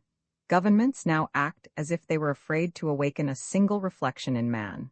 They are softly leading him to the sepulchre of precedents, to deaden his faculties and call attention from the scene of revolutions. They feel that he is arriving at knowledge faster than they wish, and their policy of precedents is the barometer of their fears. This political popery, like the ecclesiastical popery of old, has had its day, and is hastening to its exit. The ragged relic and the antiquated precedent, the monk and the monarch, will moulder together. Government by precedent, without any regard to the principle of the precedent, is one of the vilest systems that can be set up. In numerous instances, the precedent ought to operate as a warning, and not as an example, and requires to be shunned instead of imitated. But instead of this, precedents are taken in the lump, and put at once for constitution and for law. Either the doctrine of precedents is policy to keep a man in a state of ignorance, or it is a practical confession that wisdom degenerates in governments as governments increase in age, and can only hobble along by the stilts and crutches of precedents. How is it that the same persons who would proudly be thought wiser than their predecessors appear at the same time only as the ghosts of departed wisdom? How strangely is antiquity treated! To some purposes it is spoken of as the times of darkness and ignorance, and to answer others, it is put for the light of the world. If the doctrine of precedents is to be followed, the expenses of government need not continue the same. Why pay men extravagantly, who have but little to do? If everything that can happen is already in precedent, legislation is at an end, and precedent, like a dictionary, determines every case. Either, therefore, government has arrived at its dotage and requires to be renovated, or all the occasions for exercising its wisdom have occurred. We now see all over Europe, and particularly in England, the curious phenomenon of a nation looking one way, and the government the other, the one forward and the other backward. If governments are to go on by precedent, while nations go on by improvement, they must at last come to a final separation. And the sooner, and the more civilly they determine this point, the better. Point 37, having thus spoken of constitutions generally, as things distinct from actual governments, let us proceed to consider the parts of which a constitution is composed. Opinions differ more on this subject than with respect to the whole. That a nation ought to have a constitution, as a rule for the conduct of its government, is a simple question in which all men, not directly courtiers, will agree. It is only on the component parts that questions and opinions multiply. But this difficulty, like every other, will diminish when put into a train of being rightly understood. The first thing is, that a nation has a right to establish a constitution. Whether it exercises this right in the most judicious manner at first is quite another case. It exercises it agreeably to the judgment it possesses, and by continuing to do so, all errors will at last be exploded. When this right is established in a nation, there is no fear that it will be employed to its own injury. A nation can have no interest in being wrong. Though all the constitutions of America are on one general principle, yet no two of them are exactly alike in their component parts, or in the distribution of the powers which they give to the actual governments. Some are more, and others less complex. In forming a constitution, it is first necessary to consider what are the ends for which government is necessary. Secondly, what are the best means and the least expensive for accomplishing those ends? Government is nothing more than a national association, and the object of this association is the good of all, as well individually as collectively. Every man wishes to pursue his occupation, and to enjoy the fruits of his labors and the produce of his property in peace and safety, and with the least possible expense. When these things are accomplished, all the objects for which government ought to be established are answered. It has been customary to consider government under three distinct general heads: the legislative, the executive, and the judicial. But if we permit our judgment to act unencumbered by the habit of multiplied terms, we can perceive no more than two divisions of power, of which civil government is composed, namely, that of legislating or enacting laws, and that of executing or administering them. Everything, therefore, appertaining to civil government classes itself under one or other of these two divisions. So far as regards the execution of the laws, that which is called the judicial power is strictly and properly the executive power of every country. It is that power to which every individual has appeal, and which causes the laws to be executed. Neither have we any other clear idea with respect to the official execution of the laws. In England, and also in America and France, this power begins with the magistrate, and proceeds up through all the courts of judicature. I leave to courtiers to explain what is meant by calling monarchy the executive power. It is merely a name in which acts of government are done, and any other, or none at all, would answer the same purpose. Laws have neither more nor less authority on this account. It must be from the justness of their principles, and the interest which a nation feels therein, that they derive support. If they require any other than this, it is a sign that something in the system of government is imperfect. Laws difficult to be executed cannot be generally good. With respect to the organization of the legislative power, different modes have been adopted in different countries. In America, it is generally composed of two houses. In France it consists but of one, but in both countries, it is wholly by representation. The case is that mankind, from the long tyranny of assumed power, have had so few opportunities of making the necessary trials on modes and principles of government, in order to discover the best, that government is but now beginning to be known, and experience is yet wanting to determine many particulars. The objections against two houses are, first, that there is an inconsistency in any part of a whole legislature, coming to a final determination by vote on any matter, whilst that matter, with respect to that whole, is yet only in a train of deliberation, and consequently open to new illustrations. Secondly, that by taking the vote on each as a separate body, it always admits of the possibility, and is often the case in practice, that the minority governs the majority, and that, in some instances, to a degree of great inconsistency. Thirdly, that two houses arbitrarily checking or controlling each other is inconsistent, because it cannot be proved on the principles of just representation that either should be wiser or better than the other. They may check in the wrong as well as in the right, therefore, to give the power where we cannot give the wisdom to use it, nor be assured of its being rightly used, renders the hazard at least equal to the precaution. 38. The objection against a single house is, that it is always in a condition of committing itself too soon. But it should at the same time be remembered, that when there is a constitution which defines the power, and establishes the principles within which a legislature shall act, there is already a more effectual check provided, and more powerfully operating, than any other check can be. For example, were a bill to be brought into any of the American legislatures similar to that which was passed into an act by the English Parliament at the commencement of George I, to extend the duration of the assemblies to a longer period than they now sit, the check is in the Constitution, which in effect says, "Thus far shalt thou go and no further." But in order to remove the objection against a single house, that of acting with too quick an impulse, and at the same time to avoid the inconsistencies, in some cases absurdities, arising from two houses, the following method has been proposed as an improvement upon both. First, to have but one representation. Secondly, to divide that representation by lot, into 2 or 3 pots. Thirdly, that every proposed bill shall be first debated in those pots by succession, that they may become the hearers of each other, but without taking any vote. After which the whole representation to assemble for a general debate and determination by vote. To this proposed improvement has been added another, for the purpose of keeping the representation in the state of constant renovation, which is, that 1/3 of the representation of each county shall go out at the expiration of 1 year, and the number be replaced by new elections. Another third at the expiration of the 2nd year replaced in like manner, and every 3rd year to be a general election. 39.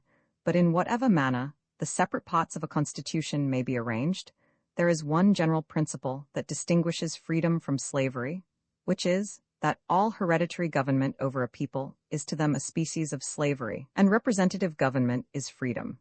Considering government in the only light in which it should be considered, that of a national association, it ought to be so constructed as not to be disordered by any accident happening among the parts, and therefore no extraordinary power, capable of producing such an effect, should be lodged in the hands of any individual. The death, sickness, absence, or defection of any one individual in a government ought to be a matter of no more consequence, with respect to the nation, than if the same circumstance had taken place in a member of the English Parliament or the French National Assembly.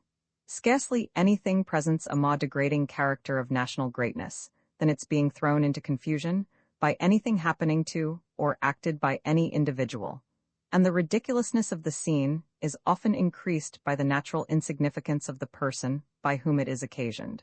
Were a government so constructed that it could not go on unless a goose or a gander were present in the Senate, the difficulties would be just as great and as real on the flight or sickness of the goose or the gander as if it were called a king. We laugh at individuals for the silly difficulties they make to themselves, without perceiving that the greatest of all ridiculous things are acted in governments. 40. All the constitutions of America are on a plan that excludes the childish embarrassments which occur in monarchical countries. No suspension of government can there take place for a moment, from any circumstances whatever. The system of representation provides for everything, and is the only system in which nations and governments can always appear in their proper character. As extraordinary power ought not to be lodged in the hands of any individual, so ought there to be no appropriations of public money to any person, beyond what his services in a state may be worth. It signifies not whether a man be called a president, a king, an emperor, a senator, or by any other name which propriety or folly may devise or arrogance assume. It is only a certain service he can perform in the state, and the service of any such individual in the routine of office, whether such office be called monarchical, presidential, senatorial, or by any other name or title, can never exceed the value of £10,000 a year. All the great services that are done in the world are performed by volunteer characters, who accept nothing for them, but the routine of office is always regulated to such a general standard of abilities as to be within the compass of numbers in every country to perform, and therefore cannot merit very extraordinary recompense. Government, says Swift, is a plain thing, and fitted to the capacity of many heads. It is inhuman to talk of £1,000,000 a year, paid out of the public taxes of any country, for the support of any individual, whilst thousands who are forced to contribute thereto are pining with want and struggling with misery. Government does not consist in a contrast between prisons and palaces, between poverty and pomp. It is not instituted to rob the needy of his mite, and increase the wretchedness of the wretched. But on this part of the subject I shall speak hereafter, and confine myself at present to political observations. When extraordinary power and extraordinary pay are allotted to any individual in a government, he becomes the center, round which every kind of corruption generates and forms. Give to any man £1,000,000 a year, and add thereto the power of creating and disposing of places at the expense of a country, and the liberties of that country are no longer secure. What is called the splendor of a throne is no other than the corruption of the state. It is made up of a band of parasites, living in luxurious indolence, out of the public taxes. When once such a vicious system is established, it becomes the guard and protection of all inferior abuses.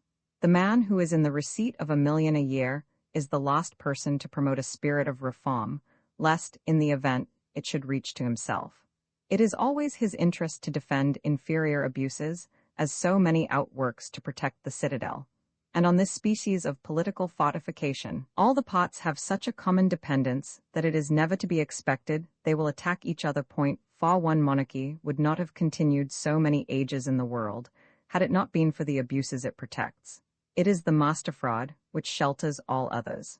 By admitting a participation of the spoil, it makes itself friends, and when it ceases to do this, it will cease to be the idol of courtiers. As the principle on which constitutions are now formed rejects all hereditary pretensions to government, it also rejects all that catalogue of assumptions known by the name of prerogatives. If there is any government where prerogatives might with apparent safety be entrusted to any individual, it is in the federal government of America. The President of the United States of America is elected only for 4 years. He is not only responsible in the general sense of the word, but a particular mode is laid down in the Constitution for trying him. He cannot be elected under 35 years of age, and he must be a native of the country.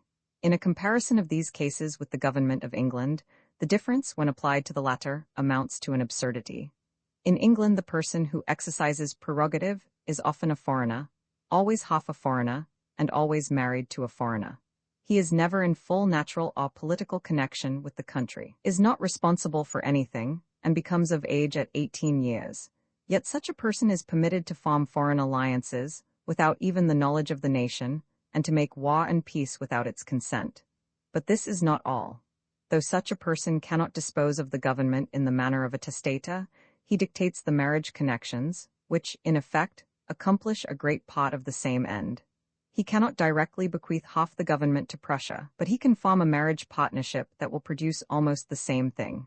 Under such circumstances, it is happy for England that she is not situated on the continent, or she might, like Holland, fall under the dictatorship of Prussia. Holland, by marriage, is as effectually governed by Prussia as if the old tyranny of bequeathing the government had been the means.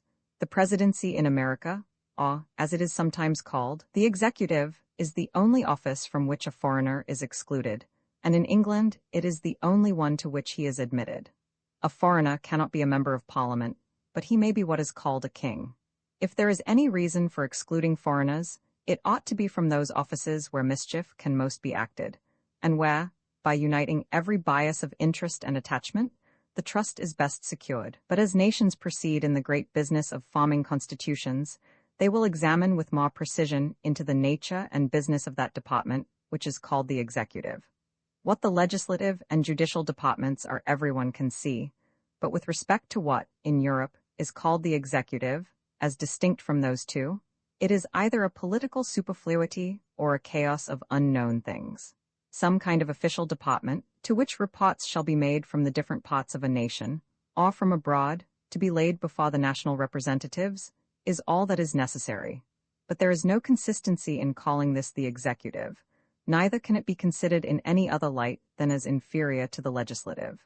The sovereign authority in any country is the power of making laws, and everything else is an official department. Next to the arrangement of the principles and the organization of the several parts of a constitution, is the provision to be made for the support of the persons to whom the nation shall confide the administration of the constitutional powers. A nation can have no right to the time and services of any person at his own expense, whom it may choose to employ or entrust in any department whatever. Neither can any reason be given for making provision for the support of any one part of a government, and not for the other. But admitting that the honor of being entrusted with any part of a government is to be considered a sufficient reward, it ought to be so to every person alike. If the members of the legislature of any country are to serve at their own expense, that which is called the executive, whether monarchical or by any other name, ought to serve in like manner. It is inconsistent to pay the one and accept the service of the other gratis. In America, every department in the government is decently provided for, but no one is extravagantly paid. Every member of Congress and of the assemblies is allowed a sufficiency for his expenses, whereas in England a most prodigal provision is made for the support of one part of the government, and none for the other, the consequence of which is that the one is furnished with the means of corruption, and the other is put into the condition of being corrupted. Less than a fourth part of such expense, applied as it is in America, would remedy a great part of the corruption. Another reform in the American Constitution is the exploding all oaths of personality. The oath of allegiance in America is to the nation only.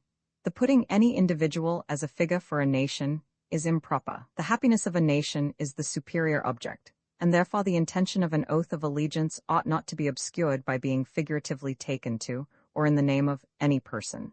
The oath, called the civic oath in France, viz., the nation, the law, and the king, is improper. If taken at all, it ought to be as in America, to the nation only.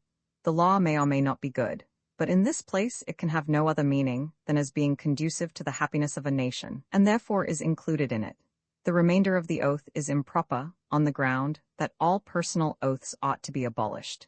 They are the remains of tyranny on one part and slavery on the other, and the name of the Creator ought not to be introduced to witness the degradation of his creation, or if taken, as is already mentioned, as figurative of the nation, it is in this place redundant.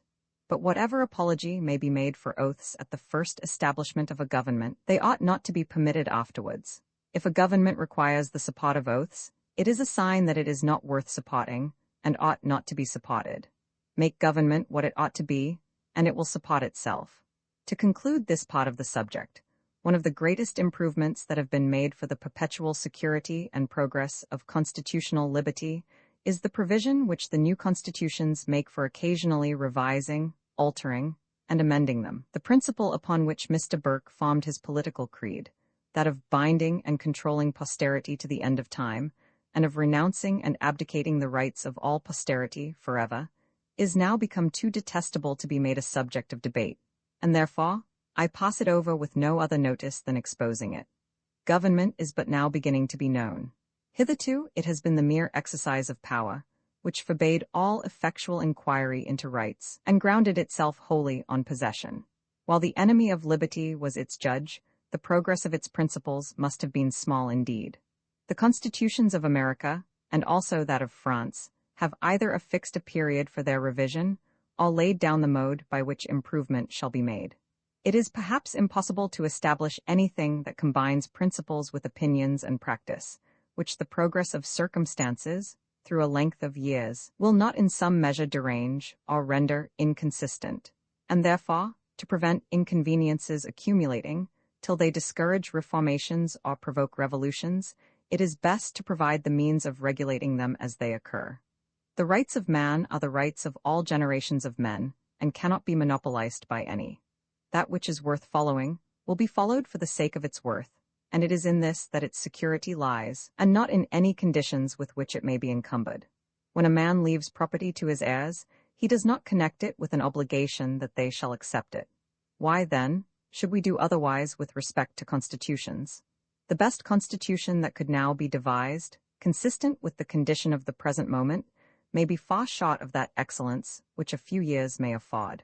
There is a morning of reason rising upon man on the subject of government that has not appeared before. As the barbarism of the present old governments expires, the moral conditions of nations with respect to each other will be changed.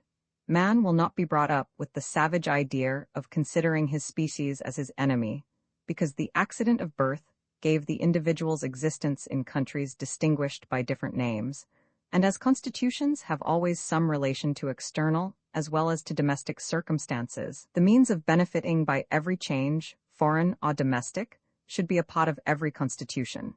We already see an alteration in the national disposition of England and France towards each other, which, when we look back to only a few years, is itself a revolution.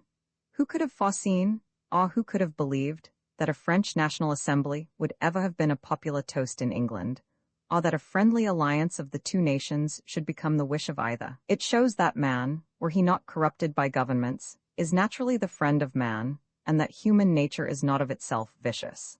That spirit of jealousy and ferocity, which the governments of the two countries inspired, and which they rendered subservient to the purpose of taxation, is now yielding to the dictates of reason, interest, and humanity. The trade of courts is beginning to be understood, and the affectation of mystery, with all the artificial sorcery by which they imposed upon mankind, is on the decline. It has received its death wound, and though it may linger, it will expire. Government ought to be as much open to improvement as anything which appertains to man, instead of which it has been monopolized from age to age by the most ignorant and vicious of the human race. Need we any other proof of their wretched management than the excessive debts and taxes with which every nation groans, and the quarrels into which they have precipitated the world? Just emerging from such a barbarous condition, it is too soon to determine to what extent of improvement government may yet be carried. For what we can foresee, all Europe may form but one great republic, and man be free of the whole.